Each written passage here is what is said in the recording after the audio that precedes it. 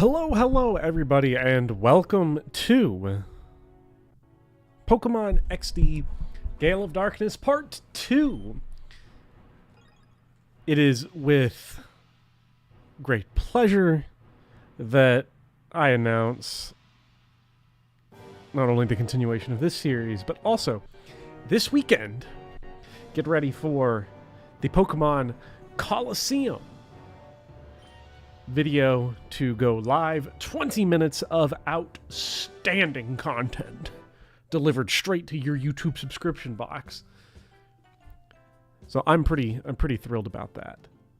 You can also, it's live for early access for patrons at patreon.com. Patreon.com/bootybopper. Check it out. Anyways, enough hawking my wares.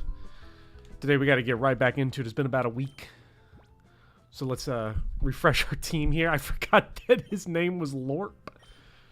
Or her name was Lorp. Naughty nature. We have a naughty ladybug here. So, don't know we're going to get into some shenanigans this time. Psybeam, Aerial Ace, that's a moveset. Supersonic? Fuck yeah, we're going to do cheese. But what's up, Vivian, the Ghost Creator, Dorn Brooks, Justin, Jules, Raphael, Scuba Luigi, Dijon Mustard, Lord Pent. You're not a fan of Colosseum, but be sure to watch the video. If it does anything to change your mind, I think it will change your mind, Ghost Creator. I think everyone will agree with me, and there will be no questions, and everyone will just be like, wow, Professor Popper, you just make the most cogent, intelligent, convincing arguments that we have ever seen on the whole platform. And it'll be, something else. Now, I don't remember. He's so cool. I don't remember what we were doing last time. I think we had to go in here. Oh, yeah.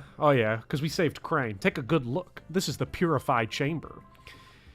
Your father and I designed it 5 years ago. Your father, who is dead, designed it 5 years ago when we were motivated by the Shadow incident.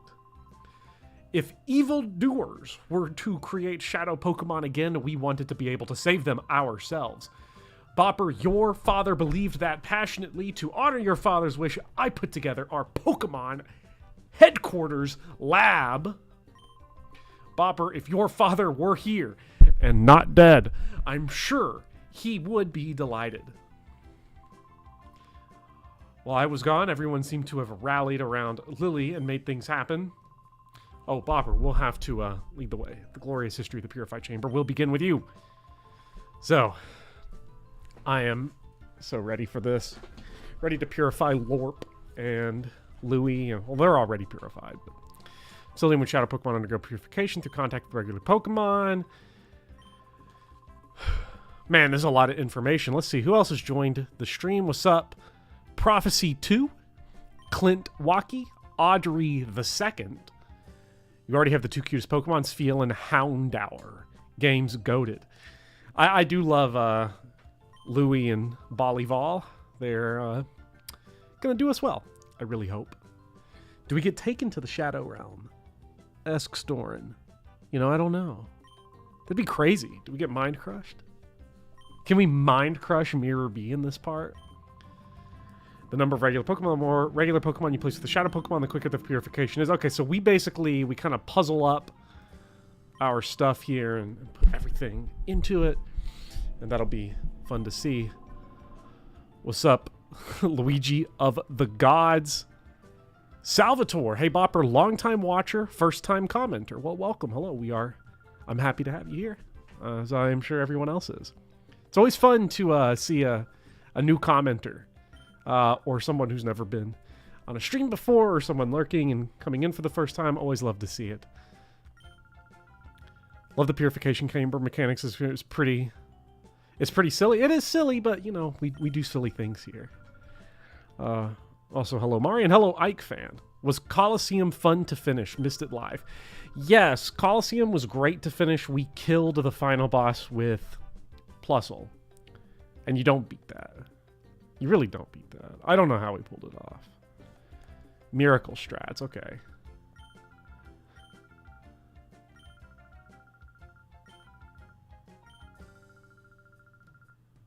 Okay, all right. Let's step on to the Middle here and... Oh, you have to press the button. You have to press the button. Okay.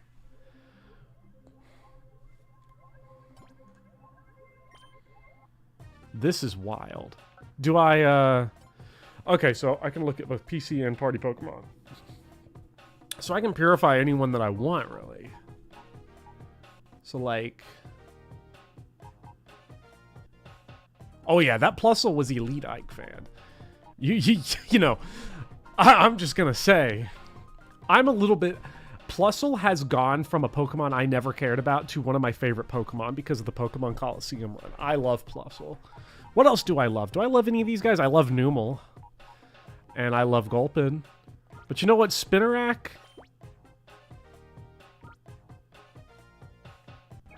Spinarak needs some love. How can I... There we go to set 1. Now, do I have to put regular Pokemon in there with it to work? Or does it just sort of speed it up?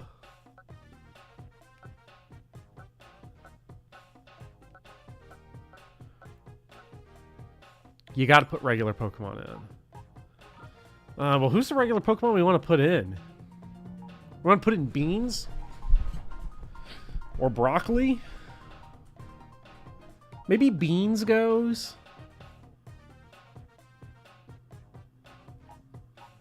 Beans' level's just not good. Are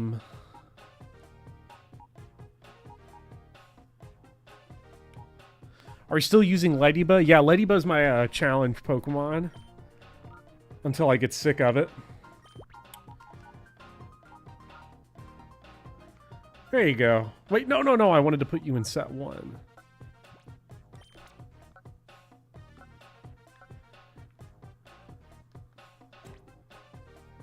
No, I do not want to continue editing. Using Lorp for 2 more parts. Okay, so we got Beans playing with Spinarak here. I love it. They're dancing? Hell yeah. Look at them vibe. We're not going to keep viewing it. We're just going to leave them there in the hologram system forever. And I feel like if I don't use Ladybug, if I don't use Lorp, I feel like the people are going to think I lied to them because I put Lorp in the thumbnail. And I can't just put Lorp in the thumbnail and then put Lorp in the holograph machine. Speaking of Cypher, Lily, have you any progress on the data ROM we bought from Cypher's Labs? Oh, the data ROM. That's like on the Nintendo PC. The only reason you're here is for Lorp, Sylvester.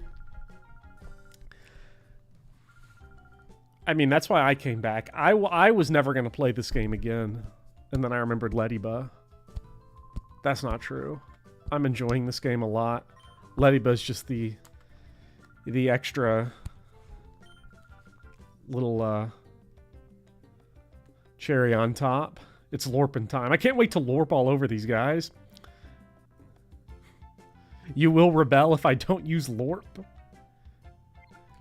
Well, the last thing I need is mutiny in the chat. So, who do we replace Beans with, though? Who takes the place of Beans? We got a good spread here. I don't know. Maybe Delkitty? Delkitty's level 18. Let's try Delkitty. Why not? Bacon? All of us 19 viewers will overthrow you without Ladybug. Well, that's the fun of a cozy, small stream, is that everyone gets to attack me and I have enough time to read all the messages. Because if I were playing Fire Emblem Awakening right now, couldn't keep up. There's no way. Everybody would be screaming, Maribel this, Muriel that, because the Fire Emblem fan base loves Muriel. They just would be losing their minds. I guess the only question I have now is, I probably should have read all that dialogue. Because now I forget where to go. I guess we'll have to go back to Crane. Is Lorp an est or a trainee? Well, I guess a trainee would be the correct archetype because you get Ladybug right at the beginning of the game.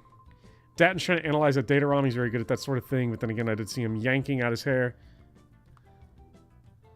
Can Lorp early promote, though? Lorp is close to promotion. We're going to promote Lorp at 18 instead of 20.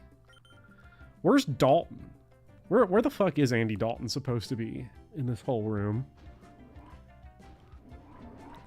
Bopper, Lissa this, and Tharja that. I'll always feel bad. I'll always feel bad about the fact that, like, everyone's like, oh, you know, we're going to make fun of people that like Tharja. And then I'm just sitting uncomfortably in the back, I guess with Speedy Hawk being like, but I like Tharja. Or does Speedy hate Tharja? You know, I can't remember.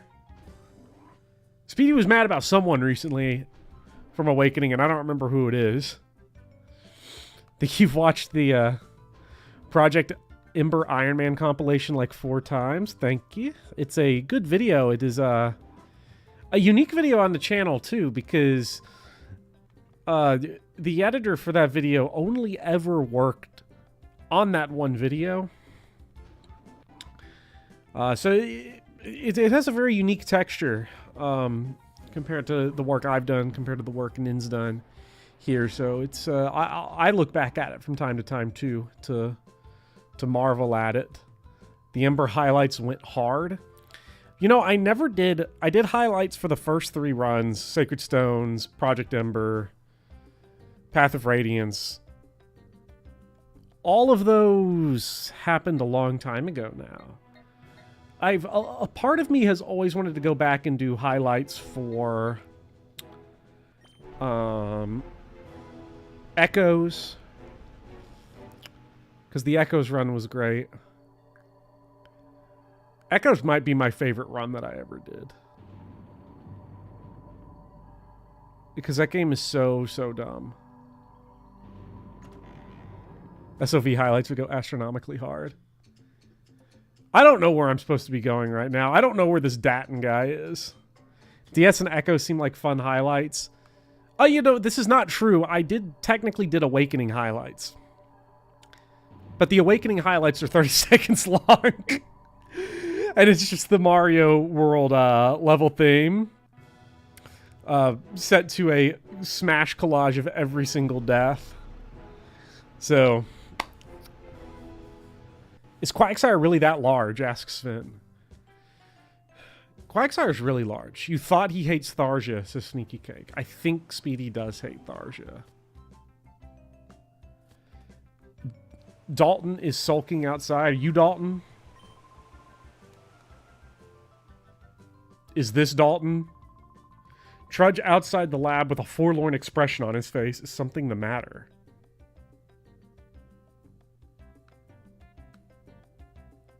Oh, item! I could have got this a long time ago. Let's see what it is. I hope it's something delicious. Oh, 2 antidotes. That's not bad.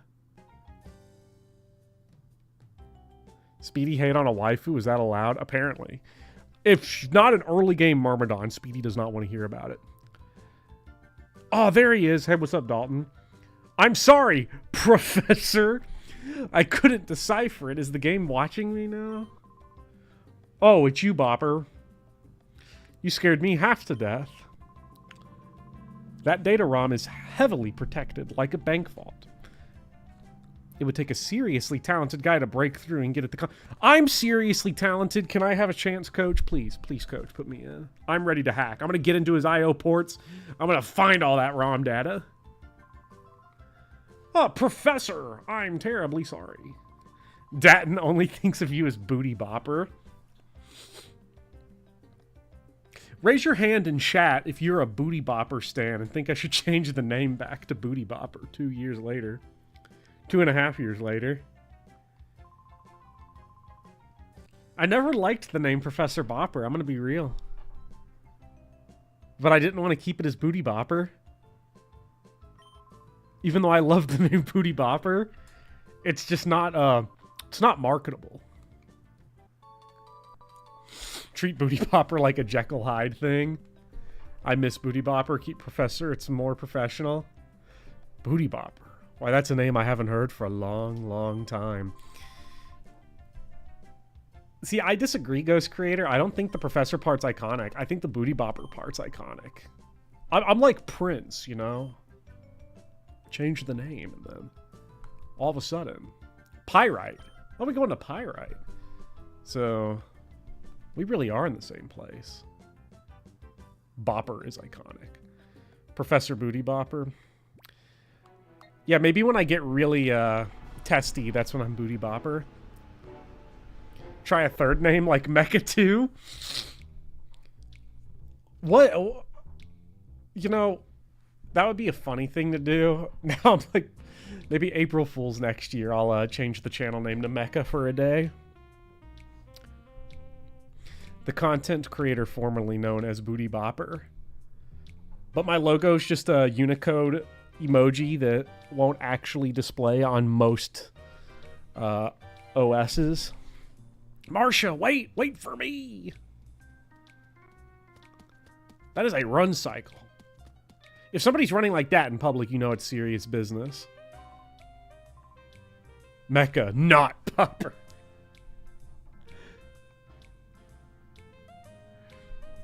Change it to Mecha to make your icon the Tesla logo for next April Fools. I think a lot of people still call you Booty Bopper, but I've heard you talked about as Professor Bopper a bit more, although I only started integrating with the community just before the change. To be fair, I wasn't around that long before the change. When did my channel... My channel got a ton of like random views out of nowhere. October 2020. And then I changed the name like January 2021. So the Booty Bopper era, in terms of people actually watching on a somewhat larger scale, was like 3 months, 4 months. Hey, it's old dudes from Colosseum. Not Tesla was iconic. Well, thinking of Tesla, I hate the fact that I have a Twitter, and I hate the fact that I keep my Twitter tab open, because every single time I see the Twitter tab, that X logo, I just am like, I don't remember leaving porn open. I have to close this before people see. Smash, smash, smash. Hit the X button, hit the Alt tab button. Oh, it's Twitter. I don't know why they would make that change. It's X now. I was writing exclamations on X.com earlier. Bonjour. Did you know my Pokemon and I match très bien? I don't think I can ever lose now. Whoa! He said it. He just said it. I'll win! There is no way I can lose! Ah! Is it now X? Yeah, the logo's an X, but everything on the site I think is still... Let me click on it. It's still twitter.com. It still says tweet, but they trying to run that X thing. Absolute lunacy.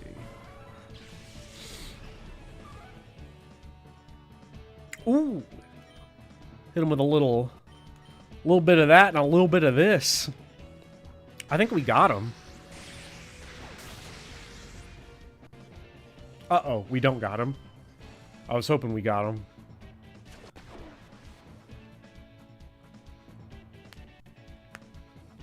You still see the bird? I see the X, but my phone hasn't updated. We're not even dealing. That is sad. We are 3-shotting with a super effective move. That is deeply embarrassing. Gotta hit Musk with that Rutger Durandal. Rutger Durandal for 0 damage.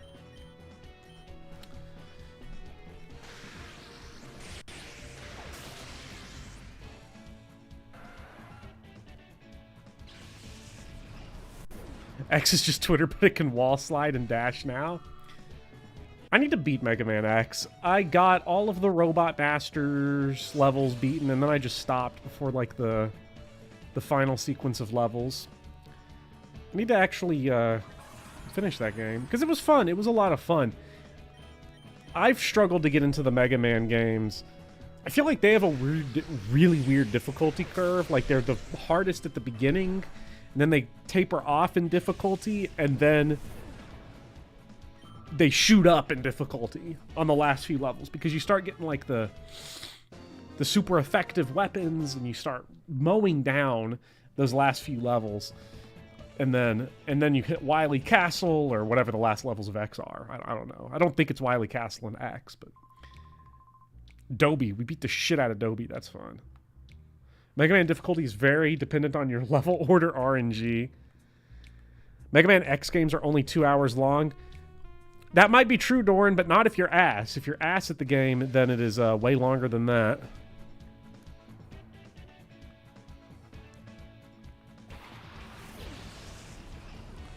Uh-oh. Slugma?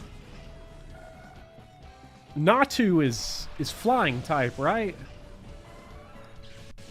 I'm pretty sure Natu's flying type. So we're going to blast him. And then we'll bring out Ballyval to take care of the other one. Yes, and Psychic. Premium Ball, Spheal.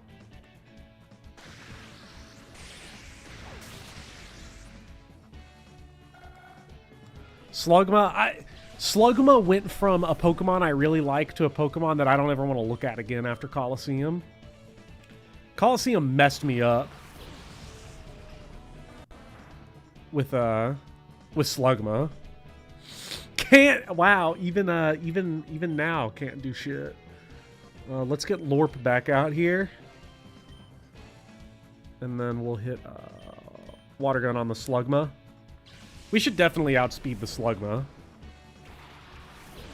Quality of the Mega Man X games is really funny. The series starts out as good, then goes downhill, then peaks, then goes off the rails before getting back on track. I've heard that like Mega Man X7 is like insanely bad. I might be wrong. It might be 8. It might be 6. I don't know the series well enough to know which one, but I know one of those in that area is like pretty notorious. Maybe I'll give that one a go. Set the standard, set the expectation for Mega Man incredibly low. I'm gonna make everything else awesome. Both 6 and 7 are really bad, and then Ghost Creator says 8. Look at Spheal rocking back and forth, so cute. Spheal is the most adorable Pokemon in the ever. I'm so sorry to this guy, but he's about to get trashed. Well, I wouldn't say anybody gets trashed by Ladybug, but Mega Man X6 was the first game you bought with your own money. You were too young to know it was essentially just a bad ROM hack. I'm trying to think of what the first game I bought with my own money was.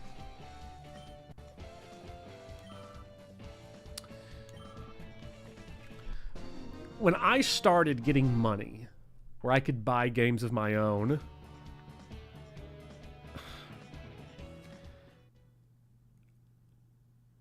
for the most part, I was not buying new games. I didn't have enough money for that. I didn't have enough money for, like, brand new releases. You know, $60, $50 was a crazy asking price. And let's see that just ran off there, Foley and Trudy. Cypher, just mere grunts. I ended up getting a lot of retro games, a lot of older games when I would buy them with my own money. Castlevania NES was an early game that I bought. The Final Fantasy NES. Doom on Super Nintendo. That was a bad purchase. That was a real bad purchase. That was the first way I'd ever played Doom. Resident Evil 1 was one that I picked up because I was thankfully around for that final window before retro games got super expensive. Like, a lot of them were still really expensive. Super Nintendo, like, RPGs were way out of the question. Your Earthbounds and Final Fantasy VI and all those were... I was never going to get the money for that, but... So it was a lot of retro stuff. You know, it's funny looking back. I've got... Do I have any of that stuff still? Let me look. I don't really have too many of my retro games here. You bought so many Garbo SNES games when you were young for dirt cheap. I remember the first game... I didn't buy it. I remember the Alms building is... You really can't miss it. Wait, what'd you say? Yeah, you want to go do that. Super Mario Kart was like an early game that I got. I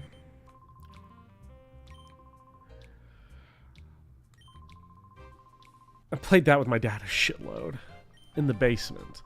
The Super Mario Kart title screen theme might be the most nostalgic music for me in any game, because it isn't just a memory of the game, it's the memory of a location, of a place and time, and of the smell of the basement, because we played it in the basement a whole lot. We played that. We played Super Baseball Simulator 1000. Man, and all those games, those games went hard. Snubble's normal type. Ralts gets clocked by Bite. I would like to get a fighting type this run, something to really kind of fuck up some of these other Pokemon. Let's get this Delcatty out here. Remember 2011 and 2015 when GameCube games were dirt cheap to $30 at worst? Yeah, you just can't anymore. You just can't. It's... When an industry is entirely scalpers. PC Backyard Baseball. Oh, I played a ton of PC Backyard Baseball. My lineup, Backyard Baseball, you had Ahmed Khan, Amir Khan, Pete Wheeler, Pablo Sanchez. Everybody had Pablo Sanchez. Jorge Garcia, Dmitry Petrovich, and not Reese Witherspoon, Reese Worthington. All boy lineup. So I was toxic at the age, I guess you could say, unfortunately. But I got over it. Get this Jolteon out of here. And bring in Louie.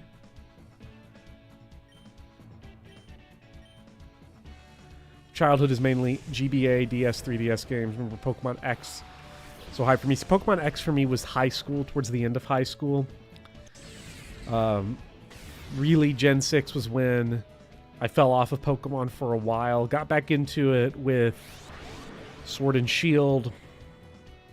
Midnight Cowboy played it. And X-Hero X-Man played it. And I was like, well, fuck it. If they're playing it, I'm going to play it. And then I played it and was so trash. Had to use Eternius to beat the game.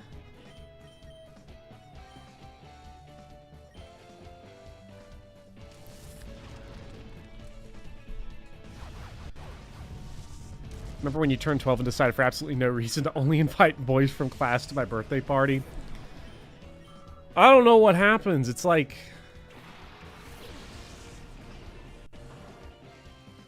kind of embarrassing. I'm really glad I'm not 12 anymore. There are problems with being an adult that I don't like. The tooth is an issue that I don't like. Because that tooth issue is just never going to be solved. Like... just so everybody knows, right now I'm on, like, hardcore antibiotic.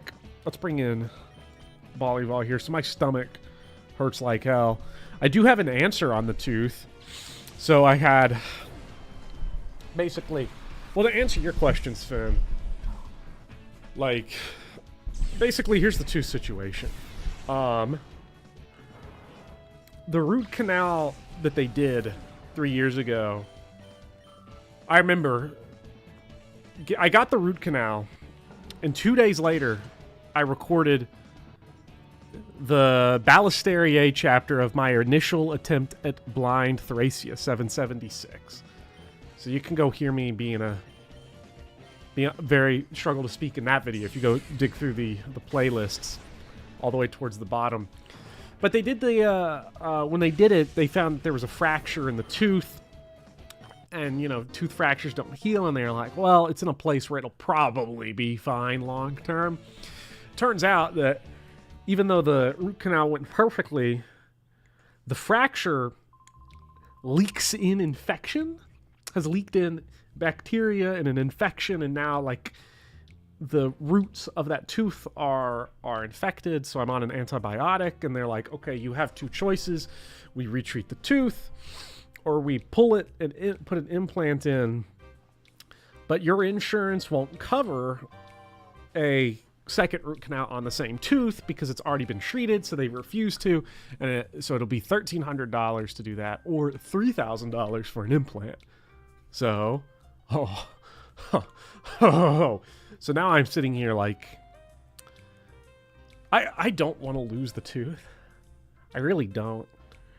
I don't know where I got the fracture from. I either got punched in the face in a fight in high school or got hit in the face with a baseball. Both of those things happened multiple times. Hitting, standing up there in the batter's box, ready to take a big old whack at the ball. Now, I was never a good hitter. I was a pitcher, but sometimes you'd have to get up there. So I was ready to take a big old swing and miss and just crack, bro, right in the face.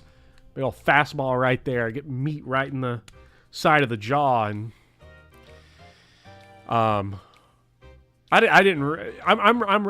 really great at being an American right now. I've got insurance won't pay shit and I'm not reading. You leave the pyrite gatekeeper job to me. Okay. All right, buddy.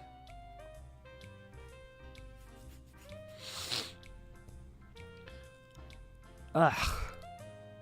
So if you hear me just whinge in pain horribly from time to time, that's what's going. Actually holding your body hostage for $3,000. Yes, because I don't want to lose the tooth. I really don't. And it's like, I could let them just pull it and then not get the implant. But I don't want to do that. But I also don't know if I have a choice. Because, like,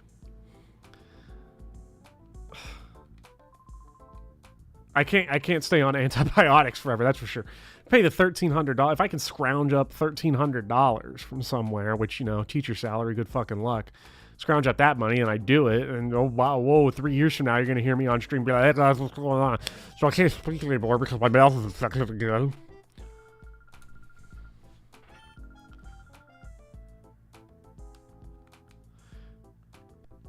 Getting a tooth pulled does things to your facial structure. See, I don't know. I haven't talked to the dentist about pulling it yet. Like they gave me that as the option.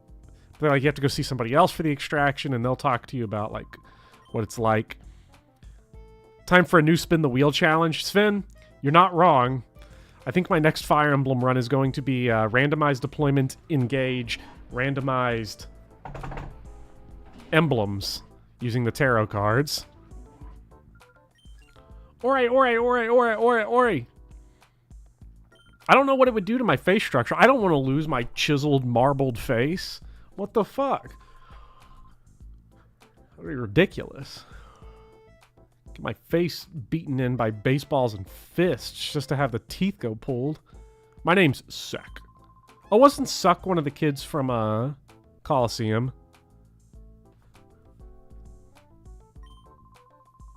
Partner Net, we convinced. Yeah, they were like the underground kids. Cypher was using its desert lab again? Okay, understood. You should take that data ROM and show it to Net right away. Okay, well, where's Net?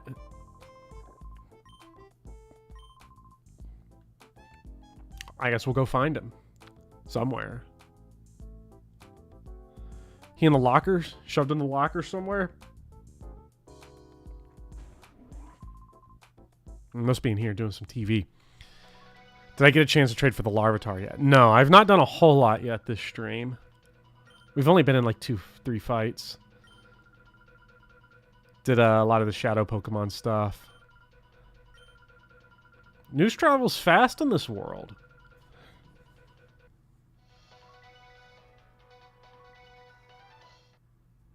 I don't want to go bald, but here I am buying mirrors for my shower. I mean, yeah, if I pay $4,000 for an implanted tooth now, where's my $4,000 going to be for hair transplant surgery in 10 years? What am I going to do? Okay, where's Net? Please tell me where Net is. Pay $500 for a replacement crown? Like, dental insurance specifically is the worst because they don't pay for shit. They don't pay for anything. That, like... Little girl joined the party. What, you need your mom? Let's see, maybe is your mom the one girl in here? Just use Bosley. Use Keeps. I can use my own head then in product placement videos. Locker room's locked. Sounds like a time for randomized deployment. Engage with Jukebox. Yes, with Jukebox. Rui 2. What's up, Stink Ogre Supreme? Okay, got a kid with the camera there. I still have my looks, but please don't come any closer. I'm really just trying to steal her stuff. I don't see why I'm getting stopped. Paying off care credit for the next 2 years because you had a root canal between insurances. Oh, God, that is awful, Audrey. I feel so bad for that. Of course, dental insurance is comical because they're like, okay, we'll pay for the x-ray of your tooth, but actually you need the x-ray that spins around your head. That's $150. I was like, when they were doing it, when that x-ray machine was going around, I was just about to grab it and be like, that shit is not spinning in a circle. It is staying right fucking here where it is free. I do not need this spiraling shit. No siree. No thank you. They're like, that's $150. And you have to pay it right now. And I'm like, excuse me? And they're like, don't worry about it. We take Apple Pay. And I'm like, oh, thank you so much. Why is everybody protective over their stuff? I just want to thieve. Saw a doctor recently, got your insurance is taking their sweet time to get back their claim. Not paying $400 for $15. Oh, it's so great.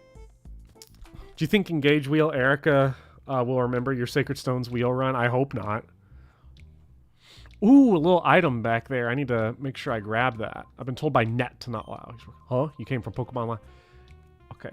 Please let us in. Detro, do we have a visitor?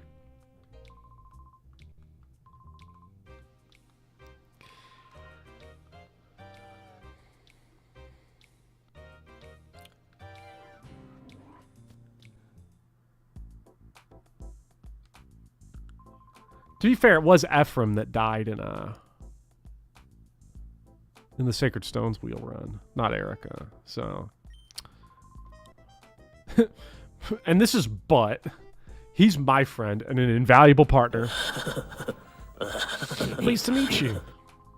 We heard from Professor Crane. Sounds like you pulled off a daring rescue. Yes, but now's not the time to. I feel so bad because I said I read the name as Butt, and it makes me laugh. I'm laughing at my own misreading because I'm a fucking 11-year-old apparently. But I feel like life at this point has wrapped back around to me where it's like, oh, you know, any adult things happen. It's like I grew up past finding the word butt funny, but I think we're back to it now because there's some things where I'm just choosing I don't want to lose it at this point. You gotta keep the heart of a child. This kid's name being Butt is funny. Visit Ducking is one of his poke spots to fill a story about wild Pokemon. We all wish we were 11 years old again. If we were 11 years old, though, I would not have named... To be fair, I'm the guy that named a YouTube channel Booty Bopper. But my name would be Butt. Like, the character name would just be Butt.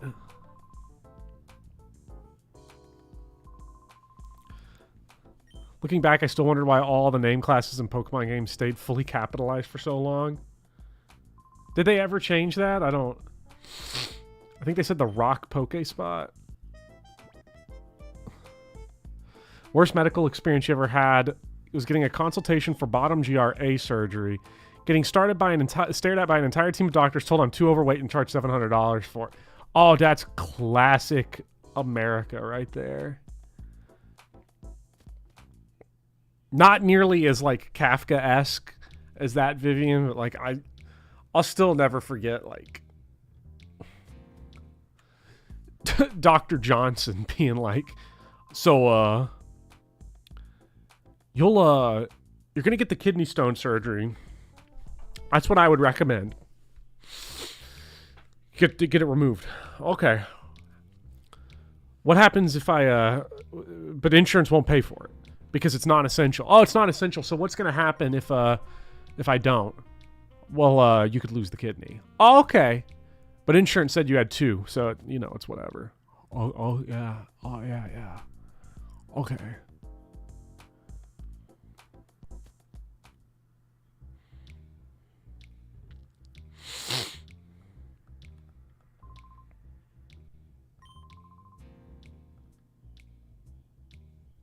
Losing a kidney is no big deal. Hey man, God gave you 2 of them. You had 4 root canals and several fillings, $7,000 down the drain. That's awful, Waffles. Took terrible care of your teeth as a kid. And there's a certain point where there's also like the genetic component to teeth.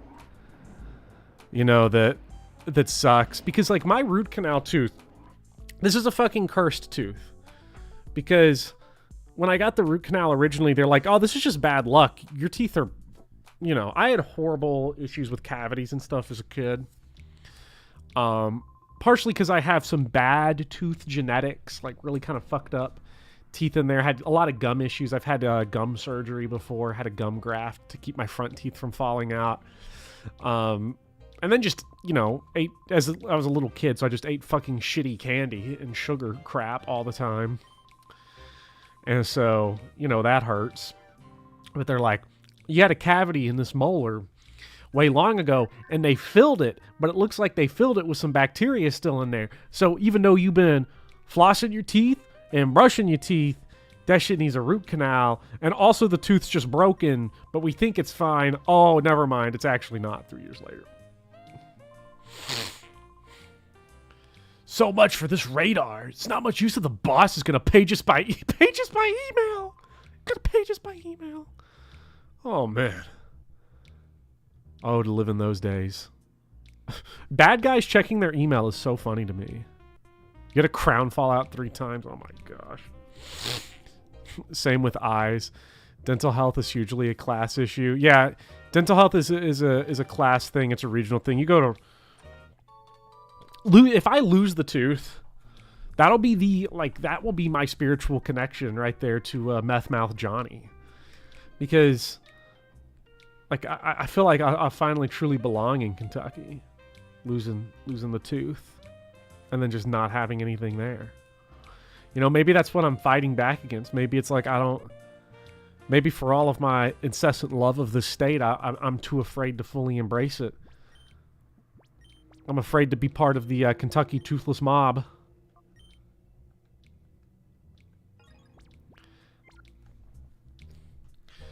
Well, and I'm part of the problem too. Like, you know, you look at it as those two, dental and eye as a class issue.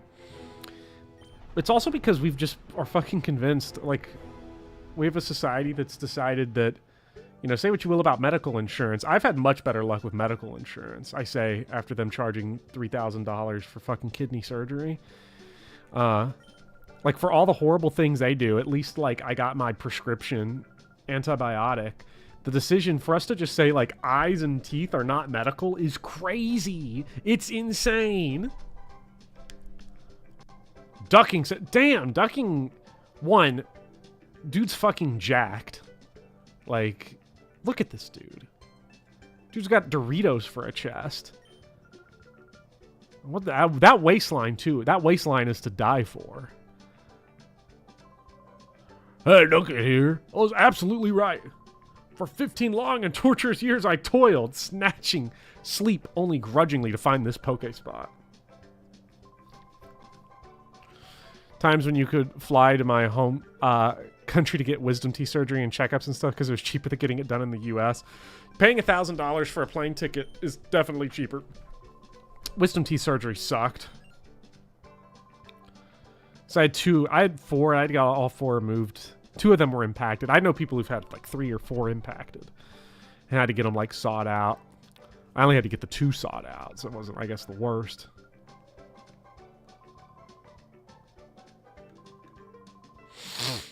Wait, mate, not over there. Between me. Okay.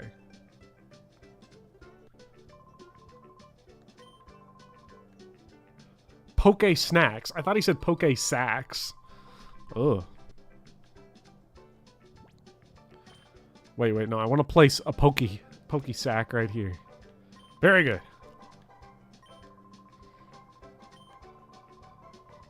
Especially made the spot monitor. Ooh.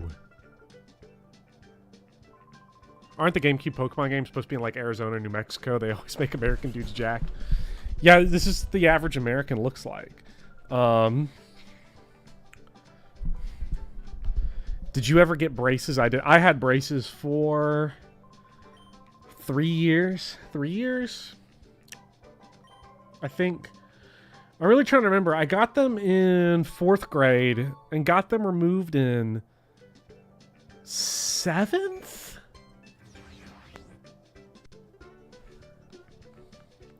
Maybe? I had braces as long as I did, though, to correct overbite. Had the little rubber bands that connected to the lower bottom molar to the top. You know what? Maybe it was that rubber band that broke my tooth. I don't know.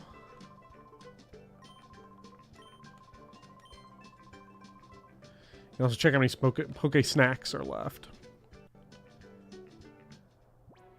Those rubber bands were rough. They were not a huge fan.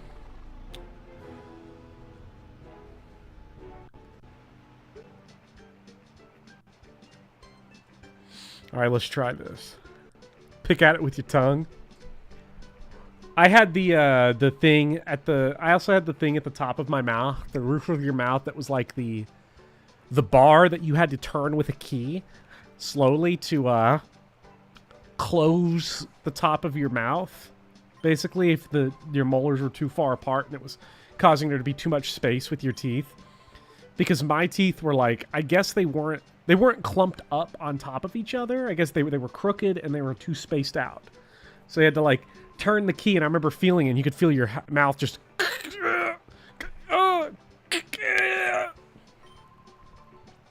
not fun. The entire conversation has made me uncomfortably aware of my teeth. I've never thought about my teeth so much. I brush them in the morning and I brush them at night, and you know, here we are. You know, I hope you all won't think any less of me if I lose that tooth. It felt a little bit like the Seinfeld bit, like, I'm not ashamed of, you know, where the dude's like sitting on the train, I'm not ashamed of my body. Well, that's the problem, you should be.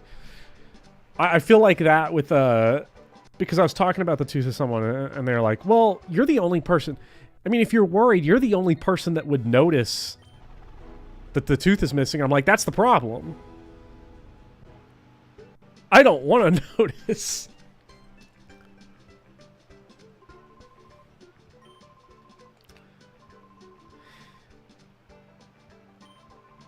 Yeah, how dare you?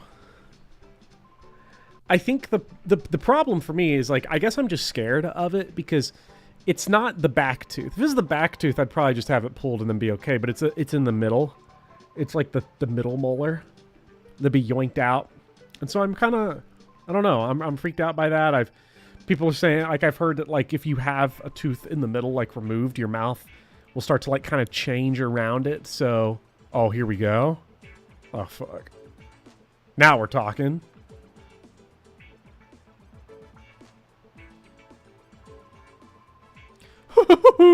Hey, my posse, have you rounded up Pokemon like I wanted? Stop the music. Oh, I sense the pleasing scent of Pokemon. Oh, yes, Bruh, what the fuck does that mean? The pleasing...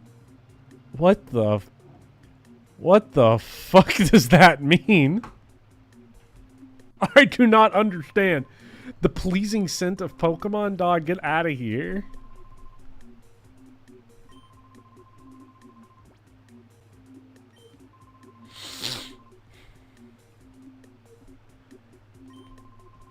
It's a big decision time. You need to think hard before you choose a life of crime. So tell me, will you join? Fuck yeah, we joining it. Did he get a lot taller, or are we really short?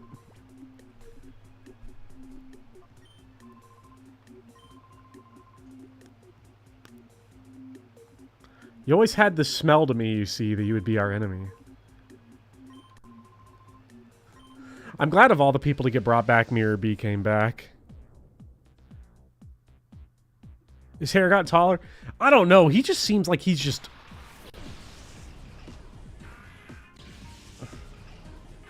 became a fragrance YouTuber between games. 7'1".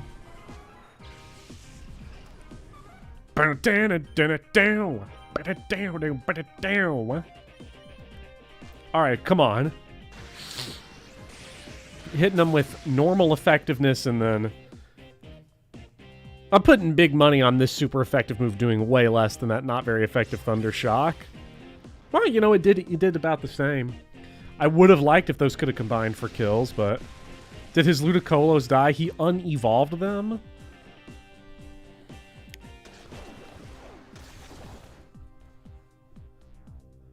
Okay. It's a decision between a Pokemon and their trainer.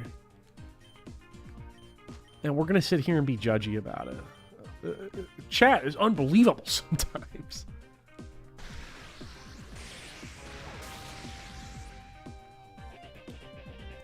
Is there a Neverstone that devolves Pokemon? It's the Gravity Falls negative $12 bill.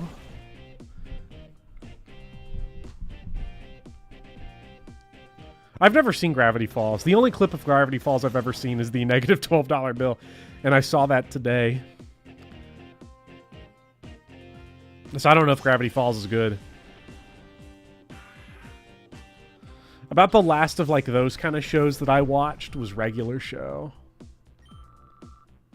I don't know what the timeline is, but like that's Regular Show's like the only animated like Cartoon Network show for kids that was after my time that I've ever watched.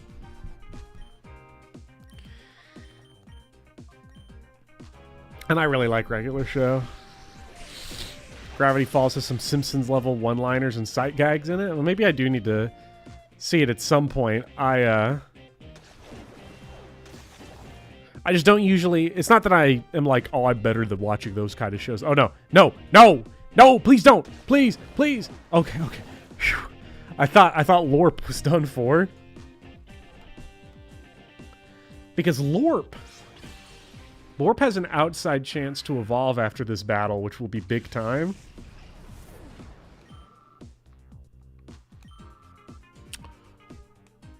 Oh, I think he's got the evolution now. If we just swap him out, I think he's got it. No, he doesn't, because we got to catch the Voltorb. Lorpius sweep. I might just kill the Voltorb just for the experience. Let's bring out Broccoli.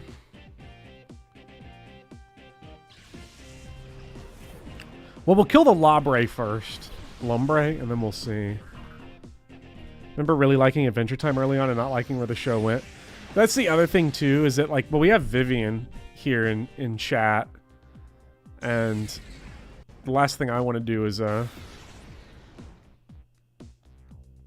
get Vivian started on these shows, because I feel like a lot of these shows have the discourse that surrounds it. Okay, Broccoli, you ate that like a champ somehow. Broccoli just got his ass beat in that whole exchange.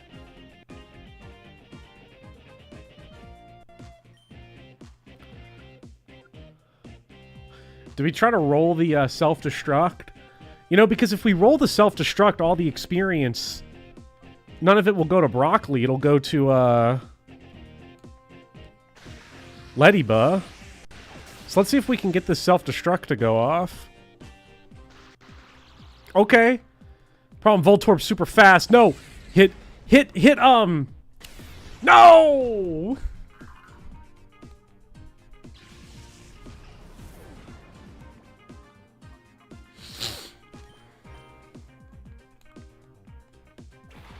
Doesn't self-destruct hit Ladybug as well? Well, Ladybug wasn't on the field. Let's see who this goes for. I should have seen that coming. A million miles away.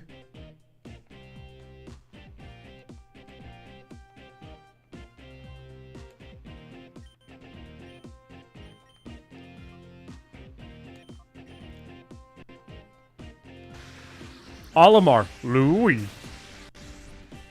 How's Pikmin 4, by the way? I didn't know it came out. And then, like, I didn't see anyone post about it for, like, days. And then I just saw someone just post a picture from Pikmin 4. And I was like, it's out?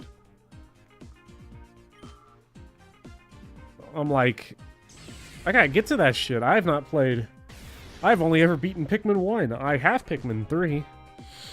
I have Pikmin 2. I played a little bit of Pikmin 2 when I was recovering from wisdom teeth surgery. Okay, we did get level 18 Lorp.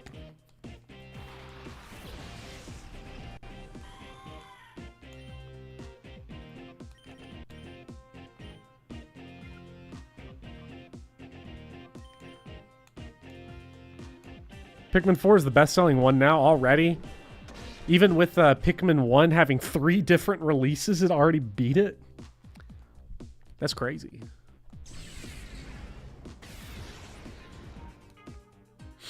Play the older ones first or just go to 4?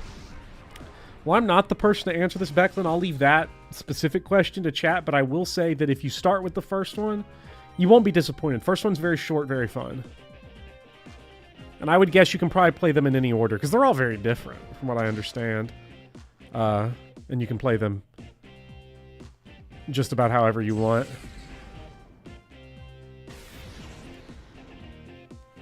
It's awesome. You're playing it right now, says Salvatore, while listening to the stream, huh?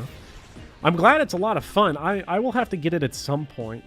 But I'll play 3 first, because I already have 3. I don't want to drop another $60 on it when I haven't even opened up 3. I bought 3. I remember I was like going on a plane ride, so I was like, I'm gonna play it on the plane. But then I just played Baba Is You, and then felt sick to my stomach the whole time. Because planes make me absolutely want to vomit up my entire insides. Plus, Hey Pikmin. Hey Pikmin any good? I feel like people hated on it, but I'm always dubious of people hating on a thing that's different. Like, because it's a platformer, people are gonna hate on it. So I always got like that little like grain of salt. I'm like, okay, is the fan base, are they early upset and then in 5 years they're gonna be like, hey, Pikmin actually ripped, or what? Let's go. Hey Pikmin is like, what if Kirby Mass Attack was lame? You know, maybe. You're playing Cassette Beasts. Would highly recommend, says the Slammer. Cassette Beasts. I'll have to write that down.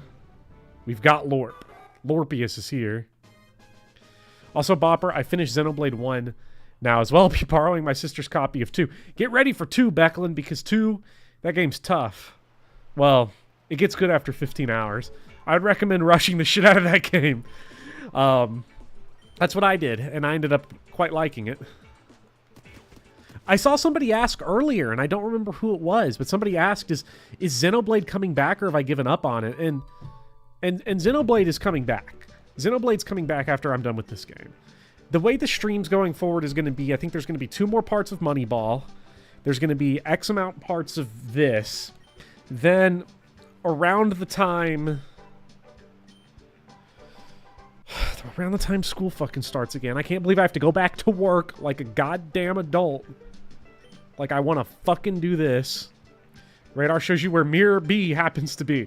Wait a minute.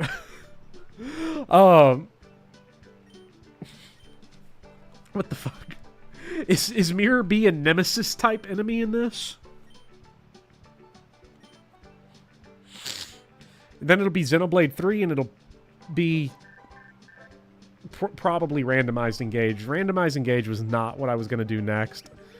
But, you know, sometimes your life happens and the situation just changes. And, like, I hate to, like, make it seem like I do this for money, because I really enjoy it.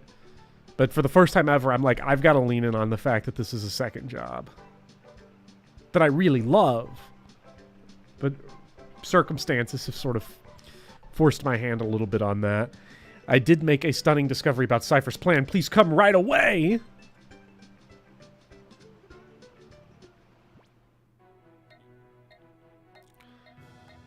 Pyrite. Randomized meaning in-game, or do you mean dumping money on the worst unit possible to watch you suffer? It'll be like the randomized Sacred Stones, where it's a wheel, and if you donate $1, you get to add a name, somebody's name to the wheel, extra time, and I'm also going to randomize the emblems, but that will be with the tarot cards. that the game came with.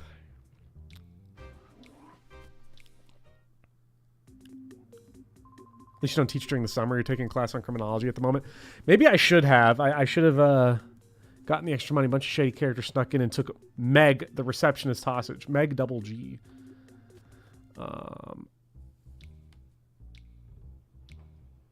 Work is for suckers. Work is for suckers. I don't want to fucking go to work. Nah, work ain't that bad. I like my job. That's why I do it. I mean, to be fair, I do it because it pays me. Even though I don't get paid for the summer, it's okay. Quitting your job to go to university. I've thought about it. I've thought about, like, quitting and going back to school for the PhD so I can be the true Professor Bopper, but, you know, that's not going to happen. Let's take a look at LORP. LORP is promoted. Those are, that special defense is kind of crazy. That special defense is fucked up. Special attack is really good. So, Psychic, Psybeam probably going to do some real damage. Well, not really. Ball Toy also just has ass attack, but I feel like Ball Toy, I like Broccoli, but I feel like Broccoli's stats, this is just worse Leddyba right now. You know, that's a good Pokemon. It's a good Pokemon.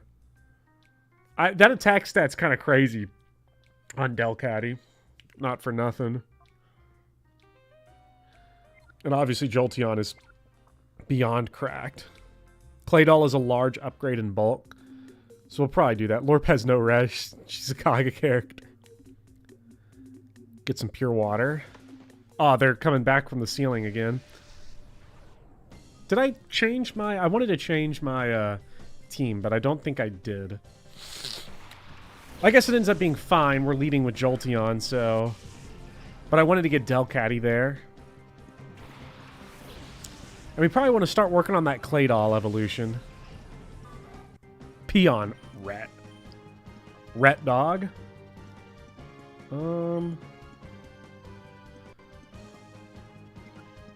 Carvana's dark type? I think. Oh shit, Barbos, you're water ground. Okay, this is not good.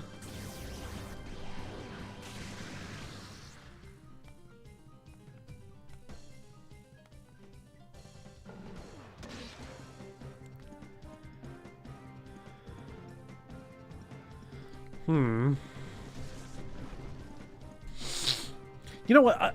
A type we didn't have last time. Let's see. Last playthrough with Colosseum, we didn't have grass. We didn't have fighting, really, at all. So I wonder.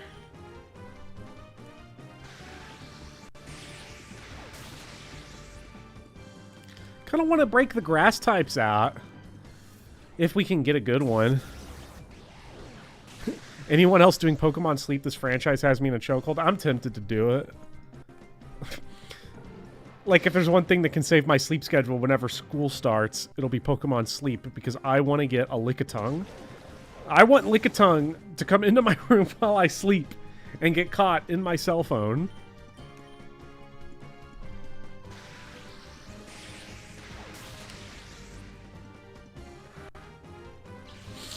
The hell is Pokemon Sleep?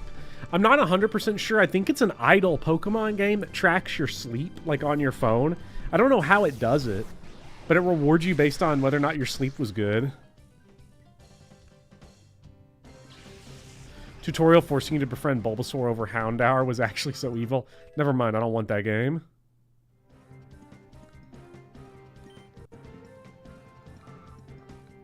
Mr. Mime will walk in on you sleeping. Oh, man. Not Uncle Mime. Beaten by a punk like you. Groan. Houndour is like a top Pokemon, so that is a little frustrating. Sleep tracker, but with cute pixels and microtransactions.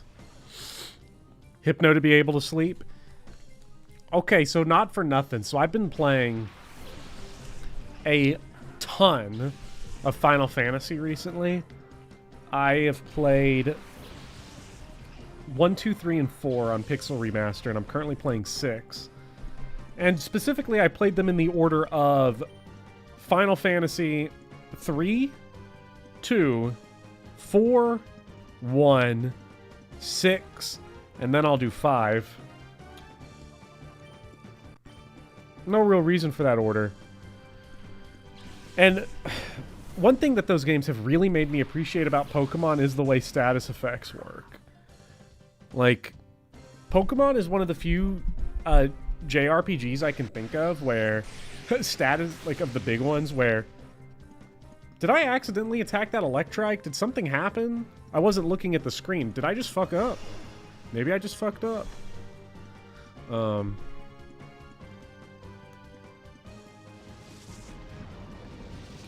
Where debuffs and status effects like work intuitively, and you know, and I feel like if Pokemon does it well, you've got to do it better. That would be my rule of thumb. Ah, it's Lightning Rod. That's what it did. Did you like Kane Highwind? So I had played most of Final Fantasy IV a long time ago in middle school on the bus playing the DS version. And I gotta say, like, Final Fantasy IV Kane was my introduction to the Vegeta archetype. Because, you know, I knew Vegeta. But you don't know something's an archetype until you see it that second time. And Kane was that second time for me. So part of me, like, does not like Kane. Part of me really likes Kane. I beat the Bahamut boss fight, like the optional one to get the Bahamut summon, with everyone dead except Kane. Just, maybe it was Bahamut. It's the one that shoots the laser beams. It like tracks, it's like 5, 4, 3, 2, 1, and then hits you with the laser beam. I just beat it with everyone dead and Kane jumping every time. The loop was Kane attacks, and then on one Kane jumps, and then he's going to come back down after the laser beam, and I just looped it like that. It was very silly. Imagine if Vegeta was down horrendously for his best friend's wife. I don't remember if... No, Vegeta wasn't down bad for Chi-Chi, because he married Bulma. Is that the way it went? I think. It's been a long time.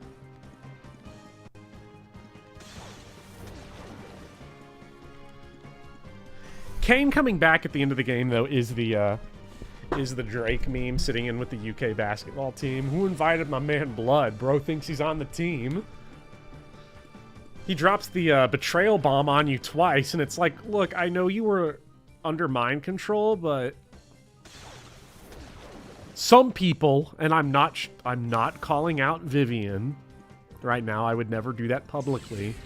Say that, you know, Cecil just gets away with the worst things imaginable, and everyone's like whatever, and then Kane does stuff that's like significantly less bad, and everyone treats him judgy. Well, here's the difference. Cecil didn't do that shit to me. He did it to other people. Kane betrayed me, so fuck Kane. All my homies hate Kane. And that's the way you should analyze your life, is greedily focus on whether or not it affected you. If that were me personally. I'm behaving. I'm not on stream. I'm listening, learning, etc. FF4 was low-key written by Kaga with mind control and Rydia's whole arc. Rydia just, like, I grew up really fast. And also my parents are dead. I like Rydia, though. I like all of the Final Fantasy IV characters. Playing through 6 is weird. I binged 4 and 1. 1's obviously kind of a short game, but 4 I beat 4 in 2 days. I know the Pixel Remaster is like easy because it uses like the Super Nintendo numbers, and the Super Nintendo version's really easy and blah blah blah, and Pixel Remaster goes just a lot faster because of auto battle. 6 just feels weird. 6 feels so much more different from the others. I have not played 5 yet. The reason why I have not played 5 yet is because I intend to stream 5 I have no intention of streaming any of the Final Fantasy games other than that one. 5 just seems like a really streamable game. So I'm going to give that a stream run whenever Xenoblade 3 is done. That stream series will likely be with Vivian. There are like no bad FFs until like 13 or so. Well, this is where I disagree because I like Final Fantasy 13. I'm a Final Fantasy 13 truther, and I will not back down on this. Are there any mouth dogs in Final Fantasy? Good question. Don't remember. I don't think so. Palom and Porum, though. Those are my guys. A little disappointed with Palom and Porum's ending. I'm not saying I want to see the kids die and then just stay dead, but like they just show back up like, hey, we got fixed. Okay. Cool. I'm glad your noble sacrifice was both very meaningful and also meaningless. Shockwave? What does Shockwave do? Is that attacking? I guess it is. We're going to hit Kecleon with Aerial Ace to make him weak to lightning. I was an AMA 12 truther. Don't agree with you 13 types, but we're the same, really. I don't remember too much of the 13 story. I do remember I love the 13 battle system, though. I really like it a lot. The only problem... The problem with 13 begins and ends at the fact that it takes a million years to get its combat system, like, going.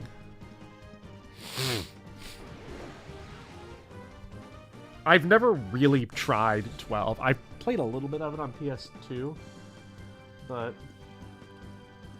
never really got that far in it.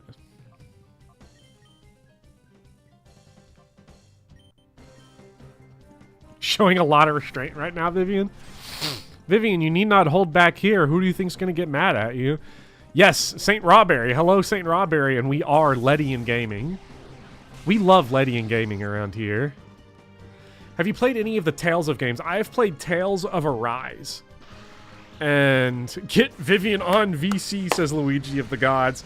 Oh, then the Final Fantasy discourse is going to go crazy. Luigi of the Gods wants it so bad. You think you can safely say FF2 is the bad one? I respect Final Fantasy 2, but I don't enjoy it. There's a lot of things about 2 I really like. I love that you keep returning to the same city. I love that you have like a little home base. I love the story. The story's fun. One of your characters' name is Leon. Guy is got one brain cell. It's so great. Put Vivian on VC. My cortisol has been unspiked all day. Isn't FF2's story just Star Wars? Yeah, it's just Star Wars, but it's fun. I think it's a lot of fun. I didn't realize, wait, this shit changes with every attack. Uh-oh. Guy speaks beaver. This Kecleon is tough. I've just been, like, mashing the button and have not noticed. FF2 just becomes a drag. I think its dungeon design is so poor that I just kind of lose interest a little bit. Bopper, you looked it up. At this point in the game, Ducking should be able to sell more Poke Snacks in his in-game trades. He'll ask for a Whooper for Larvitar. Okay, so we want to get the Whoop.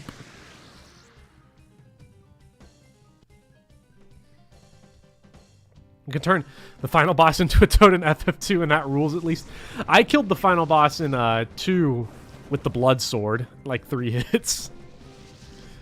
Turned him into a total goober. I got trashed by the 4 final boss, and I'm not ashamed to admit it. Final Fantasy IV is like the easiest game in history until like the floor before the final boss and then the final boss. Then all of a sudden you're just like, what if I got clapped by everything?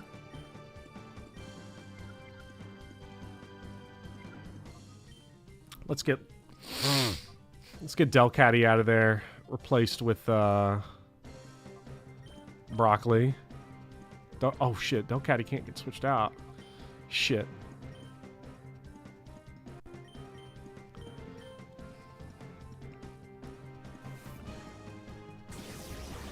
The room before Zeramus is rough. There's too much. It's like the enemies just get so hard. Magnetic Cave in 4 kicks your butt every time.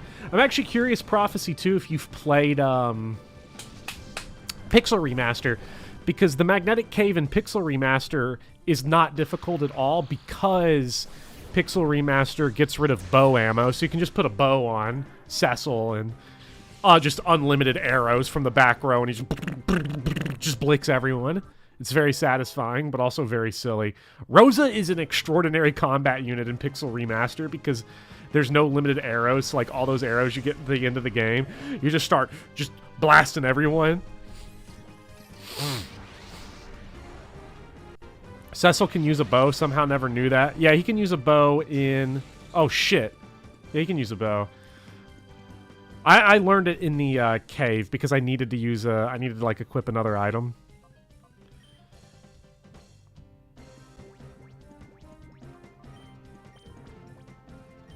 I think bow accuracy in the Pia...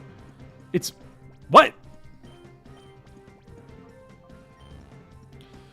It won't accept the... It's on 1 HP. I am so sorry, Delcatty. It's meaningless. Okay, we can swap out now. Elite. Oh, there's a Shadow Makuhita. Can we catch it this time?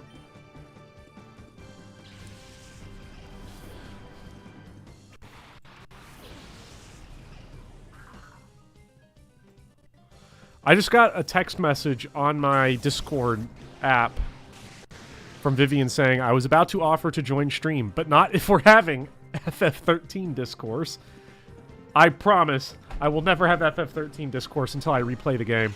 I played it when I was 14, and I liked it a lot. It's just one of those games where it's like, good, man. I can't quite figure out what it is about 6 that feels so different. I think the fact that you're like constantly changing characters. 6, I'm like kind of curious. Is this ever going to become like a regular Final Fantasy game? Because I kind of like the way it's sort of playing out right now. Let's hit the mud slap there on that guy. Let's get a little Jolteon action going. Knock out this Surskit, please.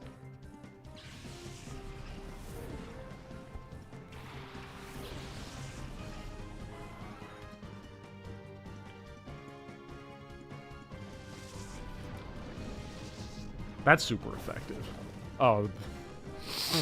Brockagy is very tanky, and also I guess split damage.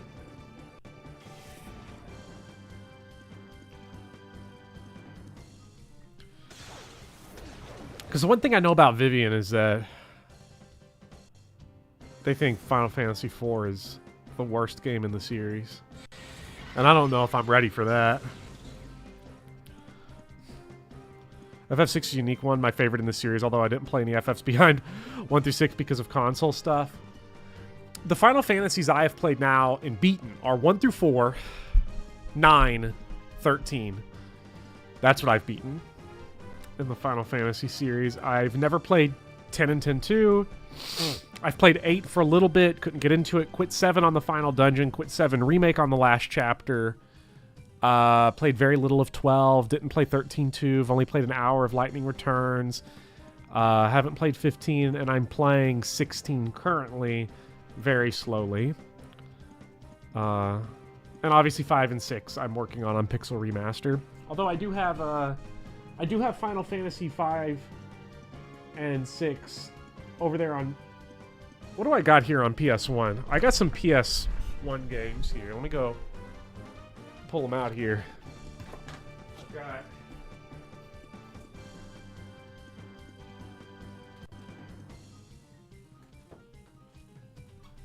I own exactly 1, 2, 3, 4, 5, 6, 7, 8, 9.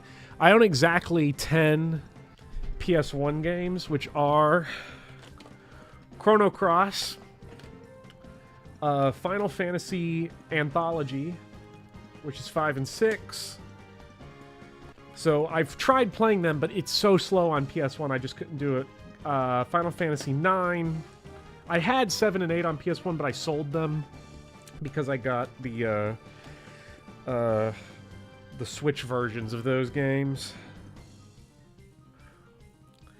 The 2 Lunar games, Lunar Silver Star Story and Lunar 2, Parasite Eve, Resident Evil Director's Cut, Resident Evil 3, Resident Evil Survivor, and Silent Hill. That is my PS1.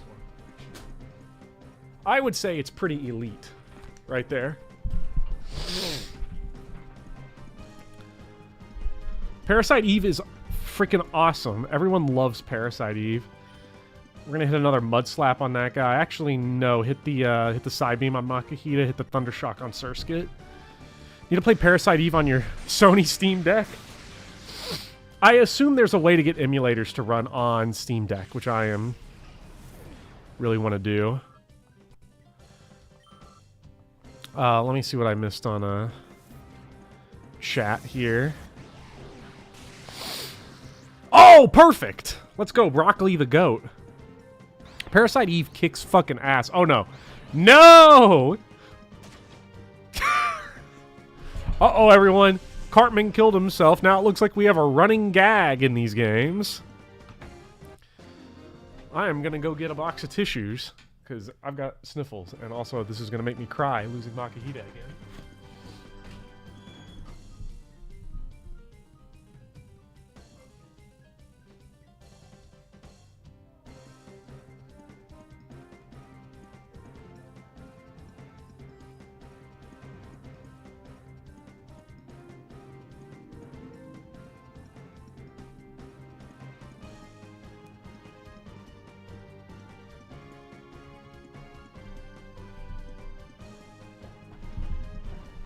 Quick chat, fall into chaos while he's gone. Not happening. I'm gonna kill chaos. I love Strangers of Paradise, Final Fantasy Jack. Spot monitors responding. Is that a... We got some wild Pokemon going on? Rock. We have Rock. Uh-oh, Mirror B... Wait, is Mirror B actually a nemesis enemy? That's freaking hilarious if that's true.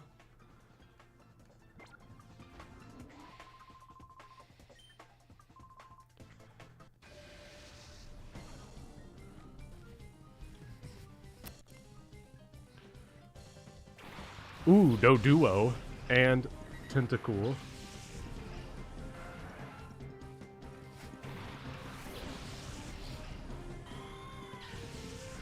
Okay, so... Shit, Delcatty's gonna die again. Let's get Jolteon back out here, please. And Ladybug, you gotta come out for... I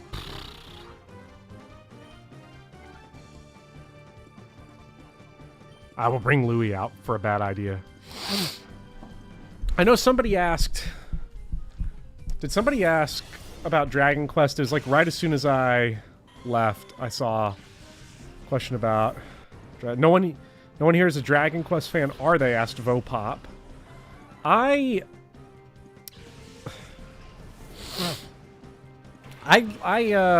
not a huge Dragon Quest fan. I don't hate the games by any stretch. But I enjoy them well enough. I've beaten Dragon Quest 1 and 2, 8 and 11. 11? 11, the most recent one? The one on, like, PS4. And I like them. Like, they're good.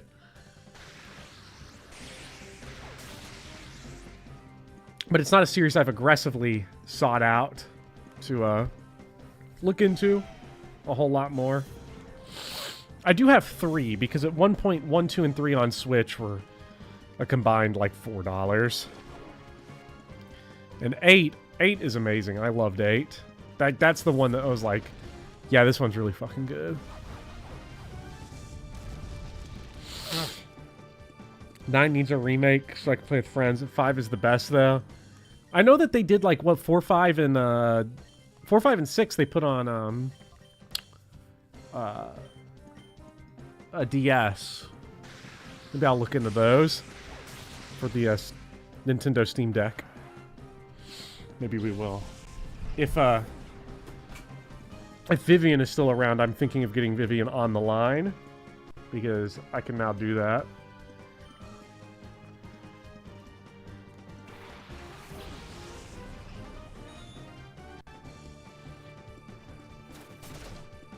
Just beat the shit out of this Doduo real quick.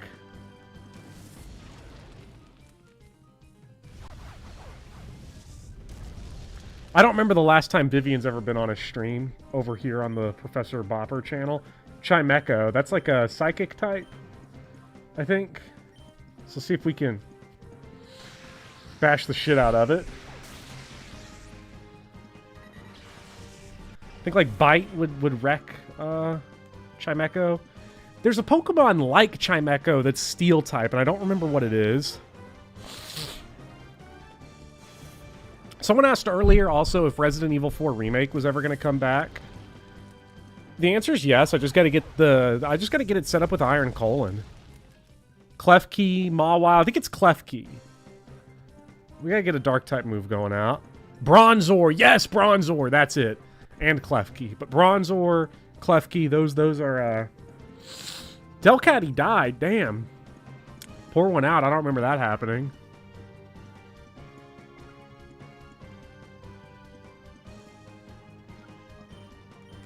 You've got Bite, and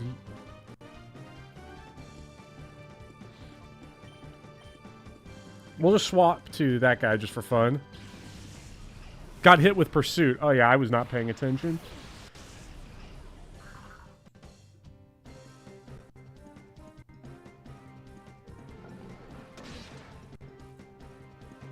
Why, hello. Hello. If you could speak one more time, just real quick. Oh, yeah, I'm here. Okay, that's real loud. Let me adjust your volume. Okay, one more time.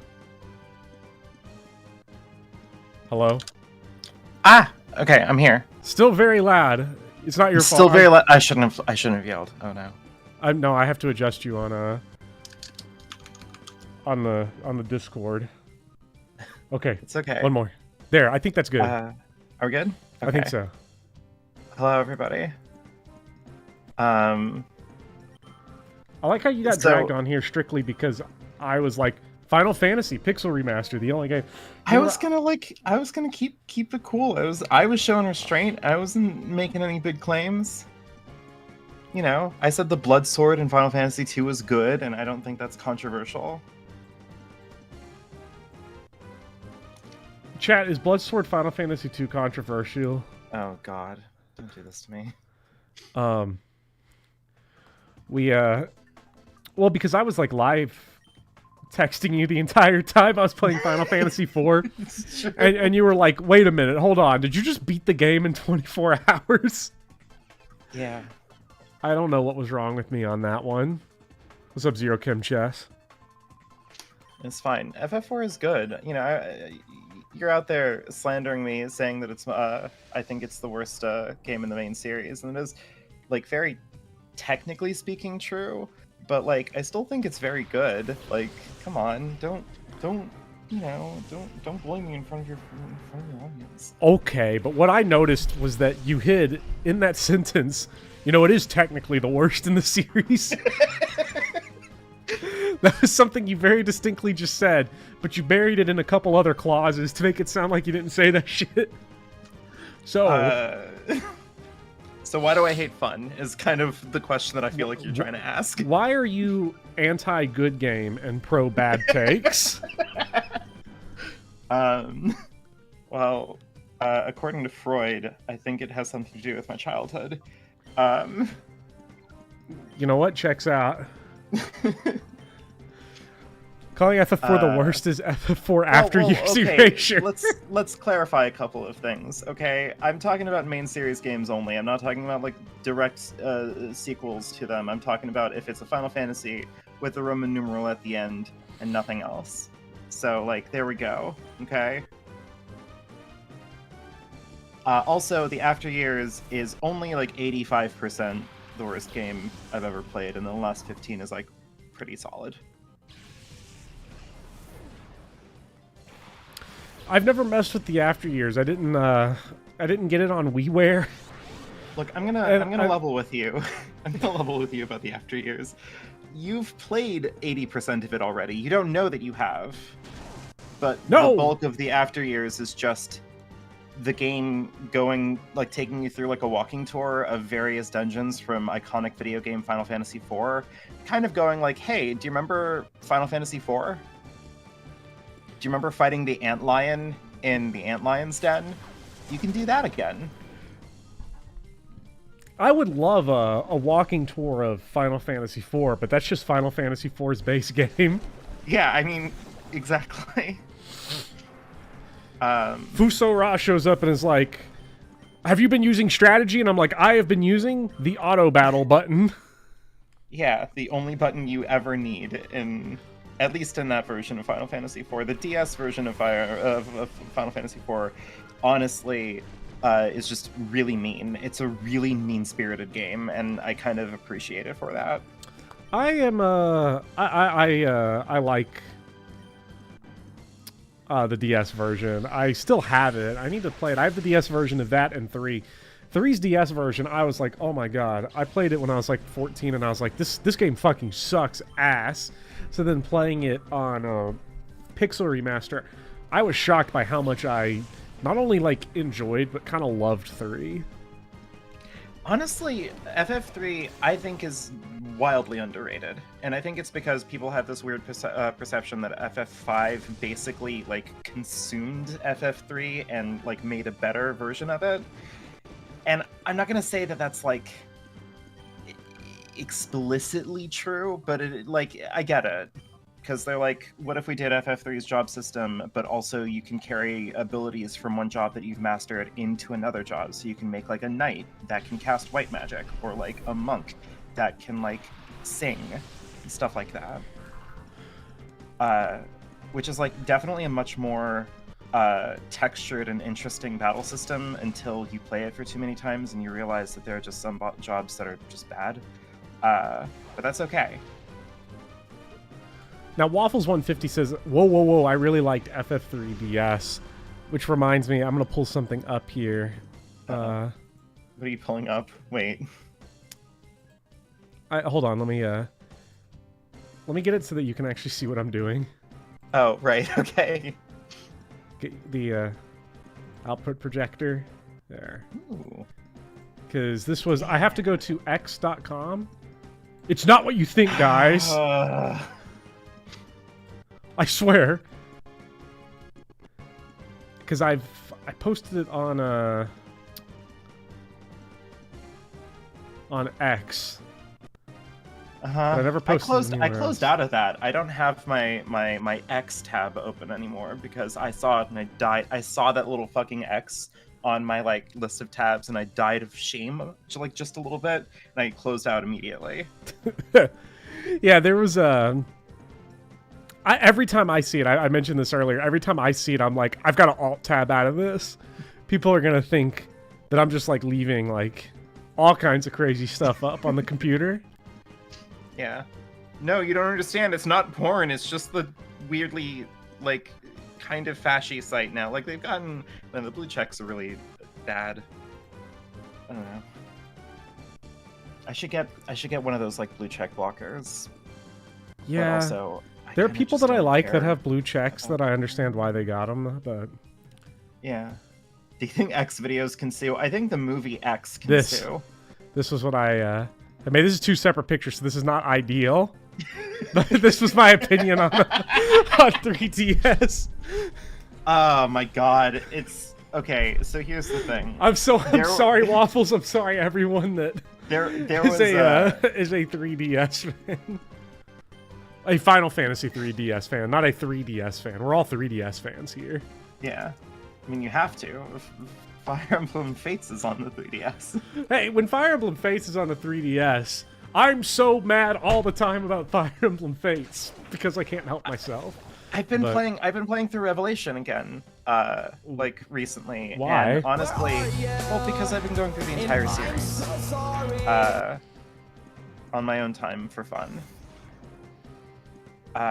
So I've beaten everything, and I've gotten to Fates again, and I'm starting to realize that the thing that like has charmed me about Fates is that Fates is so like threatens to be interesting because it brought to the table like it has an excellent setting. Like it's just like here are all of the raw ingredients for a really genuinely great and like aesthetically interesting game just here on the table. It's tantalizing. You get through the first 2 chapters, you get up to that decision point, and you're like, oh my god, like we're in for like a treat here. Like this game could actually be really good. And then every path is like, okay, but what if we just threw all of it on the table? Like just off onto the floor. Just, I don't care.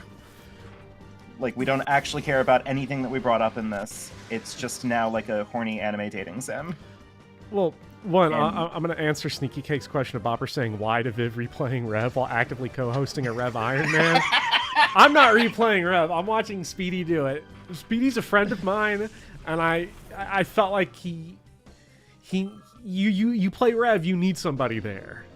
It's true. I was out there. I had to be a friend. I've been playing Rev by myself for the past few days, and I've lapsed entirely into solipsism. It's disturbing. Uh-oh, I'm taking poison damage. Jolteon fainted. Oh no.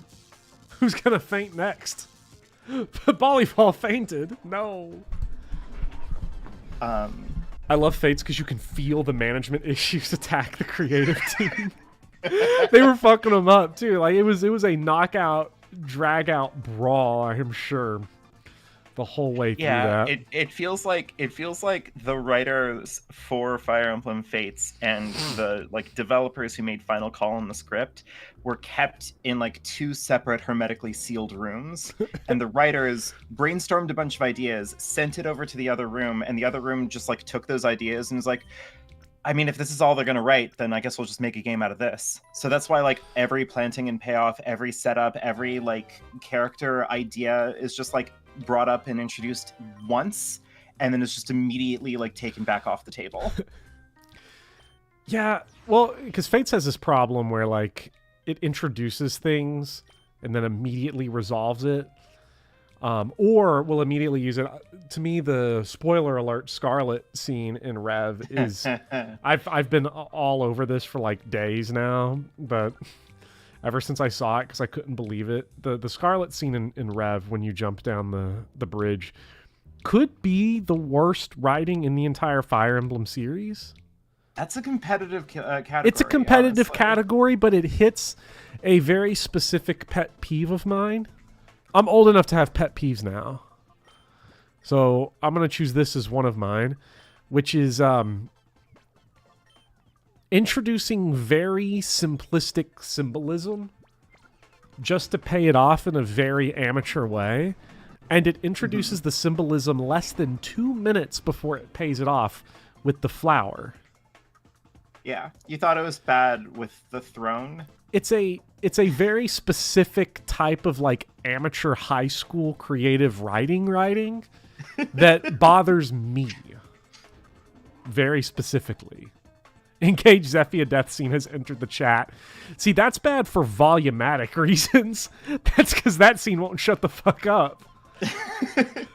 I don't know if you, I'm not here to like shill my own stuff or anything, but I don't know if you noticed in my Engage video, I sped up that death scene in Zephia, Yeah. Zephia's death scene when I was talking about it to like 300 times its speed. Just like, because it just wouldn't stop. Like I tried to tailor it to the entirety of the time that I was talking about Zephia's death scene in my video, and I just had to speed up the footage because like it just wasn't ending. And it's also in 2 parts. I feel like that goes unsaid because like everybody knows like the first Lumera death scene at the very early parts of Engage takes 1,000,000 years, but that's like one campy bit of melodrama, and honestly I don't really have a problem with it. Like at that point in time, Engage's charm of like, we are naive camp, we are, you know, just having a rollicking good time, that it's still hitting for me at that time. Don't really have a complaint about it. Zephia's death scene is interminable and also ends so that you can do your post-battle scene, like your post-battle walk around the battlefield collecting rocks and cats or whatever, and then picks back up after you leave. It's fantastic. Well, I was upset because I wanted to go kick Griss's dead body. What's up, Overlord DC? Because I think it's the fact too that cutscene tries to double dip.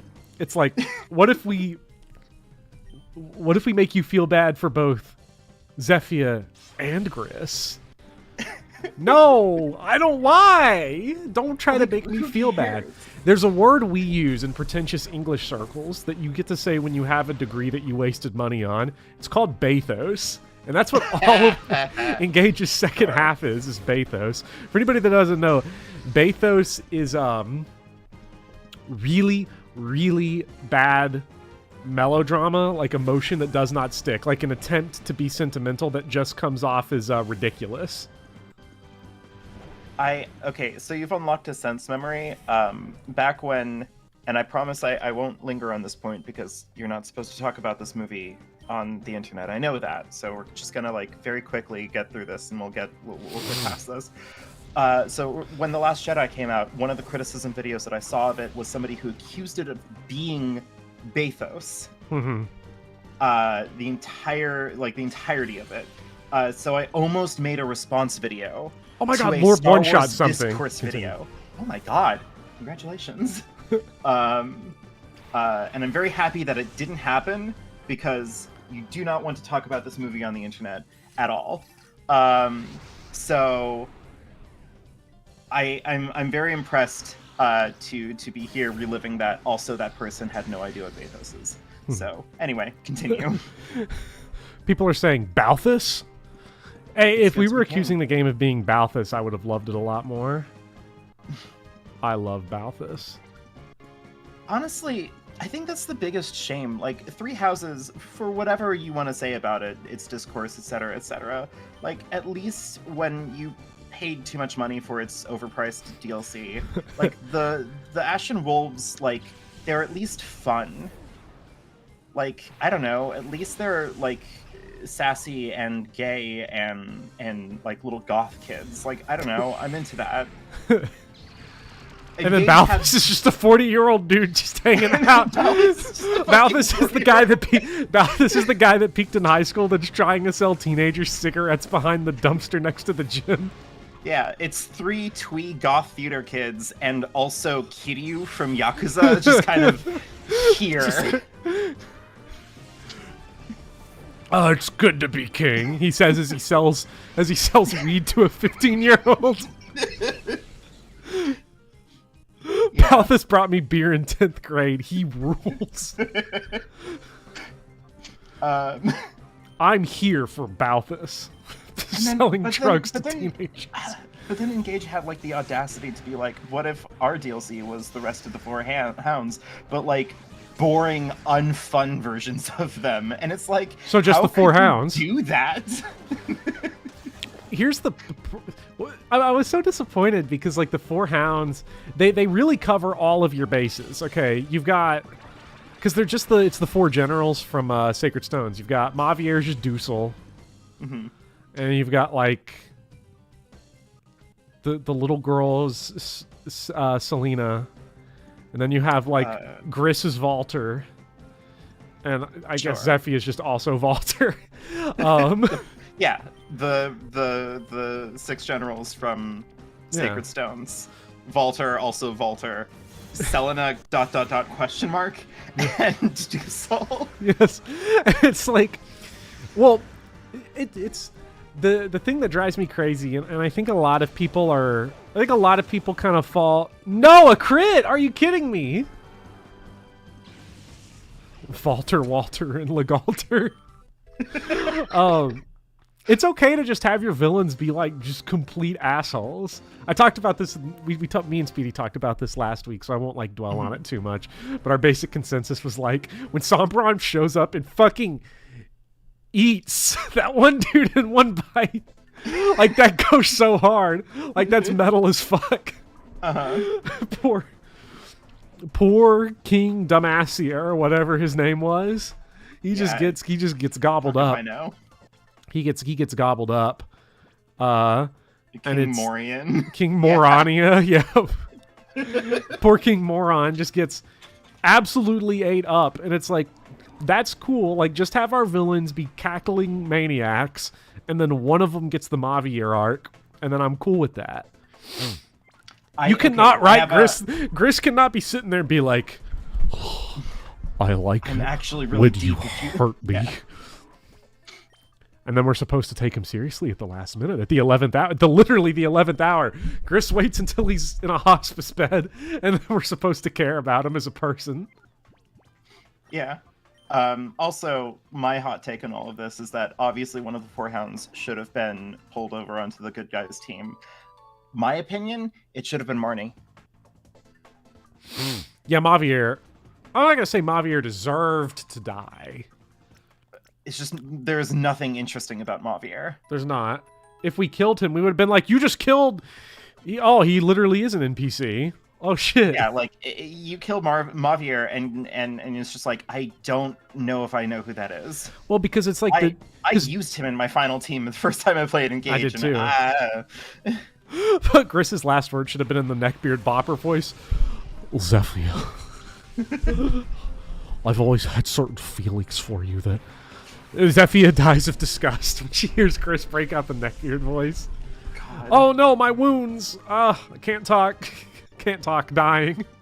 Yeah.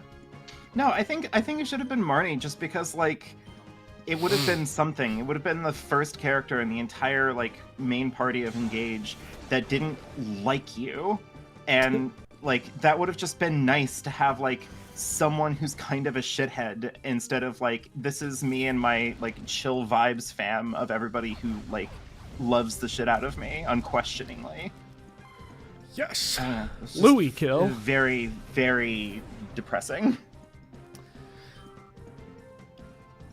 I think a lot of people... I think there is a general tendency in a lot of writing, and, you know, obviously Engage is written by, you know, professional writers and also corporate boardrooms that don't know what the fuck they're doing, and it's a whole mess. I think we often talk about how, like, Joss Whedon kind of destroyed an entire generation of writers by, like, trying to make everybody, like, think they need to have quippy shit in their writing. Every character needs to be the smartest character in the room. And I think also, like, every character needing to be likable, or every villain needing to have, like, a gray area where it's like, oh, I see where they're coming from, or I empathize with them. Not that those characters are bad, but it's also, like, I don't think that's mandatory in any sense. And I think for certain stories, it's honestly, like, preferable if your villain is just a complete bastard. Yeah, I mean, that you just want to go beat the shit out of. Final Fantasy IV is a video game that the fandom collectively can never, get past, whether or not it is good or bad. And the final villain of Final Fantasy IV is literally just the manifestation of, like, the evil of the hearts of men. Yeah, which is kind of lame. I don't know. Like, I feel like Golbez's whole... I'm not going to get specific into it, but I feel like the ending of Golbez's story is, like, you really built up, like, a great adventure villain that I want to go fucking beat the shit out of, and then you just, at the last minute, you were like, what if you fought someone we didn't give a fuck about? Final Fantasy IX? Hey, and the only reason people don't talk shit about Final Fantasy III's final boss is because everyone gets down bad for the Cloud of Darkness. only because she got, like, the glow up to end all glow ups in Dissidia. Look, I'm just saying, it's the wood meme from Twitter when you see, like, Cloud of Darkness and Pixel Remaster, and you're like, bruh. I'm just gonna keep the Cloud of Darkness alive, if that were me personally. If that were me personally, I'm gonna ask the Cloud of Darkness out. Yeah. Also, yeah.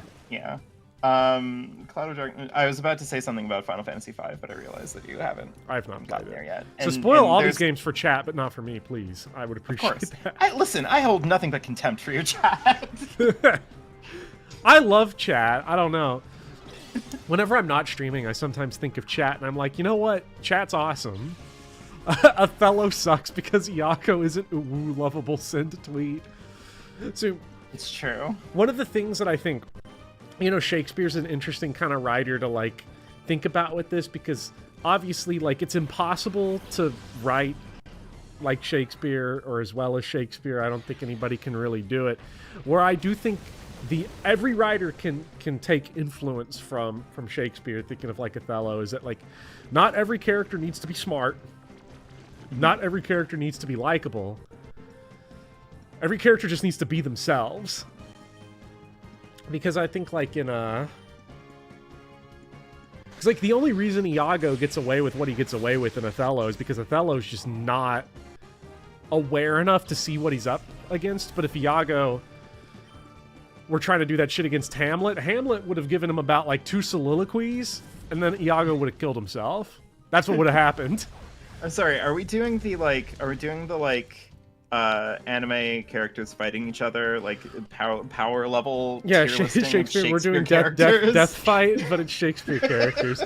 But no, the point is that it's like when you have characters. Sorry, Iago can get fucked because my boy Macbeth. I don't think Iago was born through C-section. It's just what I'm just gonna lay that one out there. Iago, Macbeth is not very smart either.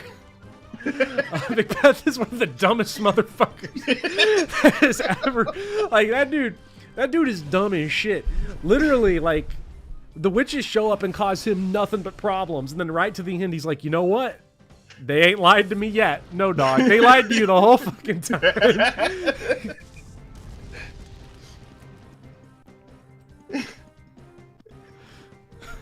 Iago when the 3000th and first Othello turns up.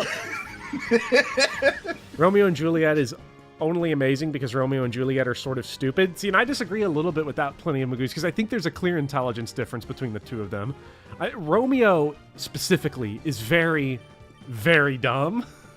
Yeah. It's so funny because Juliet gets, if you reread Romeo and Juliet, which everyone should do, all of the great lines go to Juliet.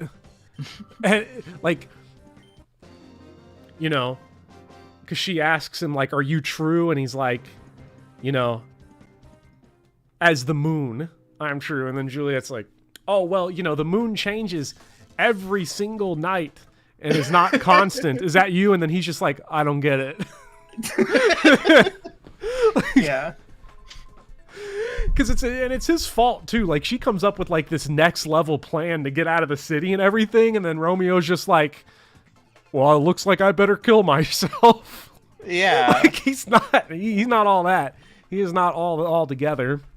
I would say that he's definitely like a lower tier Shakespeare lover. Yeah.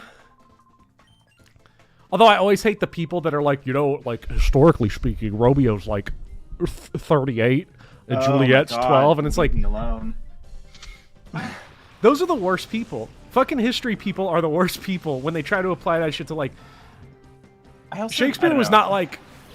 Whoever was running the Elizabethan theater company at that time was not like, hold up, let him cook. He's writing a romance between a 38-year-old man and a 12-year-old. He wasn't doing that shit. He just wasn't. But everyone's like, yeah, well, you know, well, you know, historically speaking, it's a fucking made-up story. It's not real. Like the thing that pisses me off about a lot of like modern criticism, or at least like modern understanding of like art, media literacy, whatever, is that like oftentimes it feels like a lot of people have kind of mistaken the idea of how to actually like analyze or like do a criticism of a piece of art, or think about a piece of art that goes beyond telling other people that you are a good enough person that you understand like how to have a good set, like how to have good morals. You know, like when you go look at a piece of art and you're just like, well, actually it's pretty fucked up that this would happen because it's bad when, like, you know, a 16-year-old kills himself. And it's like, yeah, I'm glad that you know that. Like, that's cool that you know that would be bad in real life. Imagine if Shakespeare were around to be on X.com. Because, not for nothing, I don't like Romeo and Juliet because I think Paris would have had problematic opinions about Native. Jesus Christ! Oh my God! You know, God, I was getting Because it's so funny, like, not to, like, keep rehashing the Fates thing, but it was, I was on X.com just getting fucking irritated. I need a Pokemon that's got Bite. Who's got Bite? I think Jolteon's got Bite. Please just say Twitter. No! No, I am... Do we really think that I am so disrespectful as to dead name a website? Oh my god. I'm civilized. X.com, please. What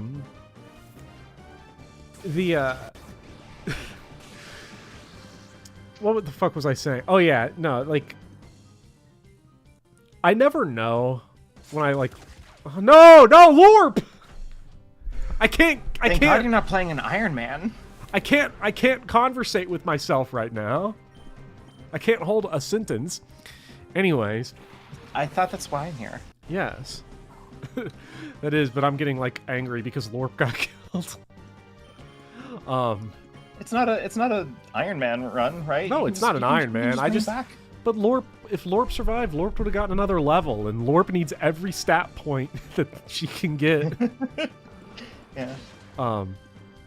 Because like when I'm on X, you know, talking about Fates, I've been very testy about it. While I've been like, my brain has been like warped into hallucinating Fates from painkillers from the tooth. And like there are times like I try as to God have like intended. as God intended. There are times where I try to have discussions with people about it, but there's other times where like I'm like, well, I'm trying so hard to like make my point, and sometimes I just want to call people. Sometimes I get the caveman urge to be like, you're just dumb. Well, I mean, and to be fair, and I know this is going to be controversial and maybe a hurtful thing to say, but like I think to speak candidly, to speak openly about this stuff, sometimes people on the internet are dumb. Yes. Like sometimes they're dumb, and I think that we need to kind of like accept that happens sometimes. Yeah, no, because I was like in an argument with someone about it, and I was like, I just stopped because the only other thing I wanted to say was, in response to the defenses I was reading of Fates, I was like, I wanted to put, have you ever read anything else? Yeah, but the person who's only ever played Fire Emblem Fates playing a second video game, this is giving me Fire Emblem Fates energy.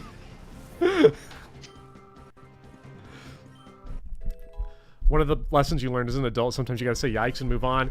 My problem was that I was bedridden on painkillers, so I couldn't. Like, I could up until, like, right now, when I'm getting mad about it again.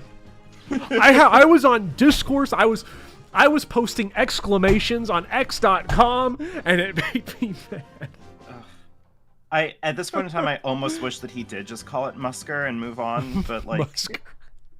I'm gonna go Musk. They're beating your ass in the quote musks. They're musking all over your ass. Oh god, did you just remusk my musk? I hate this. No, we have to stop. Please, get me out of this conversation. I want to disengage. Rawberry just said Musker is my grinder competitor app.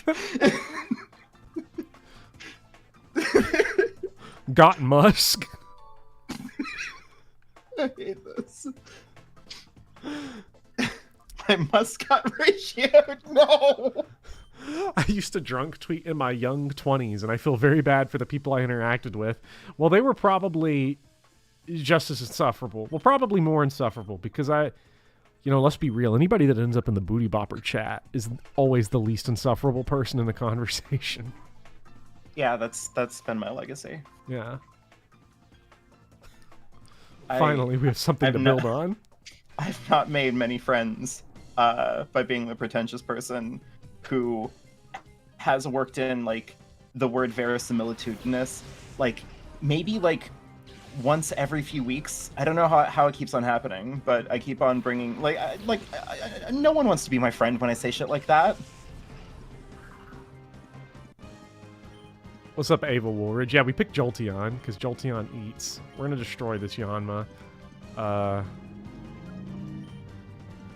Yeah, the Ghost Creator makes a fair point, and also, like, I don't know, I still like Fates, but, like, I don't know, it's a weird kind of like. I like the energy, I like the aesthetic, I like the idea of the version of Fates that lives inside my head that I've written for myself to, like, cope with how many times I've beaten this game, or else I will die. But I don't think that counts as, like, a good assessment of the game. You know what I mean? Right. Because, like, any game, any story, any piece of art can be really good if you recreate it in your head enough times. Mm-hmm. Or I'm about to be that person. Uh-huh. Or if you just don't, if you've never read a whole lot of stuff and then you just don't have standards. Yeah, exactly. Like, that's the other thing that happens. That's why I was so tempted to just be like, have you ever read a book? Okay, listen, if you're treating Fates like a John Waters movie, now it's great, actually, now that I think about it. That's actually a pretty good point. Hold on. Hold on. The John Waters interpretation of Fire Emblem Fates hits very differently now. Now I'm just sort of... Camilla walks out on stage and says, "Kill everyone now." Camilla played by Divine would be something else. I want that so bad now. We'll never get it. Do you think John Waters will come out of film retirement to do the movie adaptation of Fire to do Emblem? The live action of Fire Emblem Fates. No, but he should. He really should. I could just hear him right now. It's like, so I was looking at that and I'm like, that is total trash. I just had to have it. I'm here to be trashy and have 8 base move.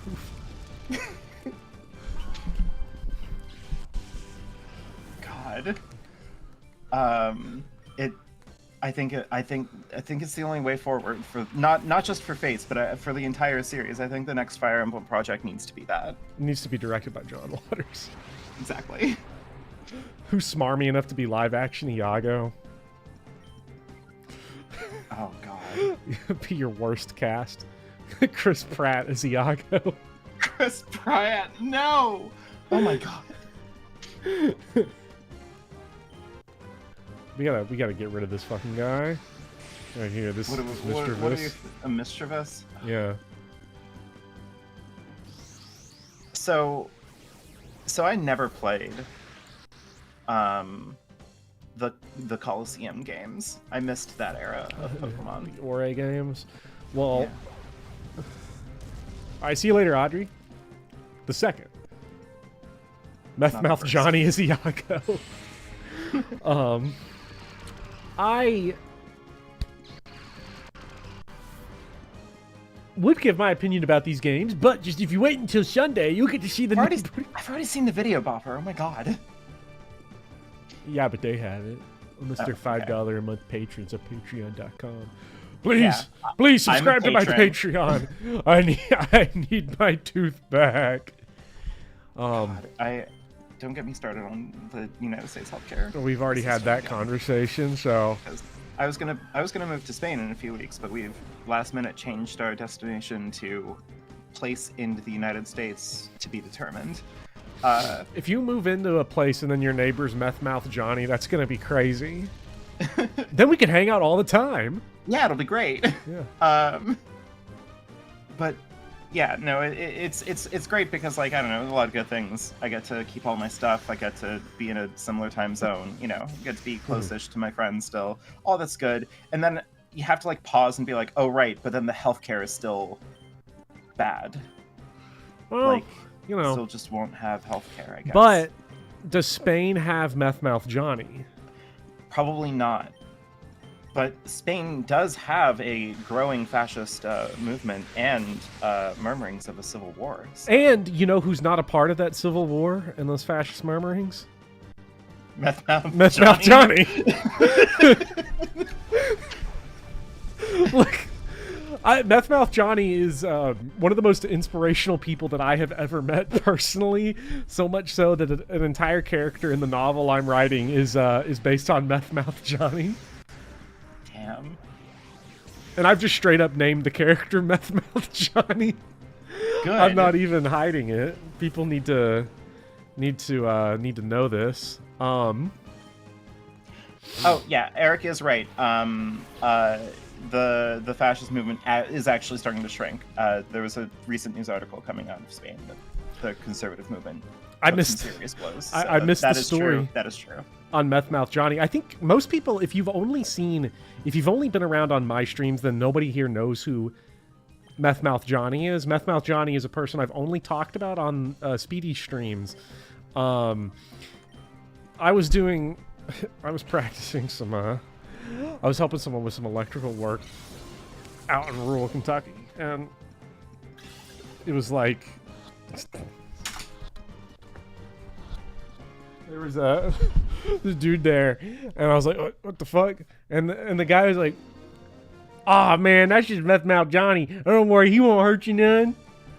And just got talking to Meth Mouth Johnny, crazy person. Also, I've told you about my neighbor Jerry. Fucking Jerry. Jerry introduced himself to me by asking me if I was federal. That's also the way a guy from that's also the way a bug guy is introduced, because I was like, when I moved in, there was cockroaches, so I called and I was like, "Can you come take care of this?" Dude came over, went to the wrong door, then came to mine, and it was like, "Bro, are you federal? Are you federal?" I just went to this place. He's like, "I saw that." Perfect.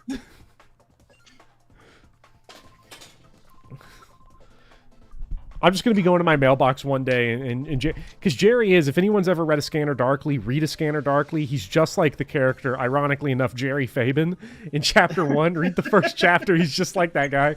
Before too long, I'll just be getting my mail. He's like, "Did you sleep with my wife?" "No, Jerry, I did not sleep with your wife." Yeah. I don't. That's what they all say. Not yet. That's what they all I don't say. know, man. Like, what's going on? Yo, hey, what's up, Jerry? "Just sleep with my wife." So No, man, that's Jerry? not cool. So who's the Jerry of Fire Emblem? Who's the Ryoma when Corrin S supports Scarlet? No. Oh my god. It's funny. People are like, the Bopper Extended Universe is wild. I feel like the Kentucky experience is something that a lot of people have said, like, I'm kind of jealous of it because it sounds like an awful state to live in, but like you just see things that like you would never see other places.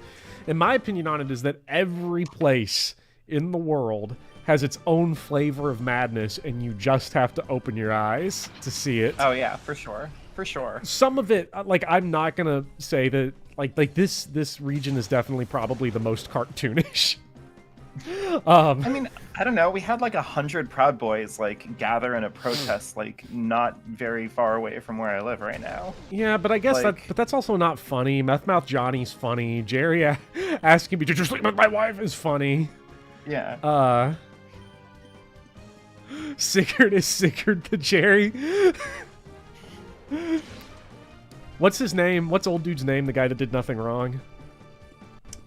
You're gonna have to be more From specific. Genealogy of the Holy War. The guy who did nothing wrong. Like is he, Linking like, loves him. in. Oh, Arvis. Arvis. Yeah. Arvis. Did you sleep with my wife, Arvis? No, man, that's not cool.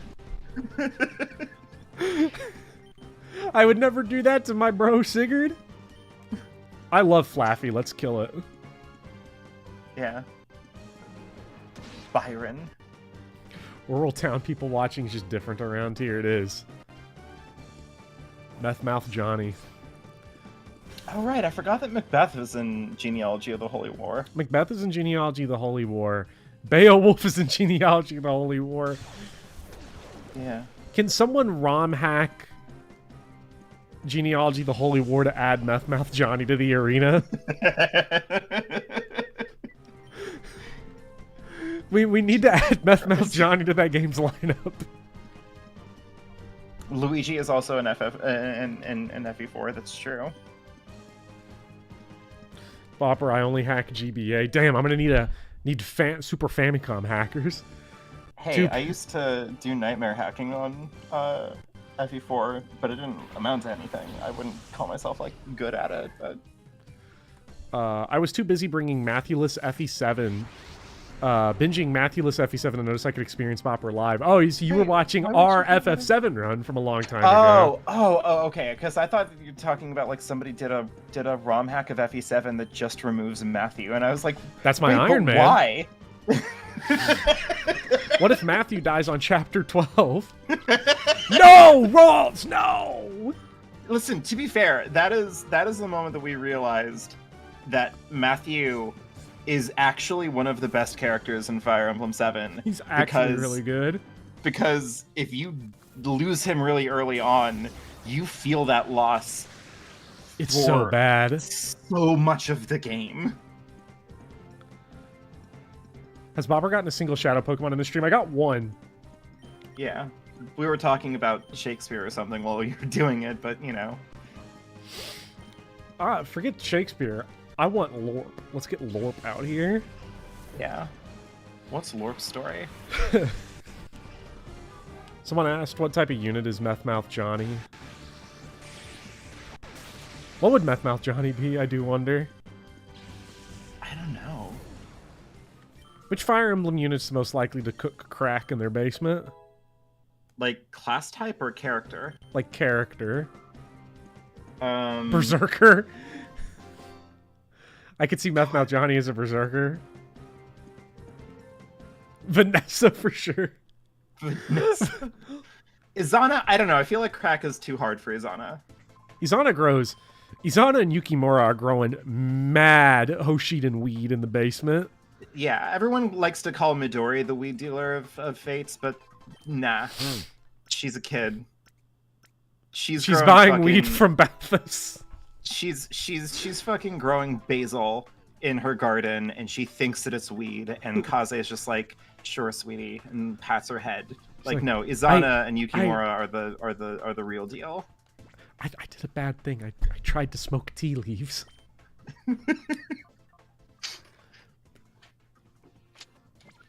I need to get this Delcat evolved. Not evolved, purified. Now hand over the data ROM.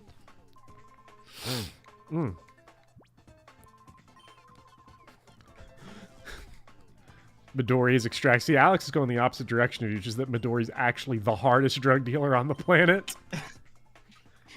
Yeah, I mean, those are the two things.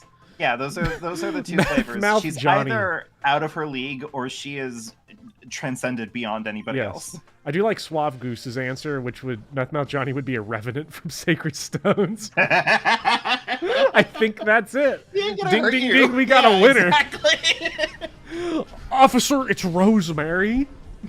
Rosemary? Sir, you gonna believe that crap? You've seen who her dad is. I don't know who her dad is. Who's Midori's dad? Kaze. Kaze? So my Midori was Kaze Setsuna in Moneyball. Oh, my Midori is Kaze Ashura. Wait a minute. Hold on. I have my Moneyball tier list up. Oh, God. I've never recruited, I've never signed Midori because I forgot to add Midori to the, to the tier list. Beautiful. Perfect. No notes. No, Moneyball has been ruined. Incredible. I'm looking forward to joining you for Moneyball. I have a 1 turn worked out for chapter 24. So that's the way to do it. Yeah. You know, I've reached the point in my Fates playthroughs, especially with Revelation, where it's like, if you have like a 1-2 turn clear for a map like laid out in front of you, just take it. Yeah. Like, just take it. Oh my God, one of us. Well, everyone, it doesn't work for every... Vivian, become elitist. No, listen, it doesn't work with every Fire Emblem, okay? There's a lot of Fire Emblems out there that I just enjoy the experience of picking a map clean because the vibes are great and I'm enjoying the stuff and character progression feels good. But like when you get into that era of like any character is whatever character and you're playing on normal mode and nothing is a real threat anyway and you just kind of want to get from one thing to the other, I start to see the appeal. I start to get it. I start to see it. I just... Like, I don't know, it's like you get to Shigure's Paralog, and I've done Shigure's Paralog like 12 times in my lifetime, and eventually I'm like, listen, I can just kill him now. Like, I can just kill him now and end the chapter. I'm just gonna do that. Like, I gotta do other things with my life than sit here and pick every single chapter of Revelation meticulously clean. It's too many listen, there's too many chapters in Revelation, okay? I'll be the first to say it. Moneyball, but they cut back the scouting department and forget about players. Rev has too many maps. It's sort of the... Well, it's the opposite of Crimson Flower, because it's like Crimson Flower's like over in like 6 chapters, and it's like, what the fuck? Crimson Flower needed to be more chapters. But then Rev is like, okay, you thought Vala was crazy. Have you tried Vala? Like, the thing that absolutely baffles me about Revelation's pacing is that it feels like the first half of the game, the pre-Vala half of the game, which is most of the game, but you know, that entire section feels like it's rushing itself. It's like, no, we gotta get to Vala, we gotta get to the good parts. We gotta get to like the quality bits that we're here for. We gotta get into Vala, we gotta do that. And then they get to Vala, and then they're just like, oh fuck, man, we have so much time. And like, I don't really know what I'm doing right now. No. Like, so like, I don't know. There's this guy named Anthony, I guess. And like, I guess we're just gonna like deal with him for like a few chapters. Hey, isn't Anthony's like the little kid? Yeah, and it's just like, guys, like, why did you rush us here if like what you're gonna do here is spend like so many chapters just like shuffling around and going like, oh fuck, I get like, Chat, what type is Giraffarig? I think Mawile Steel. Normal what? Normal Psychic. Mawile, I think, is pure Steel in this generation. I voice acted Anthony last week. Yeah, this is true, but that means I never had to say the name Anthony. I think it's so funny because Xander's just like, Corn, we gotta throw this kid off the bridge. And because he just tried to fucking kill Negative Riz Takumi, and we can't accept this. He's our 5th best archer. We need him. And Corn's just like, no, he wouldn't lie to us. What reason would he have to lie to us? Every single chapter of Rev is a bruh moment. It's just so bad. Listen, I still think that Revelation would be better if like the only characters that you got were like just the characters that would join you no matter what path you're on. Mm-hmm. I'm talking Corrin, Azura, Felicia, Jacobs, Silas, Kaze, Mozu, Shura. That's it. Mm-hmm. Like, I think that should have been the whole cast. That should have been the whole cast. It gives you enough to like get a couple of children units if you want. And then you just kind of have to make do. You have to save the world with like just a tiny little handful of people. Maybe expand it to like the non-retainers from each path or something if you really wanted to like push the issue. Okay, lore. We're not winning this fight. We're done. Yeah, this is not a good type up for lore. And Delcatty's just taking damage for fun. I think my favorite recruitment conversation in all of Fates is well, I guess it's technically not the recruit convo. It's Silas in Rev introducing himself. Because he names a different food every time. Yeah, well, that's his thing. It's not just that. It's Silas running in and being like, "Oh my God, Corrin, we're best friends. Don't you remember me? I remember you." And Corrin just like, "Who are you? I don't know who you are." And he's like, "We're best friends." He's literally like dropping the. You're getting a Mawile. You're getting Mawile swept. How do you feel right now? I'm trying to recruit Mawile. Tier 3 sub Silas. Yeah, literally, it's Silas is neckbeard fan of VTuber, and that's his character arc at the beginning of Rev. It's great.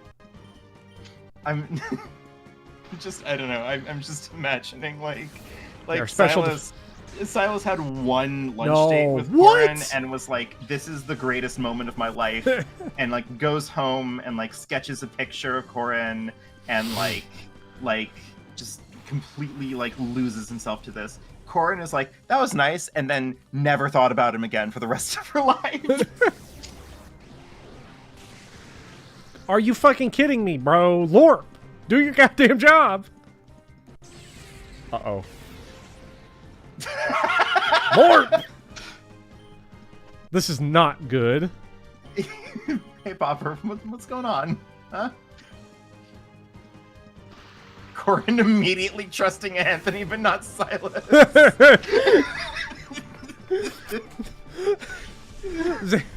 Xander's like, he tried to push Takumi off the bridge. We got to get rid of him. He's like, but look at the bright side. He tried to push Takumi off a bridge.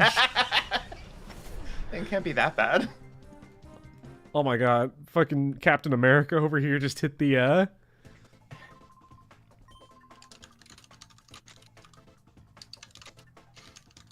Wait, yo, I don't get a redo on that? I don't get my Wama... What? Wait, did you just lose? I just lost and then he just dipped and I'm all healed. And then he just left. I went Mawile. I was literally like in my head, I'm gonna use Mawile. Well, I guess no, you're not. Mawile is one of those Pokemon I ain't never tried before.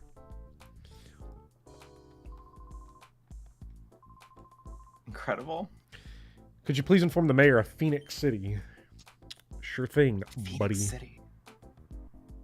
I'd make a joke that like that sounds like the name of a Final Fantasy town, but having, I don't know if you know this, but I've spent the past few months of my life slowly picking through the story of Final Fantasy XI with my friend, and I have to tell you that the location names in Final Fantasy XI are incomprehensible.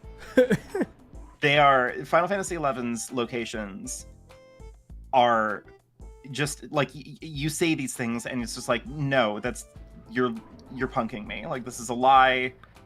Like, you're just, it's some of the most unhinged shit that I've ever seen. Let me see if I can bring up some good examples here. By the way, this is so toxic. Dude got his ass beat at work, and then they just told him to go back to work. Told him to go back to work. Yeah, exactly. We are not punking you. We are, however, musking you. Yeah, it's true.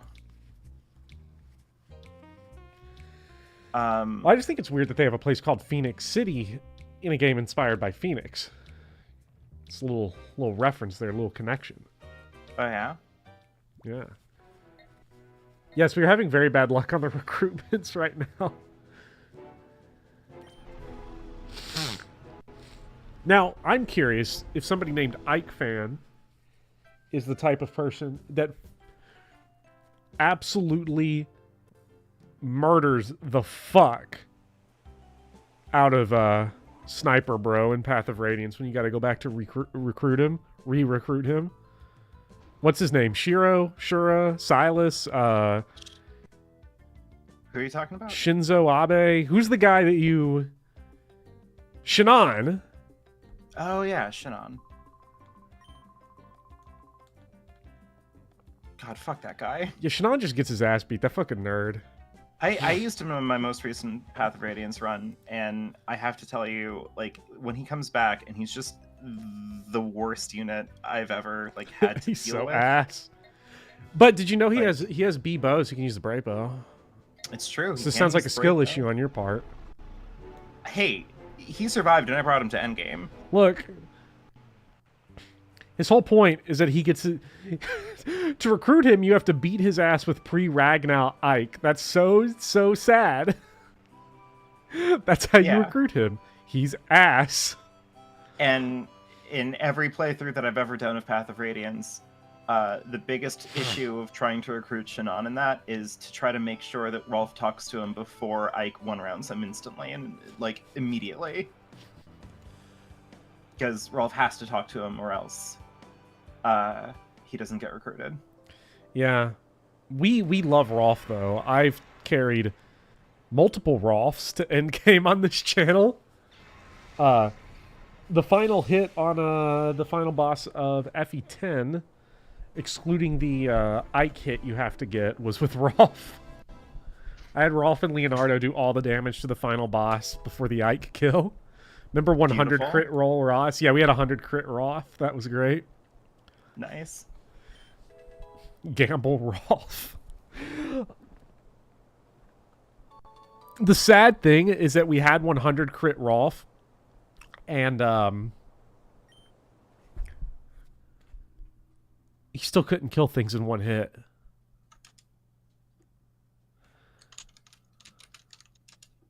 What's Delcatty's name here? Delcatty's a dude. Rolf. Yeah. Rolf. Yeah. See, I was thinking Felicia Vopop because I am Felicia's strongest soldier. I love Felicia. This is the Bopper lore. I was talking about this on Moneyball. I am a Felicia stan. Male Corin every time. Start with the Felicia. I don't give a fuck about Chapter 10 Great Knight Jacob Paladin. I care about Tomebreaker, Flame Shuriken, late game Felicia. That's what I care about. Damn. I find it so endearing when Felicia breaks all my dishes. Bopper in love with a maid. Incredible. Look here, buddy. Now, if you'll excuse me, maybe later today or tomorrow or whenever, my friend and I are going to go to the Farragondi front and go and explore the Bosadine Glacier. I'm gonna text my fake girlfriend Felicia. I wonder if the mayor... What if they just re-elected the criminal mayor from the last game? Just still here. Didn't care. Listen, Still it want would be, re-election. it'd be great political commentary. Are you trying to tell me that, like... No, I can't even... Pokemon say. Pokemon XD Gale of Darkness is an interesting game because it brings up interesting themes, and we can analyze it for its real-world understanding of the American frontier. Yeah, exactly. Oh, we can go to the Real Gamer Tower now. That's how Governor Christie kept on winning elections in New Jersey. Yeah. Okay, we can use battle CDs at the Real Gamer Tower. Well, I don't want to go to the Real Gamer Tower. I want to talk to the mayor. So what if he caused a couple traffic accidents on purpose? Wow, this rando that I've never met before is forcing me to go. You look like you belong at Real Gamer Tower. I feel like that's an insult. I feel like that's a veiled threat of, like, This is... you look like a gamer. It's like, do I? To be fair, though, the main character of this game absolutely does look like a gamer. Yes. Or is everyone just judging me because I main Picnic Felicia in Fire Emblem Heroes?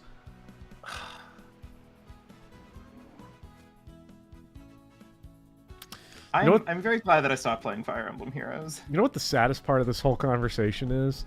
What? Picnic Felicia is one of the few Fire Emblem Heroes characters that I have. Uh-huh. Yeah.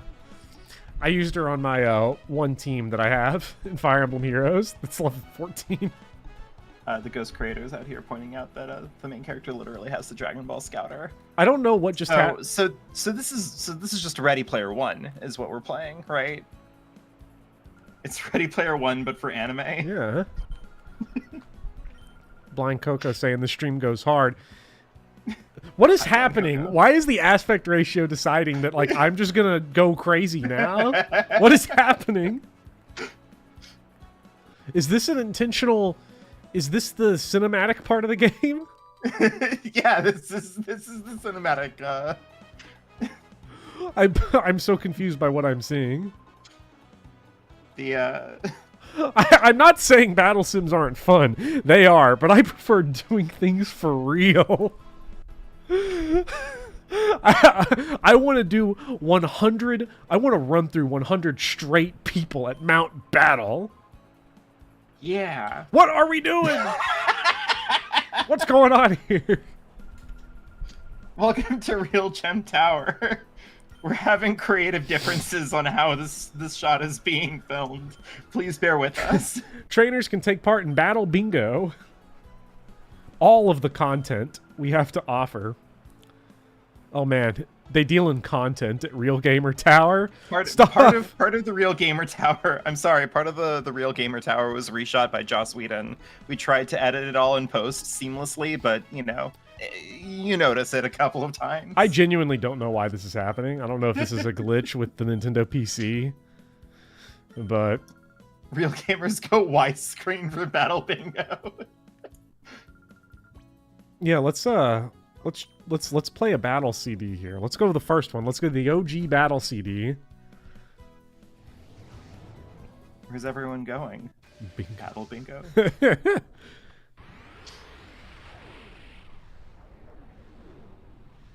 I think I saw Tropius in here. You know, battle sims are fun and all, but I want to do it with sailors for real. Yeah. I'm glad that that's out in the airwaves now.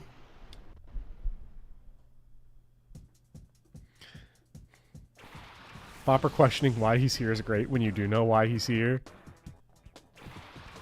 Why am I here? Ooh, Pidgeot. So they're just gonna give me baby fights here. I don't know. I don't know how you're gonna handle fighting this Tropius. Damn, this is like a 4-shot. Uh-oh. Yeah, exactly. Lord Pent's right. We need to go to Mount Battle to do it for real with 100 sailors. Let me check here. What do we... Are you playing the Pokemon version of the Winter Soldier? Oh god. Did you ever watch the Winter Soldier TV show? Whatever I did that not. Was? Okay. I did not. By the way, I didn't.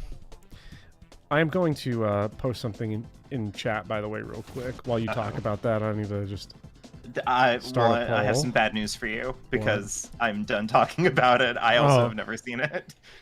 If you want, I can generally complain that I don't like the MCU, but I feel like that's not really like a controversial hot take at this point. You failed. I died? What the fuck? That was tier 1 difficulty. Get advice is an option. Fuck that, I'm going back in. Get advice. Here's what we're gonna do. Okay. They're out there just like, wow, I don't know. If you need some help with this one. Please, everyone vote in my poll. I did. I voted. Okay. Did you vote yes or no? Yay or nay? I feel like it would be a crime to tell people who I voted for. Isn't that how electoral politics work? I don't want to affect the voting. Let's hit it with Feather Dance.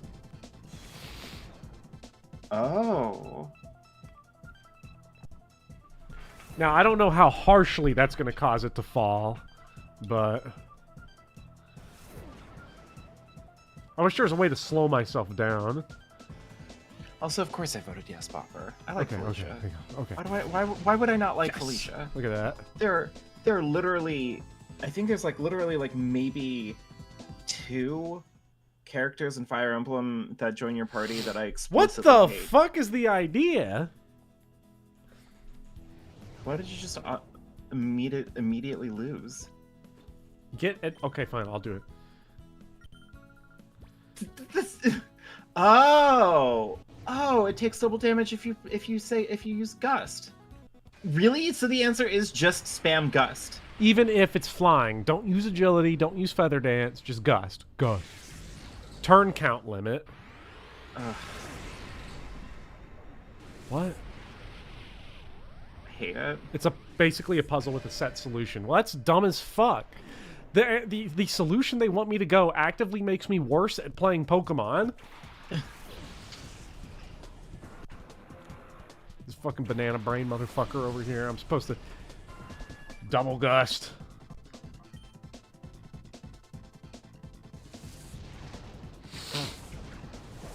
What are the 2 Fire Emblem recruitables I explicitly dislike? Shannon and Oliver.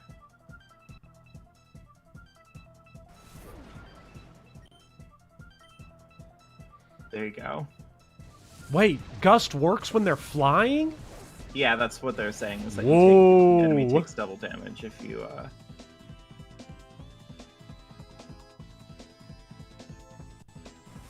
Both from Tellius. Tellius games confirmed bad. What do you mean hating Oliver is a Vivian take? What? Wait, did you just lose again?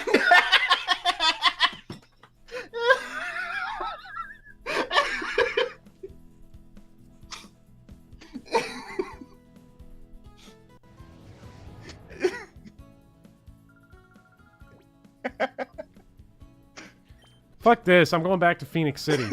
If that dumbass motherfucker tells me, hey, you gotta go to Real Gamer Tower, I'm not going to fucking Real Gamer Tower. Real Gamer Tower, I'm done with the aspect rate. It's a glitch in Real Gamer Tower.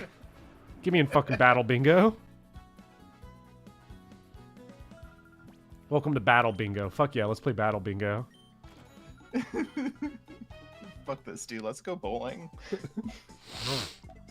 What the fuck am I supposed to do? I should have read the rules. Listen.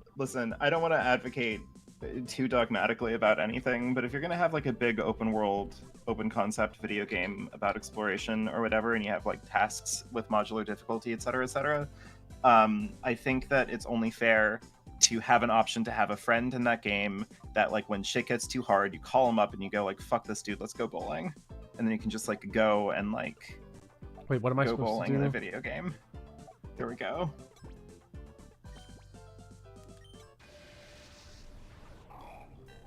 Oh, I get it. I did the wrong thing. Because now I'm rolling Nidorino versus Gulpin. Sorry, you tied. So welcome to the worst battle you've ever seen. It's not very effective. Hopefully this doesn't take too long.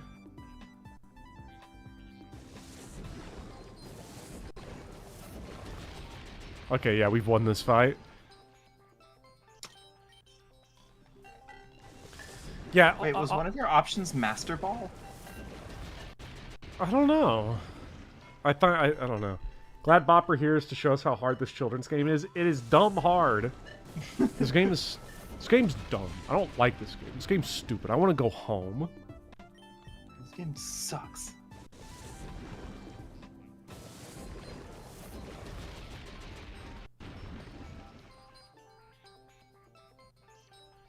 I'm so glad 80% of chat agrees with me on Felicia, not to go back to the subject at all. But time to end the poll. 4 out of 5 say Bopper's not an insane person. Geb fans? Geb fans keep winning. Geb, you heard it here first, people. Geb will be in Faye before Marcus is. Oh yeah, for sure. Definitely.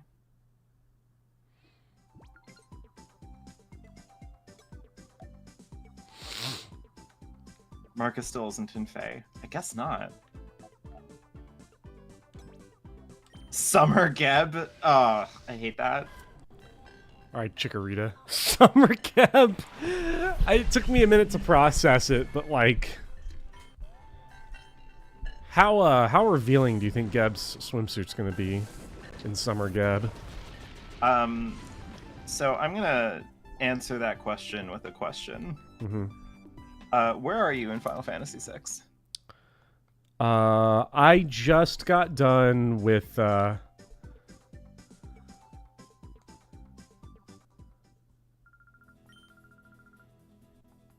am I supposed to flip 4 cards with 2 battle points?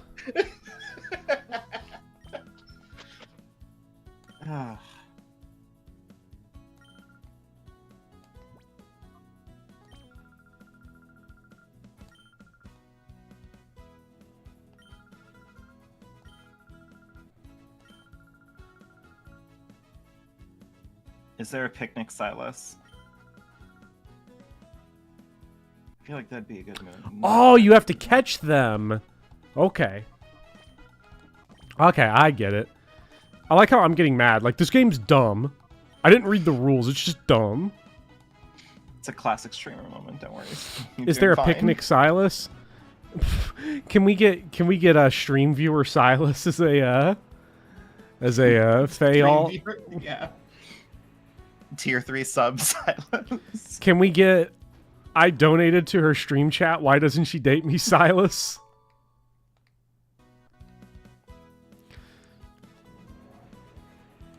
Church Sunday Ralph. Silas with a corn body pillow. I'm making Silas marry Charlotte in this run. Hey, look, Summer Sita was one of the greatest things that ever happened.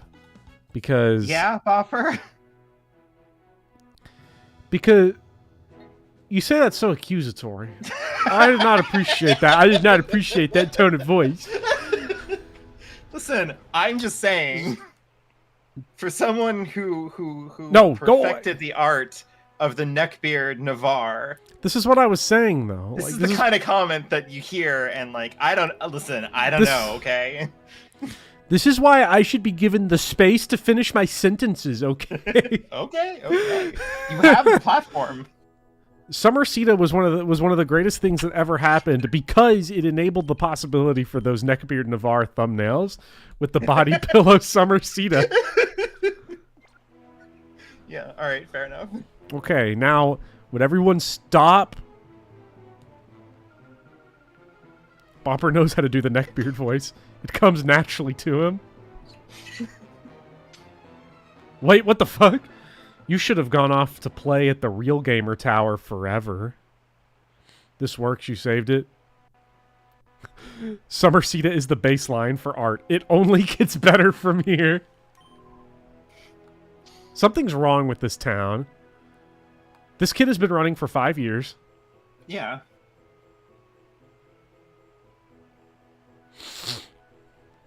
Everyone's creeping. I haven't seen him around lately. Maybe he's on vacation. He's in jail! Then you find out that, like, this town is actually just Silent Hill. Like, you don't notice because, like, the weather isn't there yet. Like, the vibe hasn't, like, been set. But it's just, you're stuck here. The music is not helping either. I can't hear the music, so... It's so ominous. Oh, hi, guy. The mayor's bedroom is upstairs. There's no going up there. Oh, I'm so bored. See. Now, I just want to know why everyone was jumping all over me. Because... Oh, don't worry, Bopper. It seems like the chat is stuck on debating whether or not Oliver and Shannon are good characters. Well, I don't think they're debating whether or not they're good characters. I think they're saying, I have seen people make the argument. Oh, yeah, that's fair. Now, my actual opinion on the Summer Alts and Fire Emblem Heroes. Music disc. It's popular among girls, but it's not what a man like me needs or wants. What's up with this town? Why are people like this? This is, Oh my god. There's a guy that I know, and we were, like, talking to Video him. essayist on the Barbie movie. Continue, sorry. It was a good one. Why did I get in this guy's bed? Wasn't there a Pokemon? Wait, wasn't there a Pokemon? I think it was like Sun Moon, where like your character could just walk into somebody else's bed and lay on it, and then the character will just like tell you what the bed smells like. Isn't there a vibrator joke in Sun and Moon? as well? Or was that like an Maybe. edit? I don't remember. Ever since the Real Gamer Tower went up, all the battles have been held there. Most accurate boomer representation. I don't even remember what I was trying to say. I'm just so sussed out by this town. Oh, there was this guy. About the Pokemon character that smells the fucking beds. Continue. Oh, sniff, sniff. There was it was the guy who was like, "This is not what a man needs or wants." Yeah. I was we were talking to this one guy, and he's the most like middle school ass 40-year-old dude, but he's like complete middle school boy mentality, like wears Axe, like uses Axe body spray. And we were trying to convince him to get a tattoo on his head. And he was like, I think that'd be pretty cool. They're like, you should get a shark. Get a shark tattoo. Like, I don't know about a shark. Like, so what do you what do you like? What are you interested in? And he got this big middle school boy smile on his face, puffed up the lips, and was like, women. And this is the type of people I deal with on a day-to-day basis, because the other sentences he has said is just out of nowhere. I'm just sitting typing on my computer, and he's like, have you ever heard of that S&M stuff? And I'm like, what is it? What do you want? Yes, I have. And he's like, I'm like, into that, but if like I'm the one doing it. And I'm like, cool, man. Thanks, bro. Could you, what are, it's the does he have a lisp? No. Women. Such a middle school guy like that. Oh, that's who that guy in that house reminded me of. I think we're going back to Real Gamer Tower. I guess you gotta. Yeah. Maybe this is a grown. No, the dude's like 38. Ike fan. Women. I need to bring Sahar back on at some point, because they'll tell this story even better than I can, because they've spent more time talking to this person than I have. Sounds like a grim fate. But Yeah. also, I'm compelled. I need to know more. Grown ass man. And you know what the best part is? What's up? Divorced. Wow. Really? Oh. Yes. This behavior no. all started after the separation. Okay, we can buy goodbye TMs. You're really shaking up my world here. Yeah. I'm really shocking you with the most shocking things ever.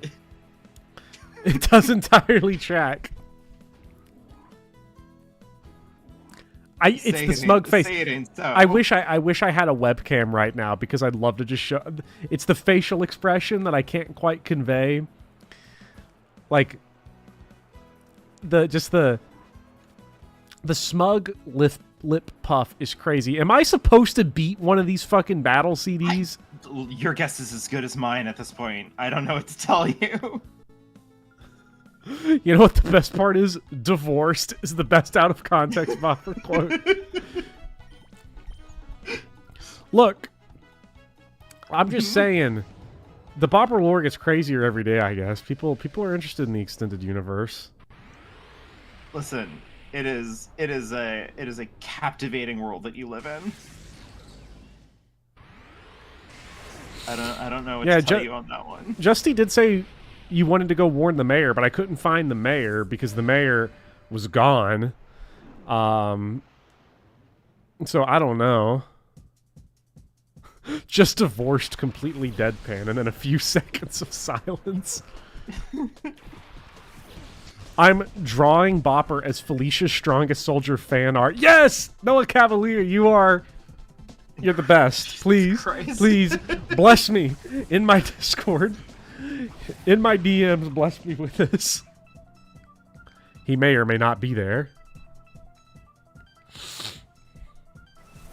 Fascinated with the Bopper lore ever since the Kit Kat dog sitting incident. Fuck that.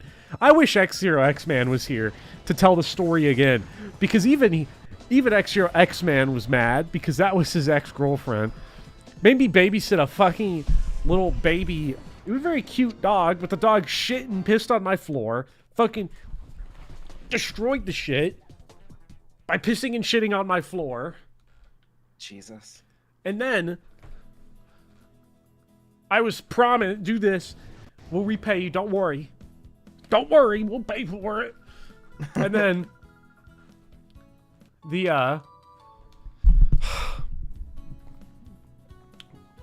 when she came back to pick up the dog, she said, oh, well, I didn't get you any money, so here's this Kit Kat.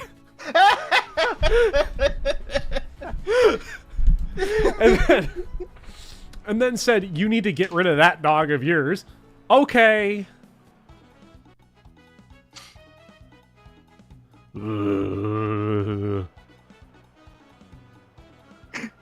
That's so fucked up, man. I'm so sorry. X-Zero X-Man had a completely different ex-girlfriend that was like, you should kill yourself.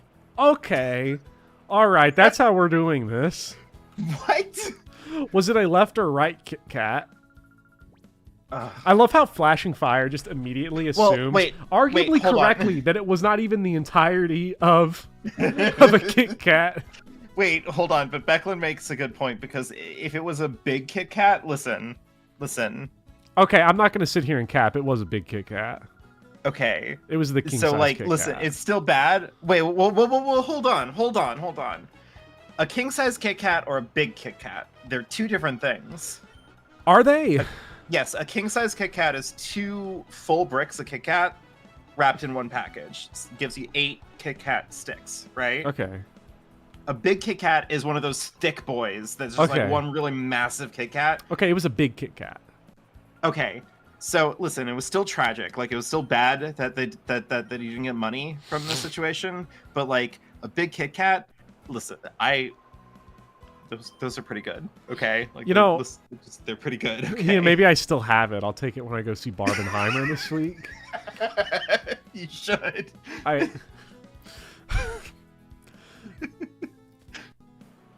Kit Kats go kind of hard, now that I think about it. It's like, where the fuck really is the mayor? Someone in chat said Kit Kats were mid, and I'm just like... This is maybe more contentious than the time that I correctly said that Final Fantasy IV is the least interesting of the main series. If that was a white big Kit Kat, says Termina, oh boy. I'm not a huge white Kit Kat fan. They're good. And as somebody who likes white chocolate on Kit Kat, I'm a classic when it comes to Kit Kats. Doran Brooks said Kit Kats were mid. Me and Doran Brooks is about to have a cage match. Blind Coco, you're goddamn right. If Kit Kats didn't melt, they'd be a worldwide currency. We're gonna have BopCon. We're gonna have BopCon. And the centerpiece fight is gonna be me and Doran in the ring. Time to glove up, Doran. This is for Kit Kat. Well, hold on, Flashing Fire. Wait, hold on. No, you don't want to title it that. You don't want to title it that. Wait. No.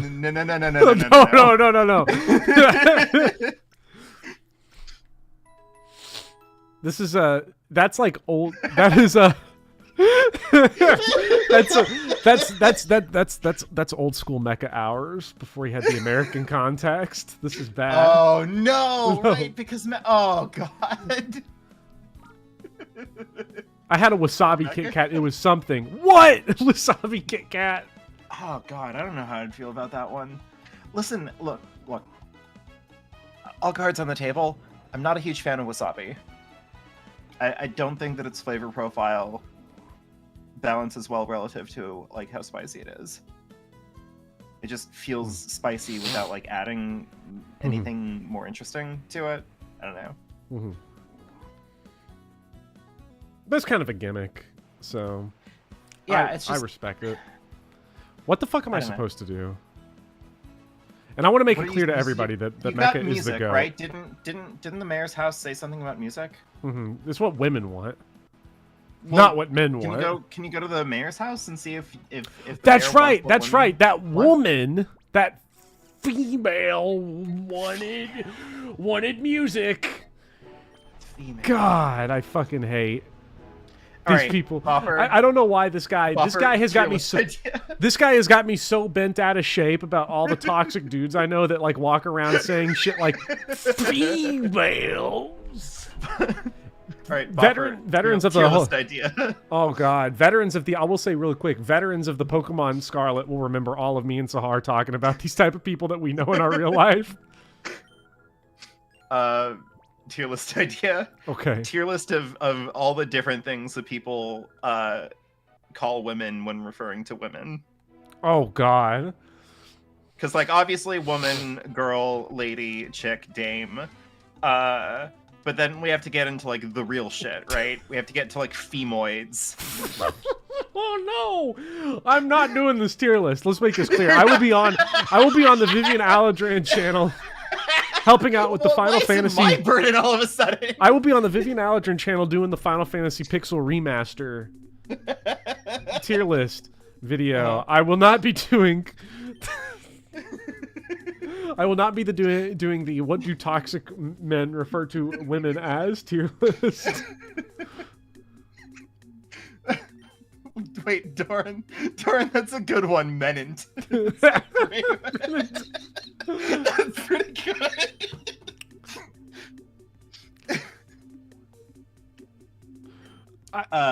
The word. Do I educate your chat on what a female is? Oh my God. Can we talk about this screenshot, by the way, right here? Hi, guy. What might you be reading? I also love. I only hear this in the this is Saddam Hussein South Park voice. Oh, hi, guy. Bopper gained 1 million subscribers overnight. If I became that type of person that was doing like the oh, you naughty boy, please, let's stop this. Post that to X. Not only would it be my entire like expectation that every person here would unsubscribe to me, but I would hope if I ever became this is my request. If I ever became a reactionary, like this is a anti-male Barbie is anti-male feminism film, I would hope that a viewer would come and pick me up. Like come to my house, grab me, and take me to the nearest vet to have me put down. That's my request. Yeah, just pull you out back with a shotgun, Old Yeller style. Please. It would mean a lot. Iron Colon, like putting his hand on X-Man's shoulder, going, "No, I'll do it." I just can't do it to him. Bopper grift, but he pays the dentist. No, my grift is going to be randomized Fire Emblem Engage deployment, randomized Fire Emblem Engage emblems, jukebox emblem. Thank you, Ghost Creator. That's what a good mod is here for, to ban the entire chat and then delete the YouTuber's channel. Please. Yeah. We need to have a Batman contingency plan in case Bopper becomes a genuine incel. Look, we're getting to the point now where YouTubers are getting old enough to get divorced. So if it ever happens to me and then I become that type of person, please, don't worry about it. Just kill me.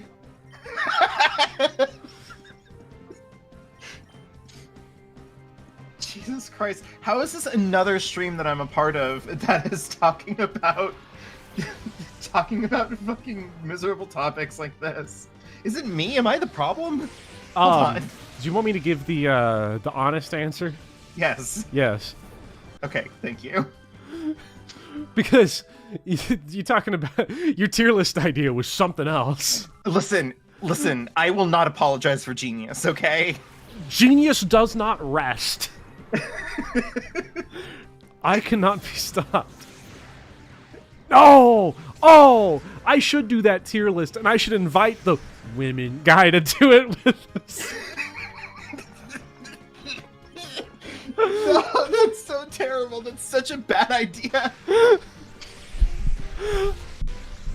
Hey, dude, could you come over? Get on, hop on Discord here. I'll show you how to use Discord. I know you have a lot of free time since the divorce, so we're gonna sign you on to Discord. Gonna jump on. So, Guy, the term roasty, how does that move you on this? We're talking D tier, F tier, C tier. Now, where you got on that? But this is a person that unironically refers to themselves as a beta male. Oh no! So he knows already. Oh, Yes. That's so lame. Make him play genealogy. Also, Noah Cavalier, thank you. I worked really hard on that video. I'm gonna be making more of that content in a little bit. I haven't been able to watch your video on Echo because I haven't played Echo. You and I wanna should. watch It's it. real good. You're probably gonna get different stuff out of it than I did. So I'm not going to Unless- get bad takes. Is that really anything? If you're not expecting this at this point, I don't know why you joined the call. No, I mean it's fair. Well, listen, no judgment. It's a judgment. That was a critical hit. It's fine. Like, I get it. No, let's be real though. I'm persecuted. It's fine. No, it's not. It's because I still have a vendetta from you introducing yourself to me as, "Hi, my name's Vivian Aladrin, and I think your video on resetting is fucking stupid." To be fair, that's not what I said. To be fair, though, I wouldn't have. With 2 years of retrospect, you're not wrong. It's not my fault that I'm misunderstood in the moment, and everything that I do is actually really good. It just takes everybody years to appreciate it. Okay? See, I'm the opposite. My shit degrades over time. That's if you can hear it.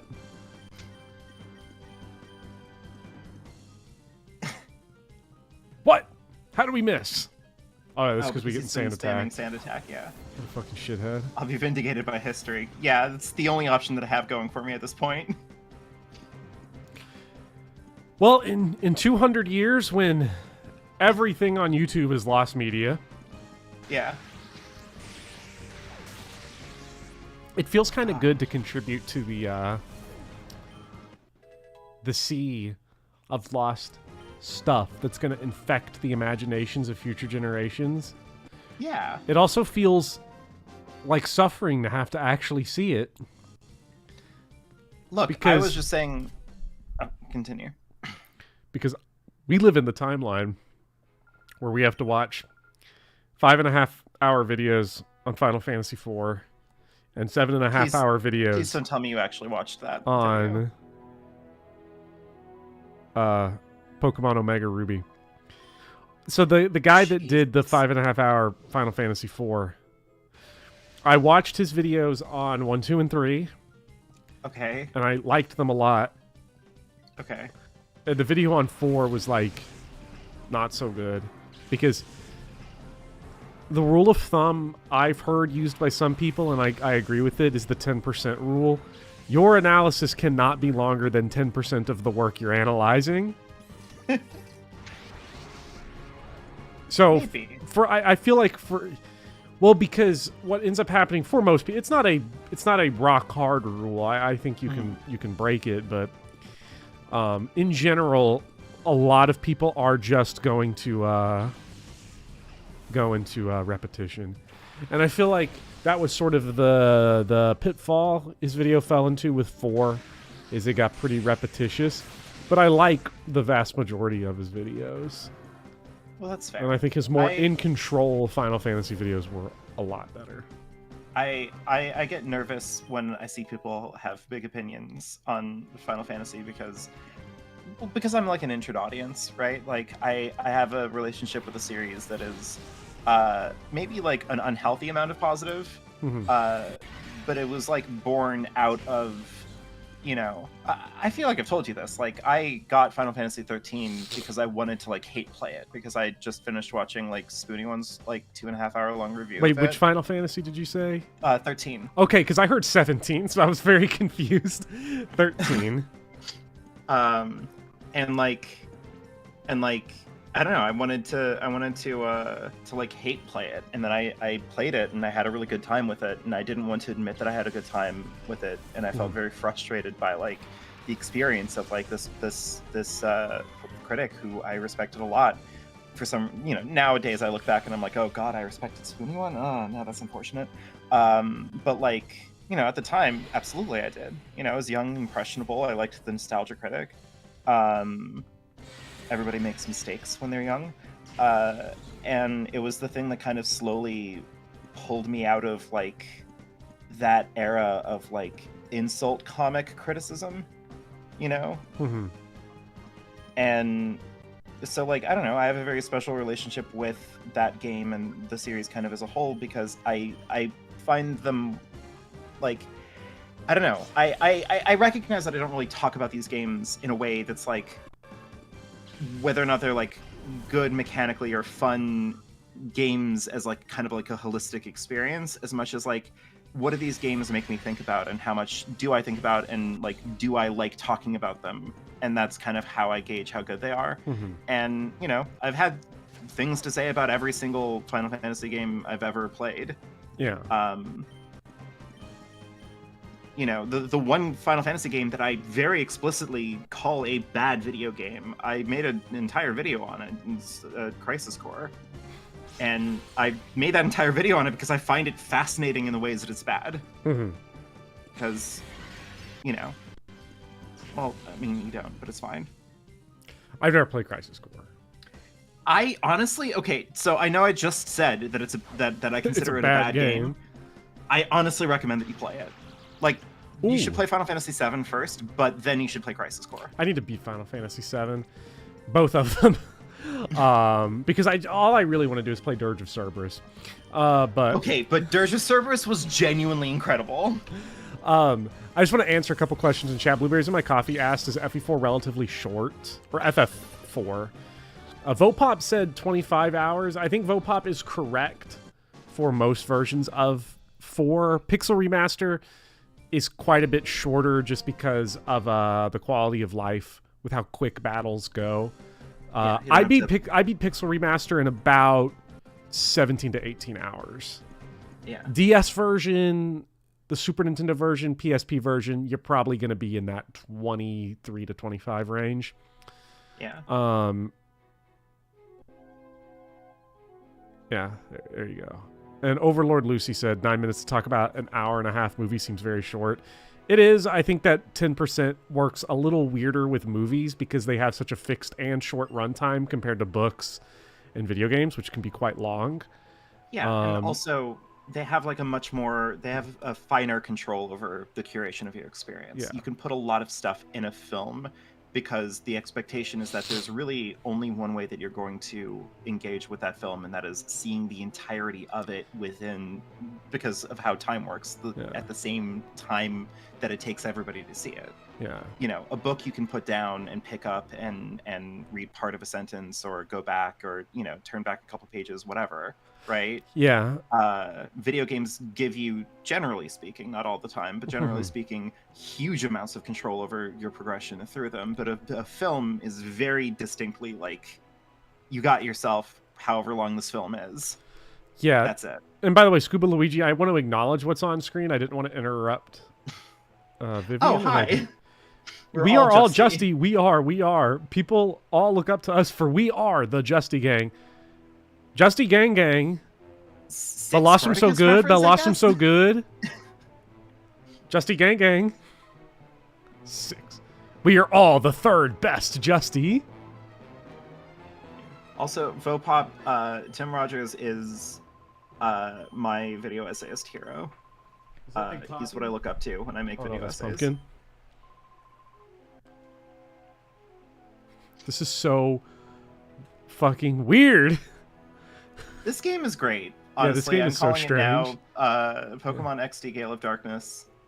This is very good. This game is definitely like it feels worse than Colosseum, but it definitely has its own. Well, your character isn't as edgy looking. He's so cool. Kill this person. Yes. No. This is why we love Pokemon Colosseum. Doing the classic heal with the PC. Hell yeah. This is how you know you're playing optimal. You can't do that in modern Pokemon anymore. Does that not work? Oh, because you can access the PC wherever you want, wherever you are. Yeah. What the fuck are you doing? Pumpkin or Big Pappy? Both. Oh no. Pumpkin, what are you doing? Oh my god. Okay, here's what's going on. They have different food. Okay. Pumpkin wants to eat Poppy's food, and Poppy wants to eat Pumpkin's food. They want each other's food. They don't want their own. And right now, Pumpkin has climbed up to the top of a bookshelf that I have laid all the drawers out to prevent them from getting to the top, but he found a way up there anyway. He's knocked almost everything off the top of my dresser into the drawer, trying to knock over the food bowl, which he is grabbing with both paws, shaking, while Big Poppy is trying and failing to climb up the open drawers, dangling off of the sides. Incredible. I don't know what I'm looking at. They're making a mess of my things. Real cat moment there. Oh my god. The cats are too powerful. Rolf. Their brain cells are showing. You are too young to understand. You are too young a kid to understand this, but women. They like this. I feel like my woman tier list idea is a microcosm of what you were saying earlier. It sounds like a bad idea at the time, and it just appreciates over time. What the fuck is happening in this? What the fuck is happening in Phoenix City? Something is in this water because all of the women are like fucking psychopaths, and all the men are toxic incels. Me when women. You wouldn't understand this, but women. I figured by impersonating Justin, I'd be a. I'm so sorry. Oh god. Where are you? And I'm so sorry. I figured just by impersonating Justy, I'd be a homing beacon to the ladies, but Perp 6. His name's Perp 6. Perp 6. Yeah. Perp 6. All the women here are my comrades in arms.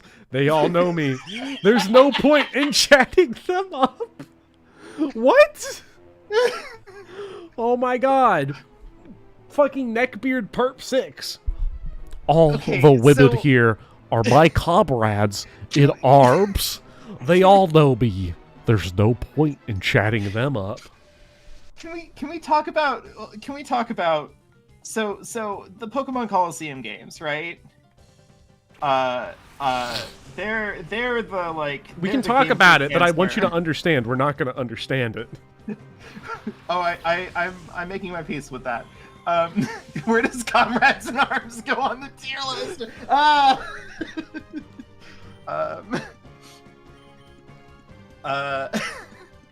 So Game Freak is like, oh god, now they're fighting.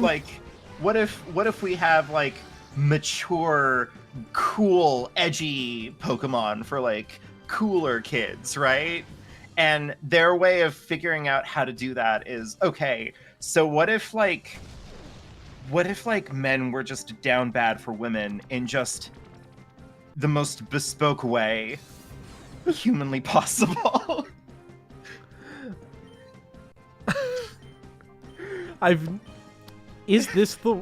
This has got to be like, this is the Phoenix City. You actually hate gamers. I do love the idea in a weird way. Is this game like a response to like the weird edgelords that like Pokemon Colosseum? Not intentionally. I don't think it would have been intentional, but like looking back on it now, it is a reading of the people that are like, I like the Pokemon game that says kill this person. Yes, no. Oh my god. This is a social commentary years ahead of its time. Letty and two-hit KOing something unheard of, and it was a pretty bulky Pokemon. It's a one-shot. That's a one-shot. Boom. My Fucking god. Letty and sweep. Hashtag Letty and sweep is going crazy. Rolf sweep. I mean, are they even called hashtags anymore? Are you sure they're not hash X X's? tags. X tags. Someone can somebody Can I clip can somebody clip this guy, and I'm gonna go on x.com and upload it as an X video.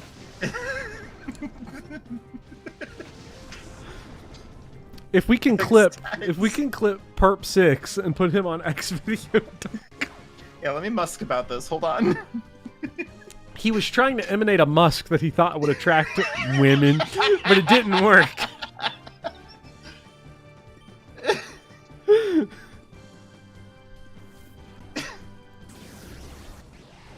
He just Musk is gonna respond to it with the exclamation. I'm gonna post this and Concerning. be like, "This is men down bad for real," and he just respond, "Me for real." Little target Looking into emoji. Yeah.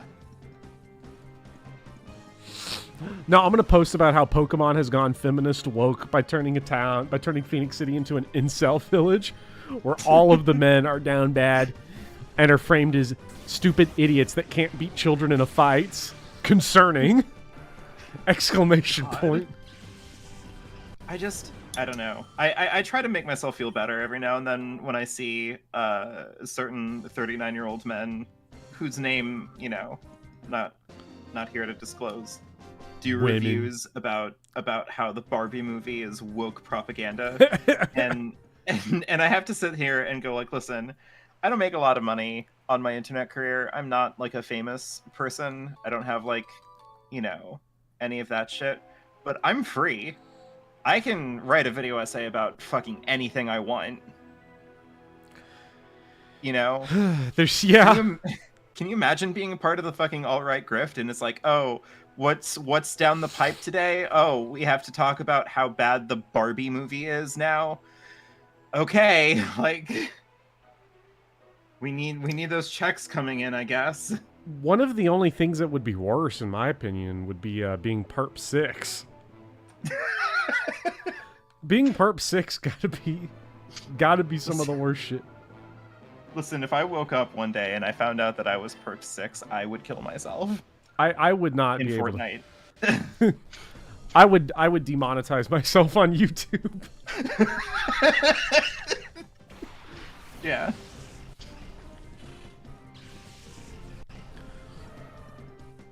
Oh my god. Ah, fuck. It's just bad. And listen, this is coming from someone who I don't really have any inclination to go out and see the Barbie movie right now. I don't know. It's probably fine. I just don't care right now. I'm very stressed and busy. I'm going through a lot of stuff right now. Oh, I'm putting down everything that's bought. Even though the fact that I'm about to get hit with $1,000 plus bill, I'm still paying mad money to see Oppenheimer in IMAX and then follow it up with Barbie. That's a good combo. Yeah. I feel like a lot of people want to do Barbie first and then get bummed out by Oppenheimer. I but feel like I that's think the that bad call. You have to do it. Yeah, you have to do it the other way around. The last movies that I saw in theaters was a semi double feature, where I watched the Cats movie and then Rise of Skywalker right after. That is a double feature. I think that put me off of movies for a while. Also, the pandemic hit right after, so This gal's name is Ezor. This comrade in arms' name is Ezor. Yeah, please use the proper terminology Please. here. It's the scene in The Big Lebowski. Girl, please. The proper nomenclature is comrade in arms.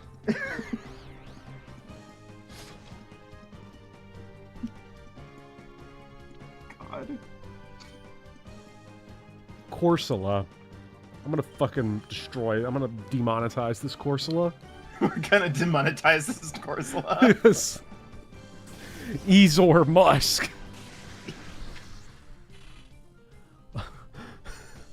I want someone to call me a wife real bad. Wait. I don't like to ask for free labor from the chat, but if anyone here is artistically inclined, To make did you call them an Ezor Musk- artist? Dude, please. Artistically inclined is the preferred nomenclature. God, I need to see that movie again. It's been too long. So good. Let's get Rolf out of there. In favor of someone tanky like Ballyval. You know what, dude? That rug really tied the room together. It really did. I want. I would love to see art of Perp 6. Like, nothing complicated, but like very simple art of Perp 6. Probably with stinky breath lines coming out of his mouth. Jesus Christ. I think it would be,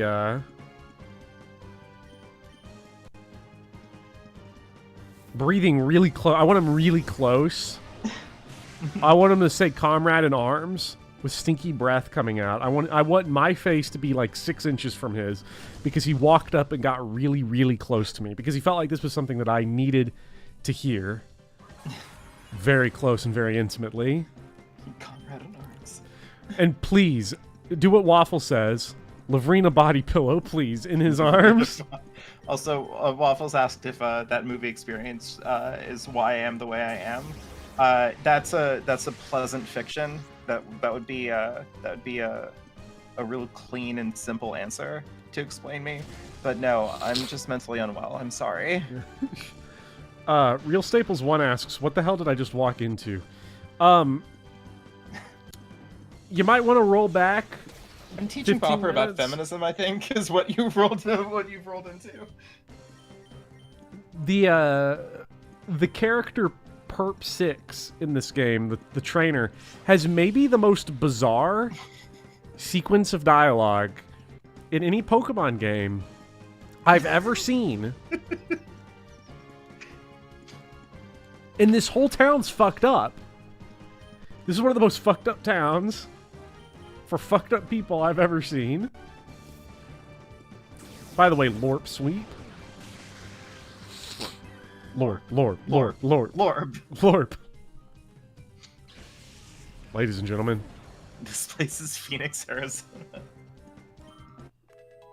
I love Lorp.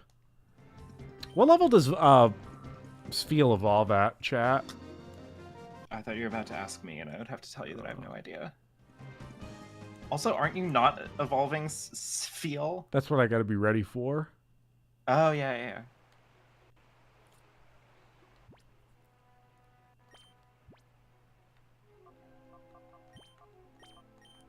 Let's get... Spheal never evolves if you correctly press the B button. Is the shop owner also like a incel? Yes. The answer to that is yes. So is Team Cypher just Could someone clip that, by the way? our red I don't pill? want to. I Like, is don't that want what to that lose is? that. I don't want to lose that bit that just happened. Could somebody please clip starting from is he an incel through yes? Because that's something I'm gonna need for the XD Gale of Darkness video. Yeah. Psybeam Aerial Ace. Yeah, let's fuck up that Volbeat. I think Volbeat's bug type, so it's gonna get trashed by Volbeat is bug. by Lorp. Pretty sure.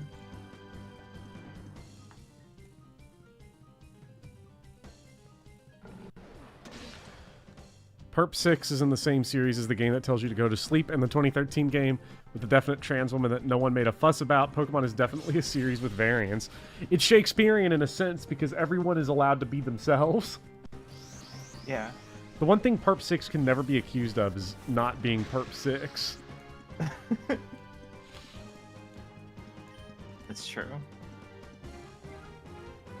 Jolteon's going to hit that Spoink with a bite. I'm going to get Lorp out of here. Lorp got to get that level. We're going to go to Broccoli. I gotta say, the name Spoink, terrible mouthfeel. Does not feel good to say Spoink. that one. Yeah, it does not. That It's a doesn't stinky feel word. good. It's a stinky word. I don't, It's I don't like it is bad. It's unpleasant on the tongue. Don't like it. Not a fan.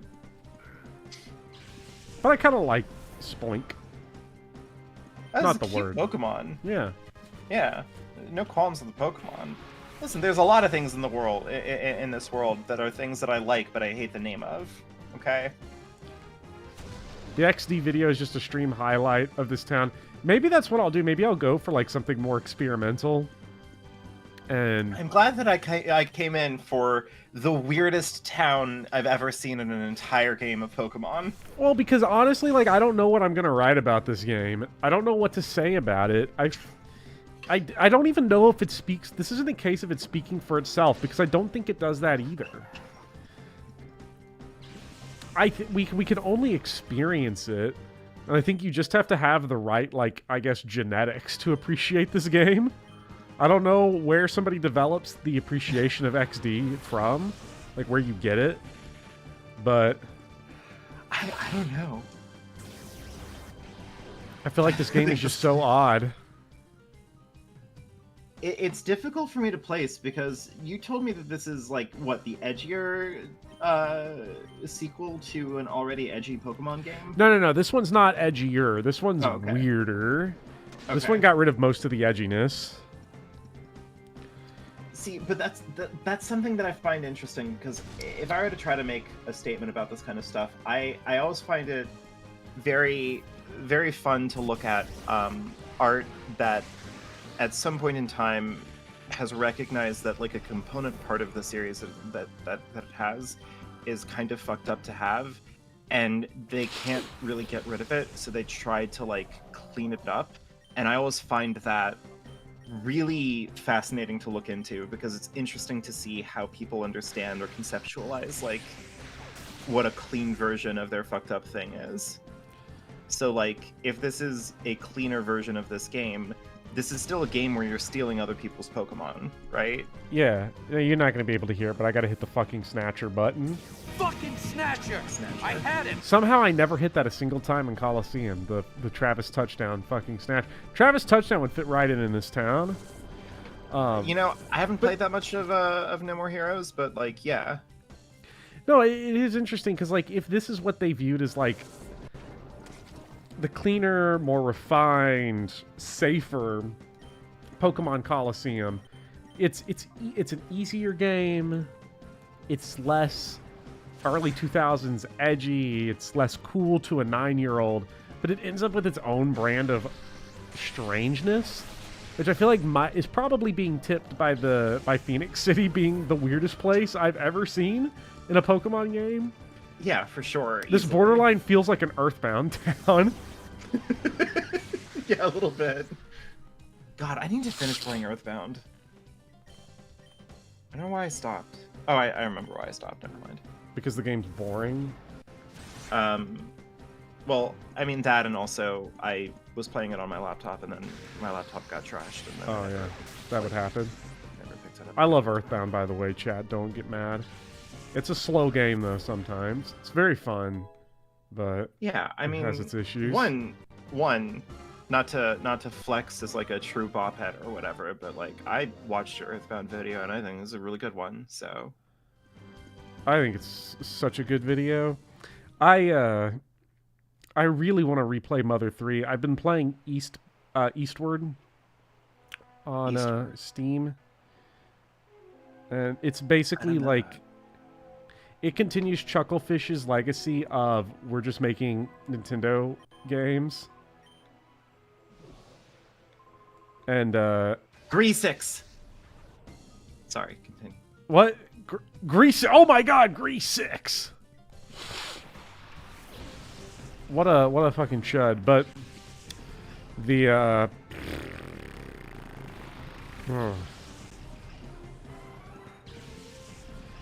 feel like you need to heal up, Bopper. probably Eastward is basically just this is what Louis was built for. Eastward is basically it's just Mother 3. Mhm. It's Mother 3 crossed with Zelda gameplay, like because it's Chucklefish and they're just like, what if we do Nintendo games? But it's pretty good. But it's made me really want to hanker to replay Mother 3. Mother 3 is such a good game. Okay, so like I've been told many times that I definitely don't need to do this, but I'm a very stubborn weirdo, and I like, I don't know, I don't like going into a series like by starting with like a game in the middle of stuff or whatever. So there's a tiny part of me that wants to play Mother 1 before I like go back and actually like play Earthbound, and I understand that I don't need to, because you know, I've been told that Mother 1 is not very good. Mother 1... I tried to post the clip link here, need to be in Discord. I'm not sure how it works, but I don't think you can post links in chat unless you're a mod.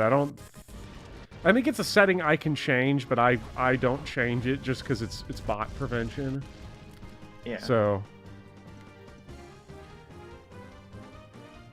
you can email it to Ghost Creator and he'll post it. But Mother 1 does not age well gameplay wise. It has a lot of frustrating aspects of it of Famicom RPGs.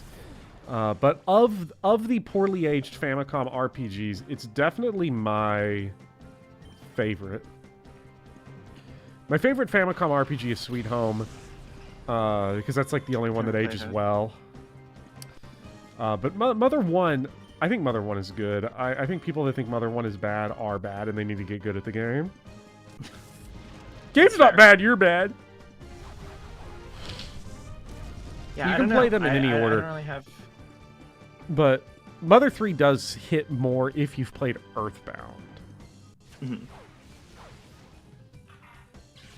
Yeah, I don't know. It's the same reason why like I completely slacked off on playing Shin Megami Tensei 5 when it came out. I own it. I played a little bit of it. I was gonna like do a video on it actually, just because I think that SMT5's idea of the post-apocalypse is really like striking to consider, because I think we're in an era of like post-apocalyptic fiction that places like a premium on like the mechanics of surviving an apocalypse. You need to get your food, you need to get your shelter, you need to get your guns, you need to be able to defend yourself. You know, it's that very like tactile thing. And Shin Megami Tensei 5's like perspective on the apocalypse is to turn you into like a cybernetic, like half human, half creature that can run super fast and is just unfazed by like the physical reality of surviving something like that. And I think that is just as like an aesthetic like statement piece incredible to like do. But that's out of the first 15 minutes of the game, and then beyond that I don't know. I don't really know anything about the game after that. So is it good or is it bad? Who knows? No one can say for sure. No one can say. But before I return to it, I kind of want to get through the, I want to start from the beginning. I don't want to play the original Shin Megami Tensei, which is a game that I actually got pretty far into when I tried to play it. And I tried to play it on, like, the original, like, Super Nintendo emulated, but, like, and that game is almost unplayable. Because it's, like, a Super Nintendo era, like, really, like, dense. Like densely constructed JRPG. So like a lot of it is still text based. Most of the like status ailments or like weird moves just straight up don't work. The backroom mechanics are inexplicable and bizarre to try to like understand in any kind of like concrete way. It's one of those games. But like I don't know. I kind of want to get back to it. You know. Yeah, I because two games that I'm not going to get into the details of what this is going to be, but it's a potential thing that I might be a part of very minorly. If I want to be a part of this, it's a Persona thing. Uh, Oh no. I'm thinking of trying to volunteer myself to be the token guy that talks about Personas 1 and 2 by playing Personas 1 and Well, 2. I already have. I've already been working on a Persona 1 script. Is So I can Persona 1 alleviate you of playable? that. So I've beaten Persona 1 3 times now, I think. 2 or 3 times. It's frustrating. There is a path through Persona 1 that if you want to play it perfectly, it is one of the most frustrating experiences I've had in a JRPG for a very long time. But it's not impossible. I would play it on the PSP remake, mostly because it irons out a lot of the kinks in that. And also because the music in the PSP remake is incredible. It's some of the best in the series. Persona 1 is interesting if you want to, like, I don't want to make this sound like I'm calling you out or anything. I'm sorry. If you want, like, the hipster cred experience of, like, being a Persona fan, you start with Persona 2. Like, Persona 2 is unambiguously good. In my humble opinion. Mm-hmm. It's not my favorite of the series. My favorite is still 3. But right after 3 is Persona 2. Some highlights to Persona 2. I don't know how much you know about those games. Is Persona 2 the one where you punch Hitler? You certainly can. Yes. Okay. Yeah. And just Ghost Creator. First of all, thank you, Real Staples, for posting the thing and for posting the clip in Discord, so I get the clip. Ghost Creator. All the Persona games before 5, don't they have the subtitle Shin Megami Tensei? Aren't they like considered spin-offs? Yeah. They're all Shin Megami Tensei : Persona, except for the first one, actually. Huh. The first one's original title was Megami Bunraku Persona. Because Shin Megami Tensei then, itself is like sort of a Metal Gear situation where it's a spin-off of a game just called Megami Tensei. Oh yeah, because the very first Shin Megami Tensei game actually is just Megami Tensei. Yeah.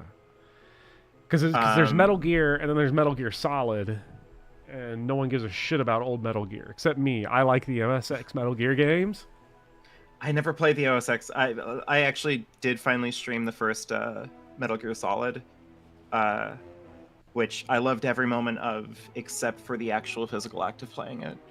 Yeah, it's rough. Play Phantom Pain, Phantom Pain, Phantom Pain, Phantom Pain. Well, you know what I'm gonna play right after, like the next Metal Gear Solid game that I'm gonna play, right? Metal Gear Solid 2. Obviously. No! Metal Gear Solid Rising Revengeance. Revengeance, Rising, Metal Gear Rising. Listen, I have Metal Gear Rising. The entire reason why I'm going through the entire series, or at least the series up until the point that Metal Gear Rising comes out, is to play Metal Gear Rising. Okay? I know I don't have to do that, but I feel like I need to because Metal Gear Solid is like a cultural icon that I have never been a part of until very recently. Also, Noah Cavalier, I don't know if you want to ask me that question, because if Persona 4 is your favorite and is real important to you, I want you to keep that. I will say that... I want you to keep that. Also, Noah Cavalier earlier had said the Earthbound video had really helped me understand and conceptualize other parts of my life. I'd had that pinned because I wanted to respond to it. And I wholeheartedly thank you for that. And I wanted to say that means a lot that my video had that impact. Because it was an important video for me, too. I made it for literally no one except myself. And so I think that... Because at that point, no one saw it, and still no one has seen it. And that makes it, honestly, even more special. The fact that it's just sort of this little buried nugget in the sea of how Fire Emblem balances something that people only pretend to give a shit about.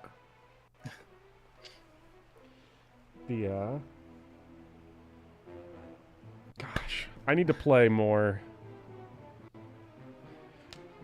Well, once I'm done with Final Fantasy VI, then it's on to Final Fantasy V. Yeah. I can't wait for Final Fantasy V streams. I can't wait to finish Xenoblade Chronicles 3 stream. Someone asked earlier if I was going to go back to it, and I am. When this is done, we're going Xenoblade 3. And then after Xenoblade 3, we're going Final Fantasy 5. Final Fantasy 5. Yes. Once we get to that in about 7 months, when Xenoblade 3 ends, it'll be time for... I'm being asked if I have any thoughts I want to share on Devil Survivor. I like Devil Survivor. I had a good time with it. I have never finished playing it because it can be really punishing if you're like unprepared for how to like get through it. But it's pretty good. I don't really have many complaints. But yeah, I don't know. I also have Xenoblade 3, I realize. I haven't done anything with it. Should I play Xenoblade 3? Yeah, it's pretty good. Okay, should I play it before or after I play Ys 8? Ys 8? Where's Ys 8 go on the tier list? Where does Ys 8 go on the tier list? I feel like Ys 8 counts as its own slur against women. Just the title should be censored when you post about it.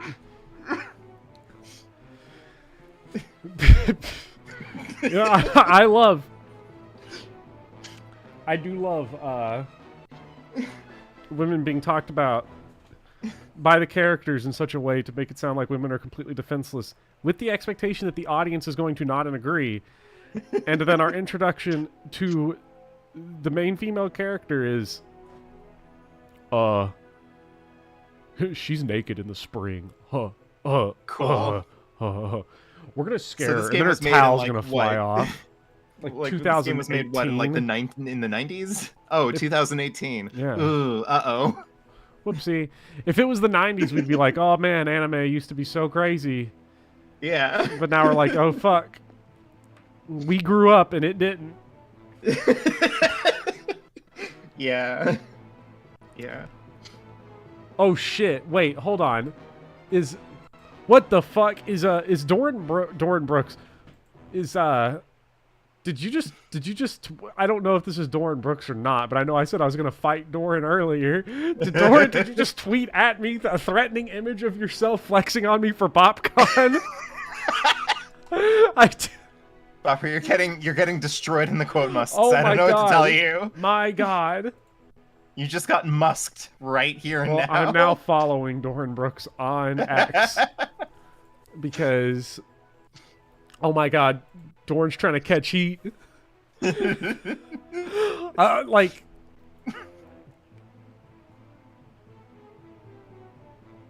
Not for nothing, I'm gonna get my ass beat if I try to fight Doran, but it's good. It's for principle. It's for principle. I'm too tall. I can't bulk up. I've tried to bulk up, but I just can't because I'm too tall. Popper, you got a musk pack. Come on. I got a musk pack. I'm lean. I'll beat Doran in a race if you want to go settle it on the track and field. But we go into the ring, it's over for me. You know what? No, this is loser talk. Tomorrow we're streaming a training montage. Planet Fitness, you, me, chat. We're going for it. I'm just the IRL Boucheron. God. Oh man. Printing. Where should BopCon be held?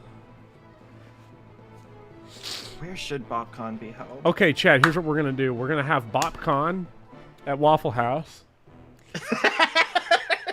We're going to sleep with Jerry's wife. We're all going to Barbara, did you sleep with Jerry's wife? No. Just one of the features of BopCon. Me and Torn are going to fight in the cage. You should contact Meth Mouth Jerry or Meth Mouth Johnny. Jerry, Meth Mouth Johnny. Johnny's federal. Waffles heard the offer. Guess I'm going to. Yeah. What's the wingspan? I don't have my tape measure. Is your wingspan supposed to be your height? Is that the average person's wingspan? No, it's your you T-pose your arms out and it's your Well, no, I know that, but is it like usually like on average is it your height or is it half your height or I don't know. It's not half your height. It's definitely not. Is it like fingertip to fingertip? I'm not sure if there's a symmetry there. I feel like I've heard that before, but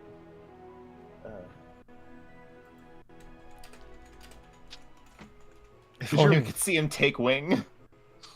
your wingspan is generally very slightly longer than your height, but it isn't always the case, according to reliable resource Quora.com. Yeah, that works. Then my wingspan, if it were slightly longer, I guess would be 6'2", roughly. If it's just a little longer than your height, so Tall equals advantage. not in fighting. I don't think boxing. I mean- boxing, you like to be quick and powerful. You Isn't know, that the entirety of the Linhardt Caspar support is that Linhardt's like, yeah, I could beat you in a fight because I'm taller. and then he gets his ass beat because he's Linhardt. Well, just Because, well, when Linhardt was supposed to be training, he was watching My Dress Up Darling.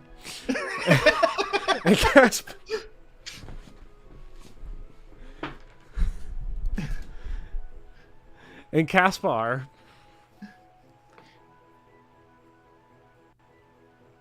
Yeah. But Caspar's a fucking bum. Let's be real. Caspar get his ass beat. Dude's got, like, ass cheek strength. And honestly, Linhardt would probably just be like, fuck it, and just shoot him with a fireball. Also, he was reading My Immortal. I zoned out. Why was Dress Up Darling brought up? That's because I headcanoned Linhardt Fire Emblem into watching it instead of training to beat Caspar in a fight. Incredible. Height and arm length do matter and stuff like boxing. I mean, they do. But being tall is not the same type of inherent advantage. Not if you can't match pound for pound. So I'm going to be training hard tomorrow for BopCon. Hell yeah. Yeah. Gonna be I'm gonna start publicly roasting Torrin Brooks in the community posts. With threatening images of myself also flexing in the mirror. So BobCon, we have Jerry's wife. Jerry's wife's gonna be at Johnny. BobCon. If Jerry's wife is gonna be at BobCon, so is Perp 6. So we're gonna have there's gonna be issues here. There's gonna be a comrade at arms. I don't want to be. If anyone knows any comrades at arms, please fight them to BopCon. Perp's asking for a friend. Perp 6. Can we get Bopper and Dorn on a Smash Bros stream? I've thought about doing a community Smash Bros stream for like 2 years. Oh god, it would be fun. I'm terrible at Smash. It would be fun. Don't worry, the skill gap is wiped out by the latency issues. Yeah, exactly. That's the plan. Oh god, Big How Poppy, much con does Jerry's wife have? Why? Wait, why would you want to know that? If she has too much con, then Hawkeye won't be able to pick her up. That's the thing that you gotta ask Jerry. Jerry, how much con your wife got? Con did your wife have? I thought that was weird, You Jerry, have because to I was rizzing up your wife and you weren't. Jerry, you've got big Takumi energy. Wish Jerry and Midas' wife have 8 con. Put Meth Mouth Johnny in a LORP costume. My stat spread is Marty, all strength, all con, no skill. He's gonna miss. Dorn's gonna miss every swing. You see, I'm the finesse guy. It's the pitching. It's the pitching history. It's playing high school baseball. And you know, I would have gone pro too if. Please stop. Wait, no, Big Bobby, no. No, he's.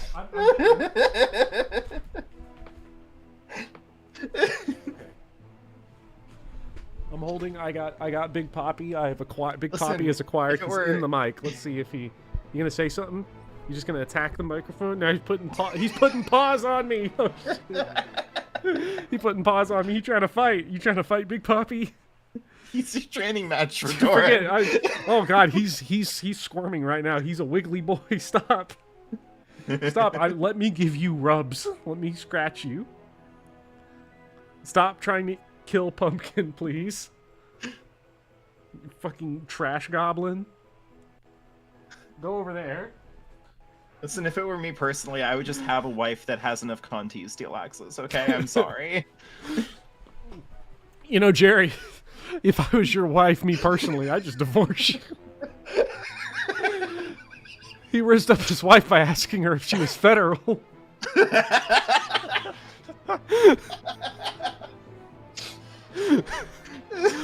Bopper's just Lynn, but tall man's gonna have 6 strength at level 20. That's me! I'm just built like that. I'm a dog, I can't be contained. Yeah. God. So dumb. Everything is so dumb. My cat can beat up your cat.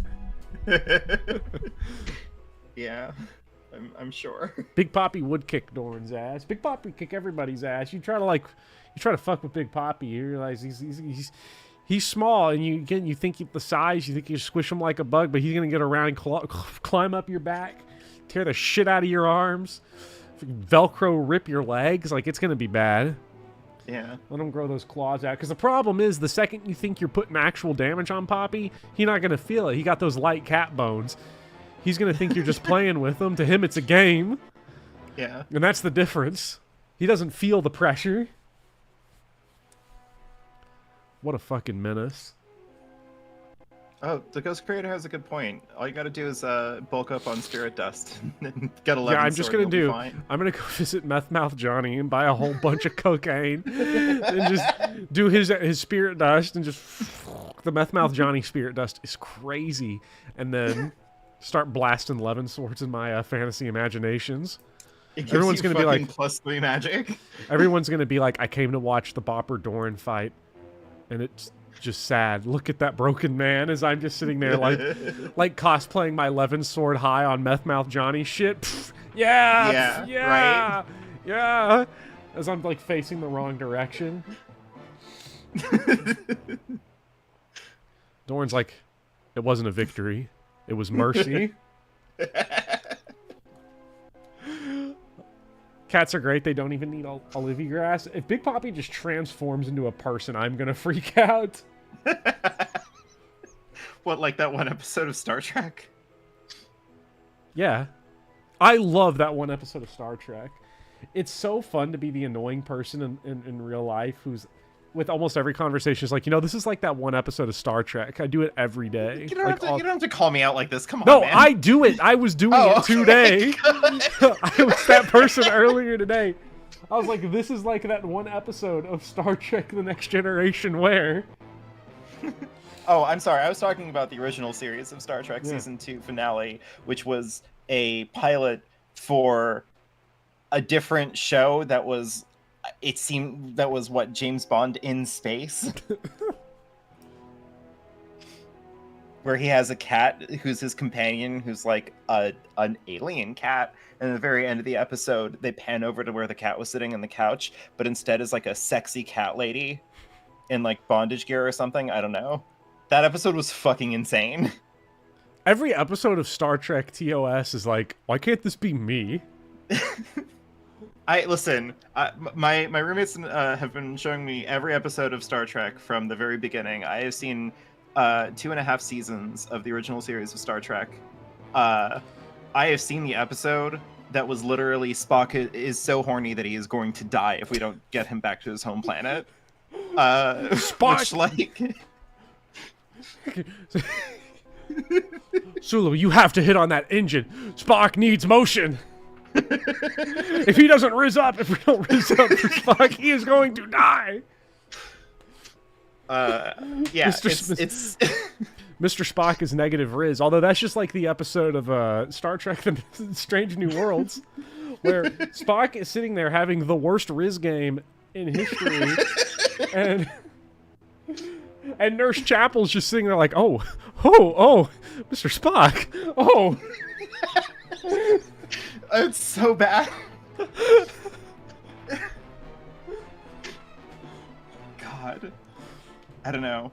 I'm enjoying Star Trek. It's a fucking insane series. God, I don't know what to tell TOS you. is such great campy fun, and the Next Generation's like actually legit once you get to season 3. Yeah, I have been told very specifically that I've been told very specifically that you need to get like into Next Generation before it becomes good. I need like, to watch because- more TOS because I'm also seeing some on Blueberries in My Coffee said, talking about that Spock episode you were talking about. I saw that one too. He was sweating so much. It's true. Captain. He fucking kills Kirk in it. Like, he gets better because it's TOS. Nobody dies for real in fucking TOS. And it's fucking Dragon Ball Z rules. Spock, But, like, Spock was down so bad he killed Kirk. Captain, Like, I mean- Captain, my enlarged glands are causing what humans call masculine rage. you have to make it through season 2 splashy crushy. Wait, what? Season 2. Oh my god, wait, if I had to guess, the TOS character that is basically Tora would be Chekhov, right? Like, that's who's gonna have Oh, Blushy no. Crushy, right? Oh, God. They put him in a Beatles wig. They literally just, like, put him in, like, a fucking Beatles wig. It's like, yeah, we have an ingenue on our show. It's like, I don't know, it feels like a studio exec came to the set one day and was like, hey, so, like, who's like the romantic lead of the show? And William Shatner's like, you're speaking to him, and they're like, okay, but like really, who's the romantic lead? We need to know, or else we're pulling the show. Yeah. And they all panicked really quickly, and they like pulled Chekhov to the side, and it's like, put this on, just go. I do love now. I'm just hearing Chekhov though in my head coming up like, Captain, I need you to come down to the holodeck. We've had a maid incident. No. It's like it's the episode of Next Generation where there's the guy who like is living his whole life inside the hologram or the holodeck because he's too afraid, like he's too introverted, and he's like struggling with his job because of social anxiety, and they find him like slacking off in the holodeck. And it's a very great episode. It's a very powerful episode, but now I've just made Chekhov into an incel, taking over for that guy, building a maid in the holodeck. You make so many characters into incels, Bopper. Can we talk about that? Like... Bopper's neckbeard voice versus Chekhov voice. I'll work on the Chekhov. I'll see if I can fuse them together to make neckbeard Chekhov. Oh God, why?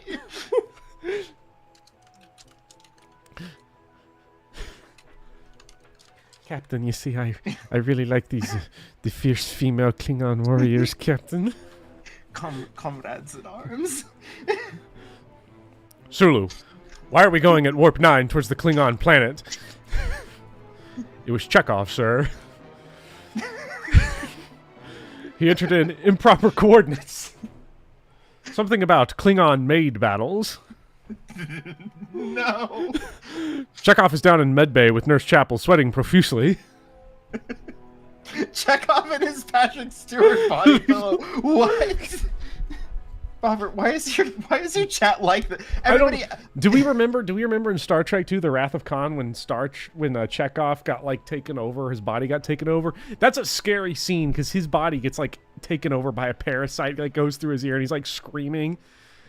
Jesus. Yeah, although I feel less bad about it now knowing his history, knowing that he built the original Data was actually known as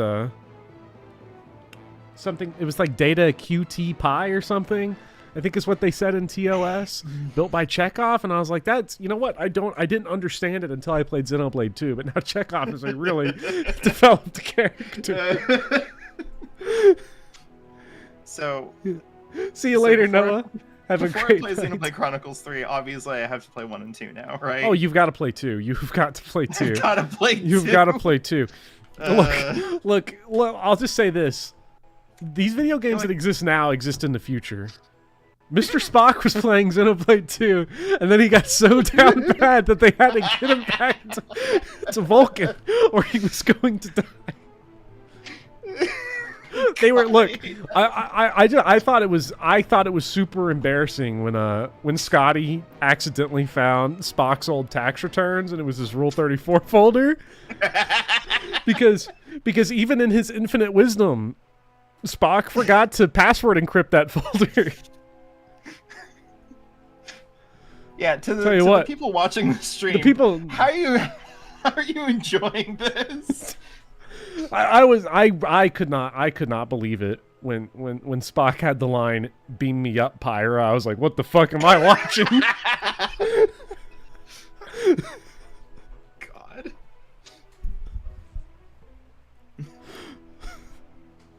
Oh my God. Scotty, I am not enjoying this. I just have to be a part of it.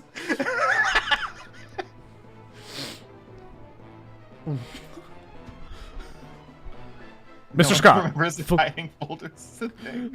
Mr. Scott, full power to the front shields. It is no use, Captain. Mr. Spock's on Rule 34. Yeah, he's always in that little box, off to the side of the set where there's a little box and he has to like peer over and like stare into it like it's one of those oh God, what's the name of the things that you put the little wheel of like pictures in and you pull the little switch and it swaps from image to image? Oh God, Wait, what is the thing? What are those? Are you talking about the things you put your eyes up to and you? Yeah. Oh, like the things that like little kids have. Like I had those as kids. Wait, are you saying Mr. Spock has one of those, but for Xenoblade? Yeah, but Chronicles it's all Rule 34. It's all Xenoblade Chronicles 2 Rule 34. Yeah, a viewfinder. Yes, thank you. Okay, I'm just gonna say. Spock's over at the viewfinder. He's like, "Oh, Captain, Hey. the scanners are not picking up any organic material or whatever." Great. See, now I'm just thinking of the lines he has in Star Trek: The Motion Picture. He's like, "Captain, I'm penetrating the orifice now." This has such a different I'm just saying, you don't want to see the script that they didn't film for Star Trek 7. There's a reason why that movie did not get made. Mari, I was like, I'm gonna let this stream play while I go to bed. Been lying here in horror for 10 minutes. You're welcome. This is late night. This is 1 a.m. hours. Oh wait, I need to play it. Oh no, wait. Do I have? No, I don't have Captain Picard come on the soundboard. I just have Engage. Engage. What the fuck And is wrong with you, Bob? I only have Worf die. Die. I fucking love Star Trek. Bumper. Guys, this is why I don't come onto the stream. I don't know what I do to Bopper. I'm so sorry. I was gonna talk about Star Trek anyway. You just brought it up first, 3 streams earlier than I would have otherwise. Well, it's in Star Trek Discovery where they're like, "Don't you want to be remembered in the same breath as the Wright brothers, Cochrane, Elon Musk?" I'm like, right. Star Trek Discovery. Ah. If you gave that line to Patrick Stewart, he would have fucking shoved it down your fucking face. He would not have read that shit. He would slap you across the face immediately. Yes. I could just hear Brent Spiner Data coming in like in a TNG in a late season TNG Jump the Shark episode, like in season 7, probably after the weird Western episode where him and Worf get transported to the Wild West. Because he's like, "Captain, I was researching ancient human artifacts, and I found this one game, Xenoblade Chronicles 2. I was doing some research on the designs of Pyra and Mithra, and did you know that ancient humans censored them when they appeared as downloadable content on Super Smash Bros. Brawl?"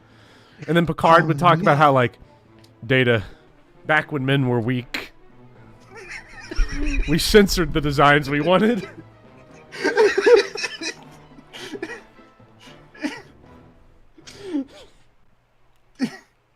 Jesus Christ. But we are now an enlightened age, the space age. We don't hide our search history anymore. We don't hide our downloadable content. We know what we want.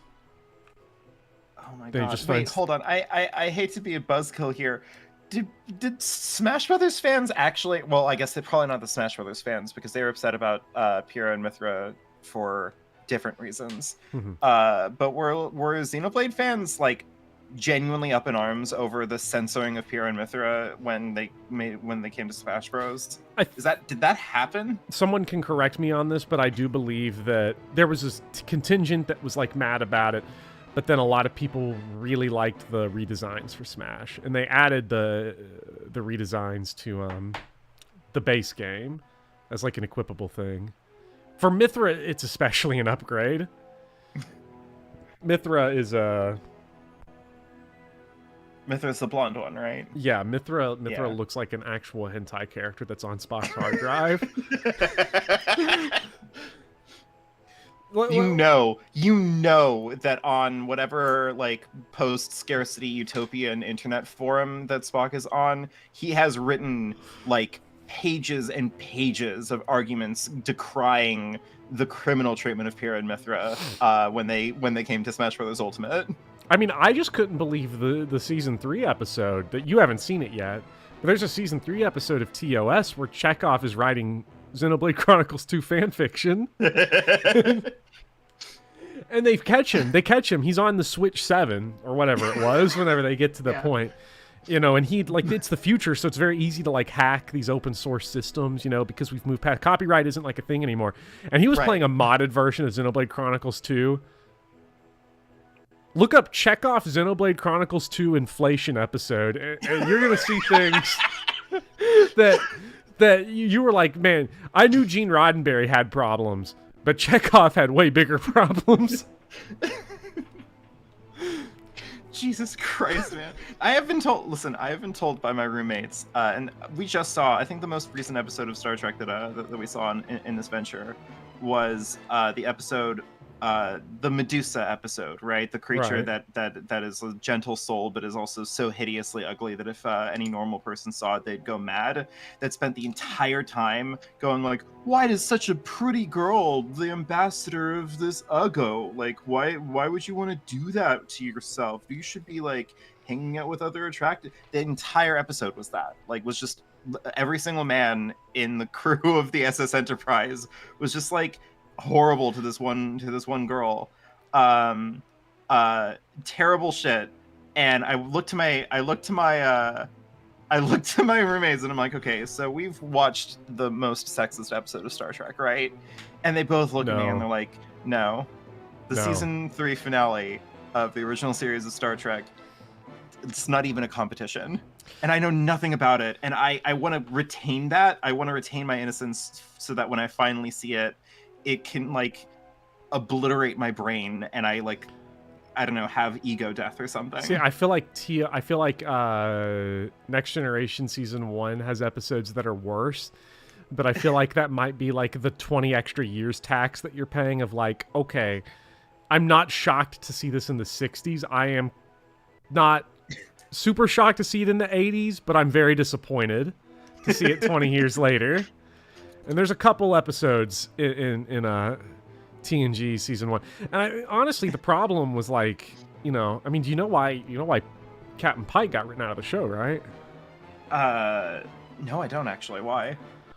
See, oh no. He got That's not the tone that I wanted to hear. Let's just say, you know their view screen that they bring up stuff on? Uh-huh. When they're like trying to talk to like the Klingon battleships and stuff, or the Romulans. Don't tell me he got struck with the Xenoblade Chronicles 2 bug. Let's just say like they were trying to pull up like the enemy commander, the enemy Romulan, on the view screen, but it was accidentally like the HDMI cord was hooked up to Pike's computer tower. He had been, when nobody else was on the deck, he was using it as his third monitor. Unless there were some workplace lawsuits that happened after that, because he left some crazy Xenoblade stuff up on the screen.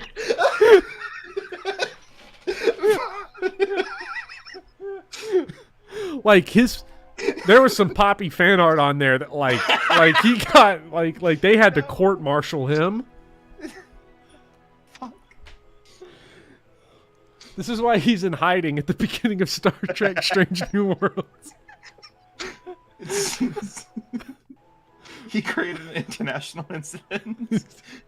They had to Intergalactic, I it was guess. it was so bad they had to ship his ass back to Montana. That's when you know it's bad. They had to send him as far away from a Wi-Fi connection as possible. Yes, they still use HDMI cords in the future. The advantage is that they're up to HDMI 5.0, and they have really long cords. Oh yeah. They fit on galactic battleship quality cruisers. I know Mari earlier had said that my father's a wacko conspiracy theorist and he believes that Star Trek is predicting the future. I never watched Star Trek and I know it's objectively great, but I can't look at it anymore. Like, I get why that would stop somebody from watching Star Trek, but what would be really funny is if you don't know Star Trek and then you think what we're saying about Star Trek actually happens and then you think Star Trek's predicting the future, and it's fucking Captain Kirk and Mr. Spock accidentally seeing each other's Xenoblade Chronicles 2 search histories. Let me tell you this, Spock had to give his hard drive a clean after what happened to Pike. Wait, so that's how they passed the torch from one That's how they series did, to the yeah. other. Yeah. Like, I That thought it famous was... first episode of The Next Generation where DeForest Kelly comes Tell in. you don't want to know why they call him Bones. Oh, Let's we have just- talked extensively about why his name is Bones. Oh, let me tell you this. Oh man, this is Bones is even worse than the Xenoblade 2 people. He plays Xenosaga, and no. oh my god, oh man, there's some bad episodes. I just like that every time something bad happens to Bones, or like he gets like possessed, or he gets like brain zonked, or like some other weird thing happens, the first choice that DeForest Kelly makes every time with that character is, I'm just gonna lean hard into the Georgian accent. If that's all the same to you guys, like I'm just gonna go straight on into it. Well, in Star Trek: The Motion Picture, when they're like, McCoy, you're back, and he has the full neck beard. He has the neck beard. Like. Let me pull it up. I'm gonna add it to the stream. Of course. This is this.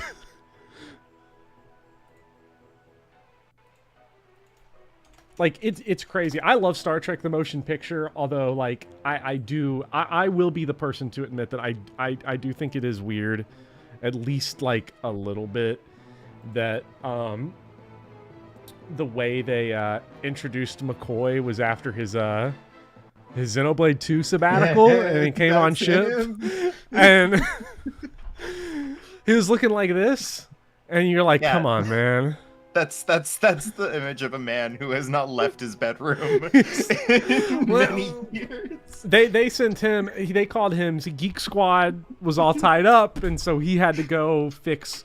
You know, Chekhov needed his like whole like hard drive reset. He had some computer virus from some website called like x.com or something, and they were he saw some things, and then he had to, and then he went away for a while. And then you have, and then oh my god, because like when Spock,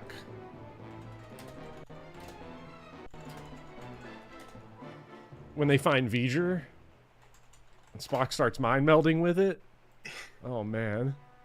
Also, to be fair, I know that I took credit on in part for this. Phoenix Town is obviously the culprit here, right? Phoenix Town is the culprit. Like, let's not get it twisted. Phoenix Town did this to us. Phoenix Town did this. This is Phoenix Town's fault. It's always been Phoenix Town's fault. This is Perp 6 came in here, calling women comrade in arms, and like the rest was a foregone conclusion. Yeah, this is Spock after McCoy handed him the controller in Phoenix City. And he finally learned about human culture. This is him when he first discovered Xenoblade Chronicles 2. Now, he's a stand for Torn of the Golden Country, but he prefers the Popper and Vivian podcast. I have not touched the controller in 40 minutes. This is true. I, like...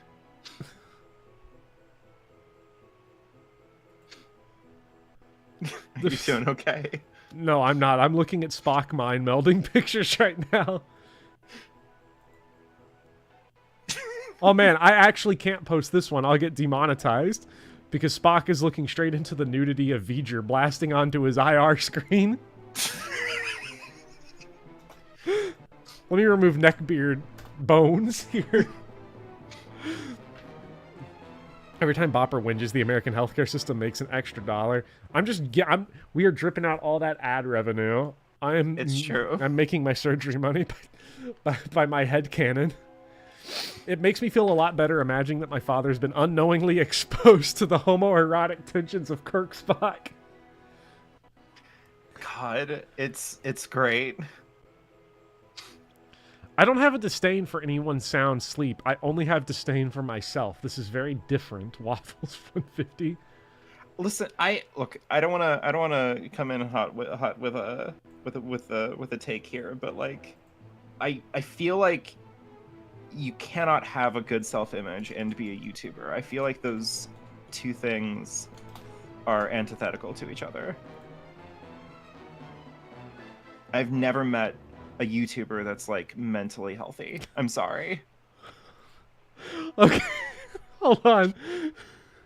Mm-hmm. Now this is to chat and this is to you, Vivian. Of course. What in this image from let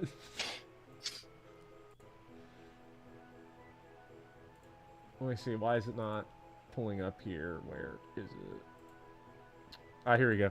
In this image from Star Trek, the original series, what is Chekhov looking at on the computer screen that is getting him so sweaty? He's found Spock's stash. I don't know what to tell you. Captain. He's looking at Perp 6.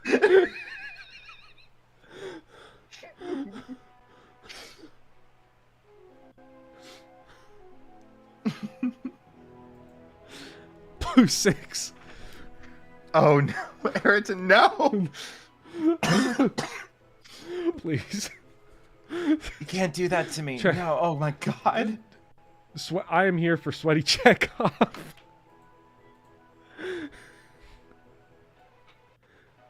I don't know what the point of... like, I can't believe... I've always wondered what's the point of Chekhov in the original series. And now I know what the point is. Thank you, Termina. You're right, it is too... It's not the right color of blue. You're right. Yeah. Anyway, continue. God, he's so sweaty. You're saying? Oh wait, that's the Final Fantasy thing? Captain, I have some bad news about Spock's viewfinder. we know. We know. Captain, I'm unloading. Can we get Sweaty Chekhov as our Gale of Darkness thumbnail? Yes. Sweaty Chekhov is going to be on the part 3 thumbnail for XD Gale of Darkness. It's just, it's Resident Evil 6 Piers. Captain, I'm unloading! What even the fuck was Resident Evil 6? Jesus Christ.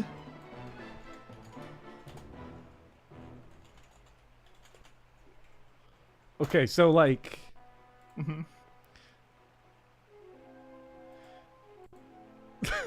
Yeah, Luigi. Luigi, you're welcome. Damn it.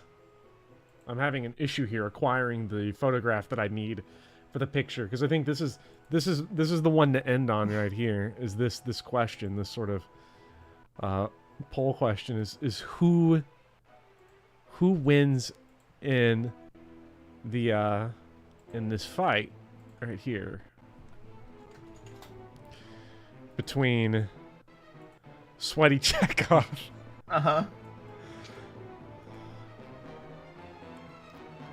and I have to refresh it. And Xenoblade Chronicles 2 Pirate T-shirt mod Tora. No.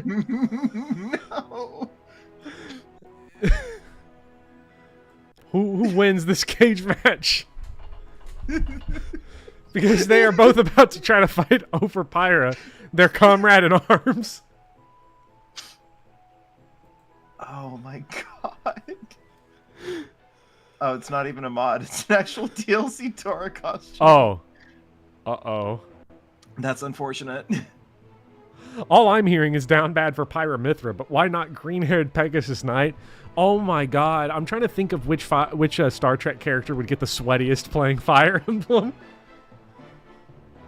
Oh god. Well, okay, you know that Spock is like an LTC player, right? Spock definitely LTCs. You would be talking about how like your favorite character to use is like Marissa or something, and then Spock would just call you illogical. Yeah, it's not logical. Marissa doesn't contribute anything to reducing the turn count. No. Captain, Klingon culture does not prioritize low turn count. They prioritize maximum experience.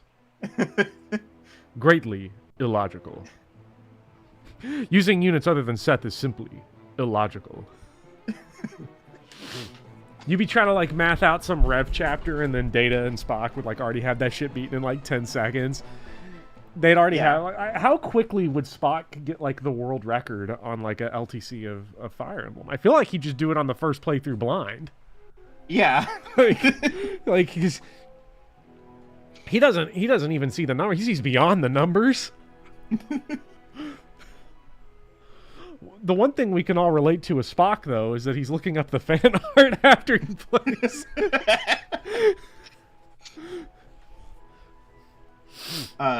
McCoy's team is... McCoy, for some reason, always plays main character in all women teams. That's it. Yes. Yeah, no, Spock would be like sitting there. Why are you always using the women? Well, Jim.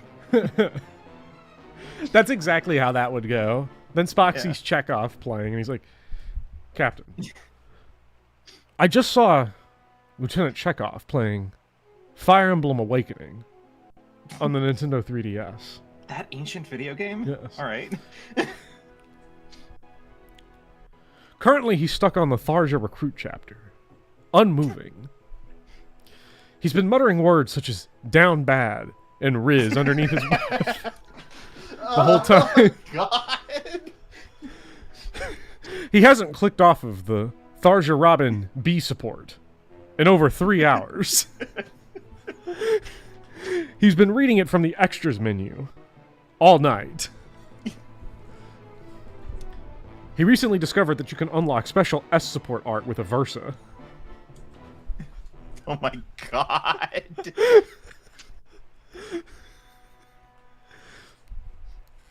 I don't understand, Captain. Why would you waste unnecessary time going through those paralogs in the first place? Chekhov has been stressed out for the last 7 days that despite living in the future, he still does not have a goth GF. Promised by the 2013 video game Fire Emblem Awakening. Not so state-of-the-art then, is it, Chekhov? Oh my god. Okay, hold on. Every Star Trek captain's waifu in Awakening. Go. Okay, first thing on that I just want to say is... God, imagine actual people in the holodeck who are Fire Emblem fans. Second. Oh god, horrible. Our future is looking real bad. Captain, this is Tsubasa Oribe, 18 years old.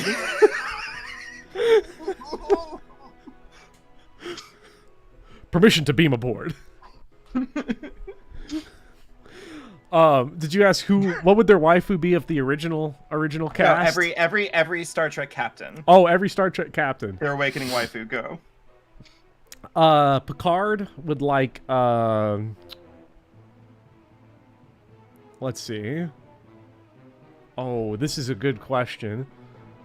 Pike is Tharja. Pike is Tharja? What a deep insult.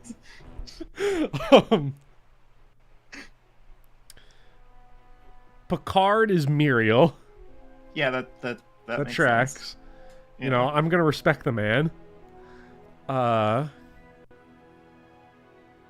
If it were Engage, it would be Saphir.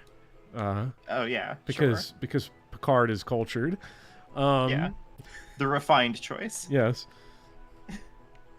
Oh God! See, now I'm just like. I asked a hard question. I'm sorry. You did. That's why you brought me on these streams. I ask the hard questions.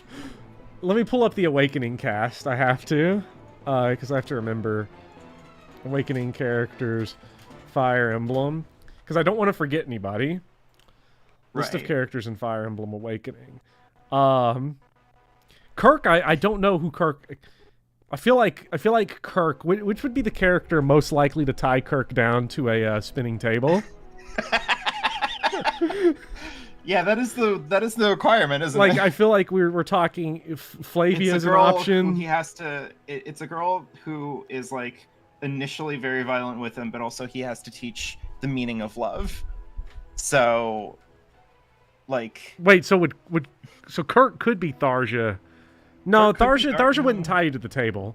No. Pan. People are saying Pan. Oh yeah, because she's like a sexy bunny lady. Yeah.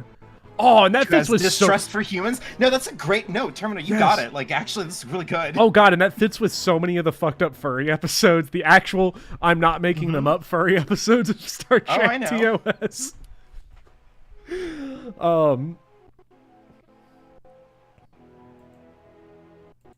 And then who do we have left? We've got Cisco from Deep Space Nine. You got Janeway from Voyager. I forget who the captain is of Enterprise. I've never watched Archer. Enterprise. Oh. Archer. I know nothing about Enterprise except that apparently the opening song for Enterprise. It's so funny. Is a prank that everybody has been telling me, and I refuse to accept that it's real. It would literally be like starting off a double feature Spock is Sad episode with I Miss You by Blink-182 as the opening theme. Incredible. Okay, continue. Who are we? He's the actor from Quantum Leap. Yeah. Okay, so we've got Kirk with Pan. We have got Picard with Muriel. Pike with Tharja.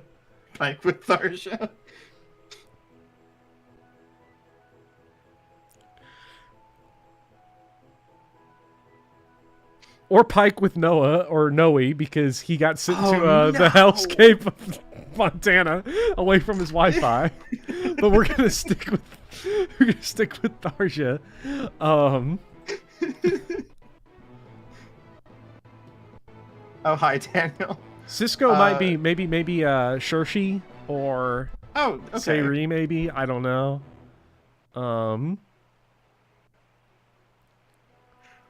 Daniel, we might have gotten a little bit sidetracked from Pokemon, just a little tiny bit. Proud to be an Effie and Star Trek fan for this specific overlap. It's what we've been waiting for.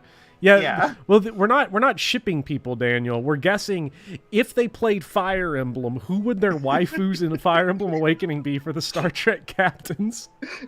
Who would they support? Which I do find it really funny to imagine Captain Picard playing Awakening and like naming Robin, Jean-Luc. Yeah. And then supporting Muriel. Yeah. Oh, you know who Janeway might support? Oh God, I'm afraid to find out. But continue. I have this weird feeling that as like an older kind of girl boss woman a little bit, I feel like she'd support Lonku. Oh my God. to fix him. Yeah. Oh my God.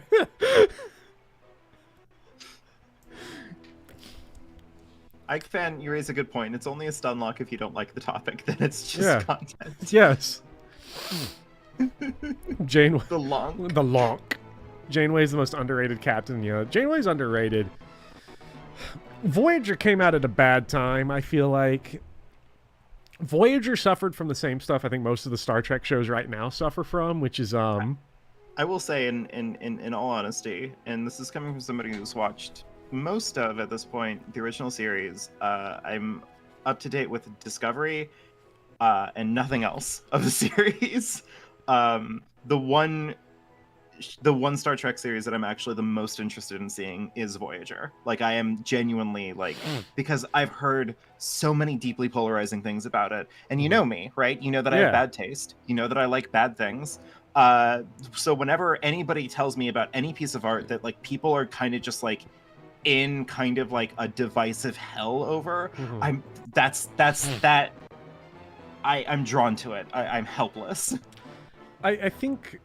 Because, Voyager will always be hurt, I think, by the fact that it came out at a time when, even though it got 7 seasons, I think Star Trek really got oversaturated when it was out, which is what has happened now. Like, if you have 5 shows running simultaneously, To be it's going to burn to people Star out. Trek, Star Trek is currently getting oversaturated, but it is also sharing that burden with every other well-established intellectual property. Well, Star Trek Prodigy got canceled and then also just deleted from Paramount Plus. Yeah, it was one of those. Yeah, so. we're in an epidemic of, like, popular film franchise, popular video game franchise, popular whatever, anything that's popular is like, okay, so now it's a movie, but it's also like a series of movies, and it's also a series of television shows that are also on our exclusive streaming service. It's also all of these other, like, derivative titles, tie-ins. You know, the market is so well and truly saturated with fucking everything at this point. Like that Star Trek is suffering from this, like, no shit. Like, everything is. Yeah, it's interesting too, because I think, like, Voyager specifically, I think, was hurt from that when it was like that. It's because it's weird. We went from no Star Trek to, like, way too fucking much of it, like, instantly. Waffles asked, who would want Cordelia as their waifu, who would still love Crom over them? Who would love, like, because Cordelia's whole thing is, like, she's just perfect at everything. Like, she's really good at stuff. Yeah, she's perfect, but she's in love with a man that she can't have. That's how Check we off. understand. Yeah, obviously.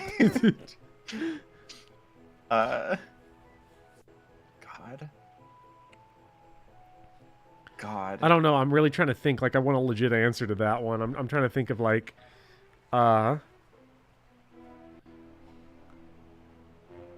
Cordelia screams Captain Archer. I'm gonna have to take your word for that one, but, like... Yeah, because I've never seen it, so that I'll take your word for it. Archer would do that. Now I'm just trying to think of who, Riker would as support. Riker would have a real problem playing Fire Emblem. Well, if he was playing, let's be real, right? Like, if Riker played Fire Emblem Fates, he would just skip all the supports as support Camilla, and that would be the end of the conversation. that would be Riker. Yeah, he knows what he wants. Yeah. Because Riker's a guy that yeah. He's going to take one look at her design and be like, just mouth breathing for the rest of Fates. Like, because I'll always remember the Q episode where it was like, I will give you all exactly what you want. And for, like, one brief moment, what the fuck is this? Oh, that's a hate raid. That is, Jesus Christ. Let's see here. I think I got it. Okay, good. Get that fucking crap out of my channel.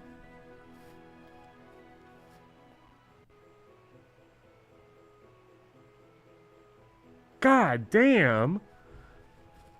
Fuck. Well. Can't... Wait, can I not block? I already blocked. I got it. Okay, good, good. So it should disappear. Cool. That was definitely a guy who says femoids. Yeah. That's a dude that heard our tier list earlier and was like, I have so many opinions about this. Cisco would fist fight Azama. A hate bot on a late night boffer stream. Do they What not a- know what's going on? Yeah. I'm not going to let that guy ruin our night, and no one else should. Six got mad. From 6. Yeah. Top chat can't even fix this. Well, we got him. Ladies and gentlemen, we got him. God, who are we? Okay, so Riker would support Camilla, but he'd skip all the support conversations. Obviously. Oh my God, Riker, when he finds out that Tiki Awakening is like 3,000 years old.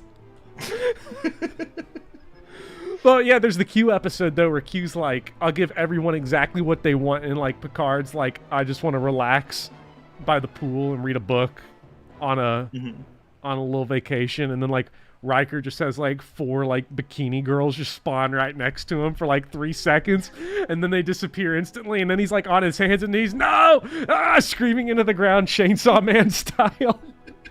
Going full dingy mode. I thought Camilla was real. Yeah. Yeah. God, what a fucking time. Yeah. Ugh. Who do you think whose S support would be? Noir? Oh, Noir. Oh God, I don't know. That's a rough one. Scotty solos the game with Donald. Well, okay, but we all remember that episode where we find out that where Scotty was being accused of being Jack the Ripper. You remember that episode of Yes. Star Trek where Scotty, and the answer that they give at the start of the episode is like, yeah, ever since Scotty got that concussion, he's been kind of like touchy around women, so I don't really know what's going on. Okay, so we were digging through Scotty's saved folder of Pyra and Mithra art, and we suddenly found a kidney collection, and we're very concerned. Like you can chart it on his search history when the concussion hit and when things started to get very wrong. Like here, Pura, Mithra. Scotty X Perry. Uh-oh. Scotty X. No. Mr. Scott, beam me up. It's no use, Captain. The Audrey II says, I'm here for Lower Decks discourse. I've never watched Lower Decks. Is Lower Decks good? Does anyone know if Lower Decks is good? Like, I don't know. Like, I'm sort of off-put because I don't want to watch just like generic adult animated comedy. But like, I also have faith that that's not what it is. Yeah. Scotty, she's misunderstood. She's misunderstood, Captain. I do like how just the original series is just like, you have City on the Edge of Forever, and then you have the rest of the series is just unbelievable camp. Unbelievable meme tier crazy shit. Like, we have, like, a really incredible one, and then, like, a few episodes later, it's just like, oh no, we've landed in the planet where it's gangster Chicago planet from the 1920s.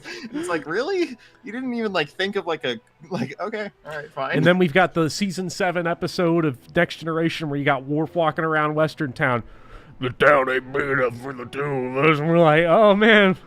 I'd say it's unironically good Star Trek. The biggest flaw is that it could be too referential to old Trek for its own good sometimes. Yeah, see, it's so weird because like Star Trek is like this thing. Next Generation specifically is like this, and it's something that I think the new Star Trek sort of fails to capture. I think like Strange New Worlds and stuff is like fine, but it feels a little like generic sometimes. For all the serious shit that they talk about in Next Generation, it just is like, it never feels overly dark, and it always feels like very hopeful. It's really odd. Like I've never watched an episode of like Next Generation outside of the first season grossness, where I like left just being in a bad mood. Like, no matter what the fuck terrible stuff happened in the episode, no matter what Salem witch trials Picard had to Picard speech his way out of. Mm-hmm. And then you watch the original series and you're watching Chekhov jerk off the whole time, and I'm like, I cannot believe they got away with this on network TV in the 1960s. It's true, I can confirm. Like, if you've not watched TNG, if you've not watched Star Trek, to anyone in chat, go watch it. Spock's brain. Oh, what an episode. I feel bad for everybody that missed all of our Spock Pyra Mithra thirst trap conversation. They missed the best stream on the internet. I mean, that is what happened. That's why he had to go back to the planet Vulcan. Yes.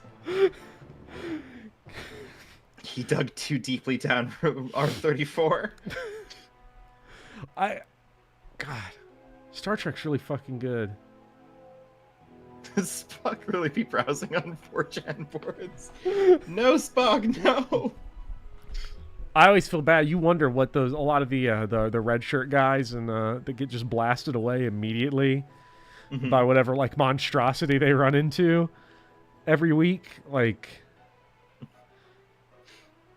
see, it's funny because I remember my dad watched Star Trek when it came out in the 60s. Like, he was like 7, and you know, when I first started, because like, he forgot all about it really, and then he started like. He was talking about it one day because I'd like was talking about watching Next Generation. He was like, man, because you were like talking about how it's Dragon Ball Z rules. He's like, man, you know, we'd watch that and it was crazy. Like every week we were like, they're not getting out of this one. This is the end for the whole Enterprise. They're done for. And then they pulled through somehow.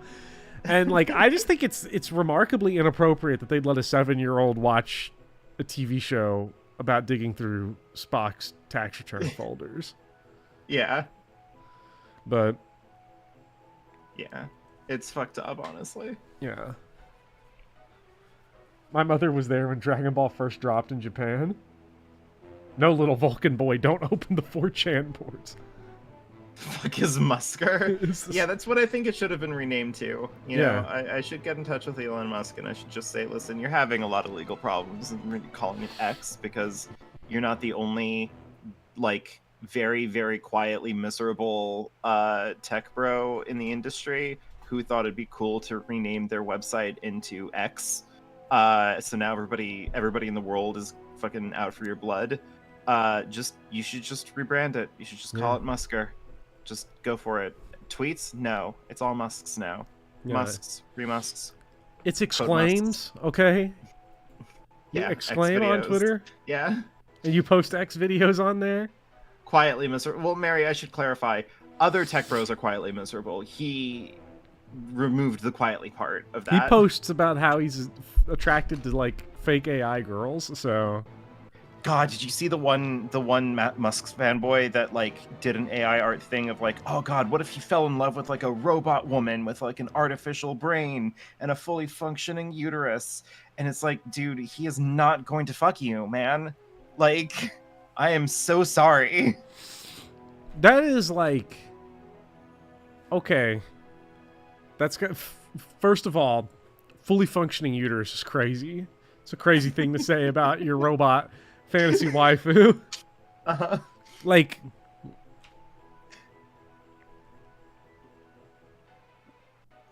Yeah. bruh's so down bad and so far down the fucking trad bro rabbit hole that he fantasizes about having kids with a robot. Yeah, with a robot lady. That's so sad. When your fantasies, you can't even get a real woman in your dreams. Well, yeah, because trans women keep on stealing all of his real women in the world. He has to imagine a robot woman. Oh my god. Is Elon Musk's fursona Perp 6? No.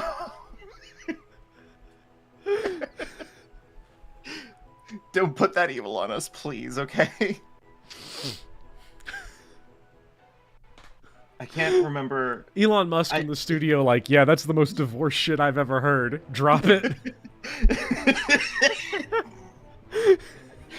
Yeah.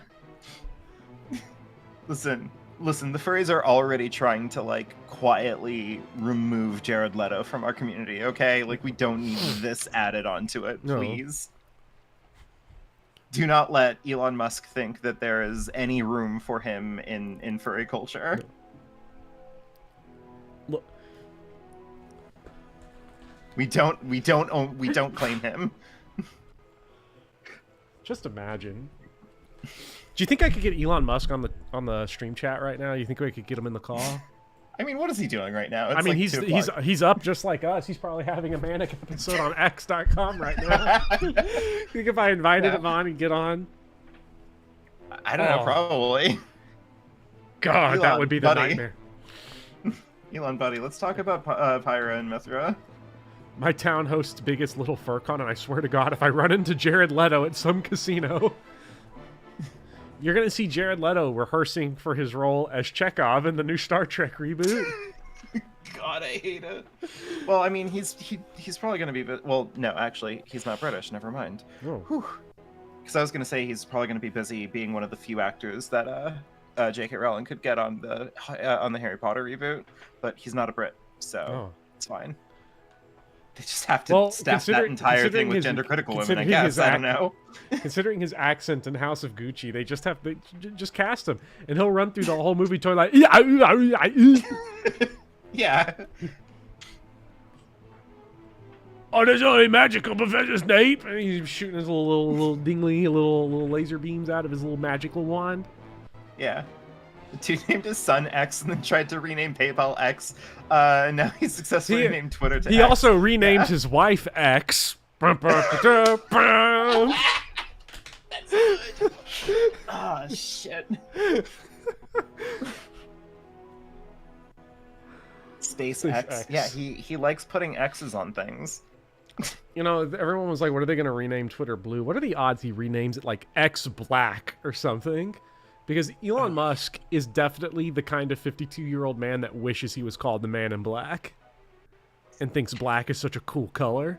Look, I feel like I don't want, again, I don't want to sit here and like talk up my, gas up my own shit or anything, but when I made my Elon Musk Mass Effect video that literally no one watched, which is fine, that one was for me.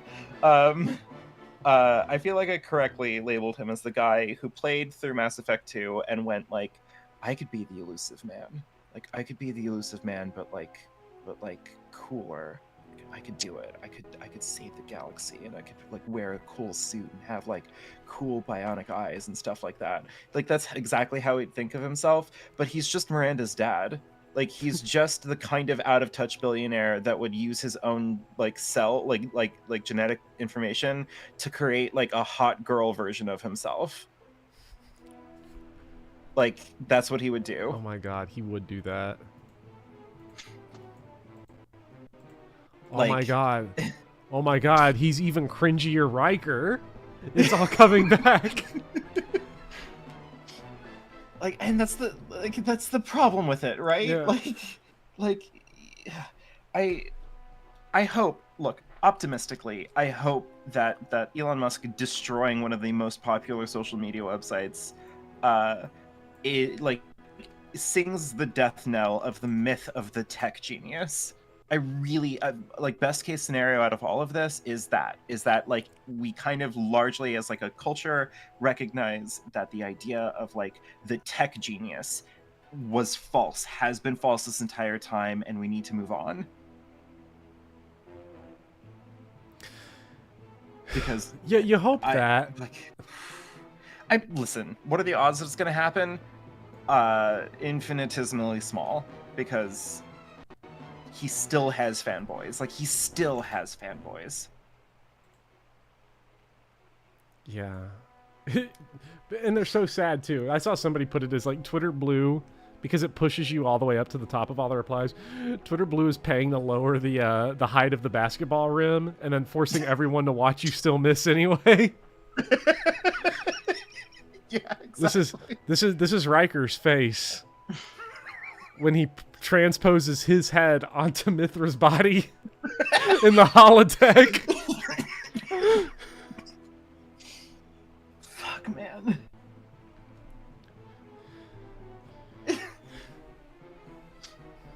Number 1, what's going on in here? Boobs, Don't come in, Captain. don't come in. Boobs, Captain. God almighty.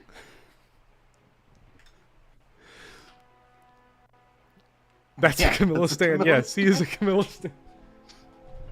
This is him transposing himself onto that Berserker Corrin picture I posted the other day. Him seeing that cutscene. Yeah. How do I screenshot my 3DS in the year 2174? Listen. If I could sum up my feeling of Fire Emblem Fates really quick, like really succinctly, it would be that I really like Camilla for a reason that the game, like, addresses for like 30 seconds as like a part of her character and then refuses to acknowledge as any meaningful part of her character for the rest of every iteration of Camilla going forward into the future forever. Mm-hmm. I like exactly one thing about her, and it is the dichotomy of like someone who has been raised by like a murderous nightmare father. So she's just learned how to be duplicitous and awful and brutal and a murderer and, like, you know, keep herself together through it. I find that conceptually interesting. Do you know who doesn't find that conceptually interesting? The writers of Fire Emblem Fates. No, they don't. So there we go. That's my problem. I like Fates because they gave me a collection of really interesting ideas and then threw them completely off the table. Now, what do you think Riker likes cares. about Camilla? Wow, I have no idea, Bob. The mind. Do you think he's the mind interested? boggles. I feel like Riker is really interested in like her dichotomy of how she was raised, that she has to be like really duplicitous and nasty. I feel like he's fascinated. I feel like he likes her because of the reason that everybody else in the world likes her. Which is what the lady Susanna pointed out, which is +5 movement and flight when engaged. Riker can't get enough of that strategy. Exactly. Yeah, exactly. That's Riker's face when he finds out that Dorothy or that Petra is 16 in 3 houses.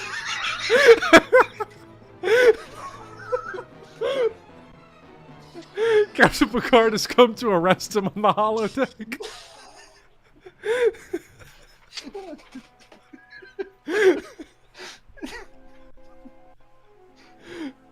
I grew up on Gargoyles, and it was so weird to see voices of Xanatos just be 7-foot horn dog trombonists. Oh my god. Never watched Gargoyles. I did not grow up. I look grew up up too Fire late Emblem for it. Oh my god. Riker cannot get enough of a 19 base speed and strength.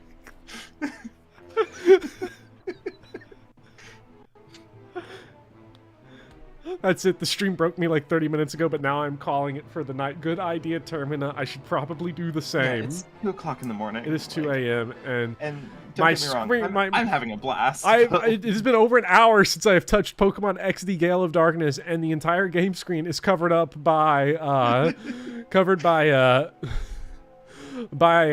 Fed arrested Riker, sweaty Chekhov, and pirate morally t-shirt. unethical. Yeah. I'm going to jail Riker and sweaty Chekhov are like, they're like brothers. Forgot we live in the same time zone. Oh, it's 2 a.m. for Ayrton and Woo. I feel bad for the people that are like, oh my god, I live in Europe. I woke up and Bopper's streaming. This is so much fun. And then they walk in on Riker getting arrested for playing Fire Emblem 3 Houses in the future. Yeah. Oh, cool. Bopper streaming. I wonder. It was what's going on post time here. skip, Oh. I swear. I was playing Silver Snow, guys. I swear to God. You're gonna have to take that up with the Admiral, number 1. God. God. Riker has the upside down smile. Okay, so Is this when we find out that, like, Picard is a Crimson Flower stan? oh my god, which route did Picard play first? Which route is he a fan of? Could you imagine? Oh my god, the discourse in the future. What if Picard's like on twitter.com of the future getting into Edelgard discourse? Because it's still happening. It's still happening because we know it's never going to go away. It's going to be AD 2273 and Captain Picard is going to be tweeting from the neutral zone about Edelgard while he's in the middle of a missile strike against Romulans. The only acceptable place to tweet about Fire Emblem Three Houses at that point is in the neutral zone. As Blueberry says, the crew's wildest adventure yet. What's gonna there's a miscommunication in the neutral zone, and the Romulans are concerned that the Enterprise is declaring war. See, but that's because they accidentally snuck a cargo ship into Klingon territory that was designed to bait the Federation into the neutral zone. Now Picard fell for it because he was busy contributing to Edelgard discourse in 2283. And what he didn't realize was that the person he was angrily quote tweeting was actually Captain Sisko. But Captain Sisko had a white anime girl PFP, so he didn't know. Fire Emblem echoes Edelgard discourse.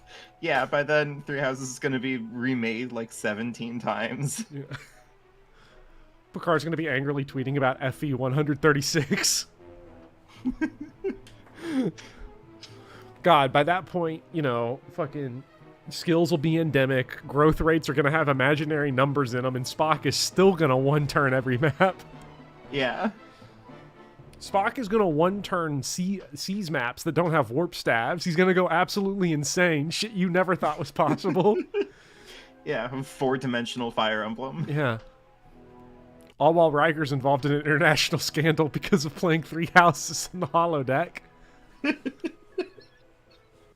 Okay, I think it's time to pack it up and go home. That's a great way to close off this Pokemon stream. Yes. Remember Pokemon? You absolutely want to see space-themed Fire Emblem? Yes! Yes, I do. I'm so glad Lady Susanna pointed out because I did mean to say this. I want to see space-themed Fire Emblem. One of the things I love about the early Final Fantasy games is how they like slowly bring in like sci-fi elements as you get towards the end.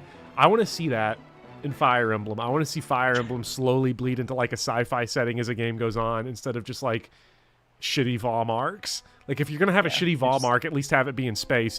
Because when the death bots are ambush spawning you in space, you at least get to be like, well, you know, it's death bots in space. I get why it's happening. Yeah, I'm very excited for Fire Emblem's inevitable progression into XCOM. Yes. Thank you. Thought-provoking conversation tonight, Vivian Bopper. I was definitely supposed to sleep an hour ago. Sorry for ruining everybody's Pokemon sleep catches for tonight, but... Yeah. Also, now we know why... now we know why you don't bring me on. Everybody's like, oh, bring Vivian on. Yeah. How do you feel now? You know what the best part of this whole thing is? What? We have not lost. We have not bled a single viewer. Jesus We have not lost a viewer since 1240. Jesus Christ. There's probably been some shuffling in and out, but make sure to like and subscribe. Subscribe to YouTube memberships and Patreon.com, please. Yeah, please do. Please. It makes this channel Subscribe possible. to Professor Bopper. Yeah. So that you can, because this is the type of thing that people should pay $1 a month for, $10.80 a year, to also get early access onto the scripts where I don't talk about Star Trek. This is a video. This is the next Fire Emblem video. Yes, the next Fire Emblem video is the Fire Emblem waifus of Star Trek captain characters. Or like maybe Next Generation. I feel like I come up with the best answers for that one. But I'll see you guys then. Yeah, that is content. I really liked Fire Emblem Three Houses 6, but honestly, I'm not a fan of them lowering Edelgard's res growth from limit of 1/x to the square root of -2. It's a controversial change, honestly. It really was. I was surprised. I didn't know how they could calculate 6i as a stat, but apparently it does. It just works. It Ow, just works. ow, Big Poppy, stop.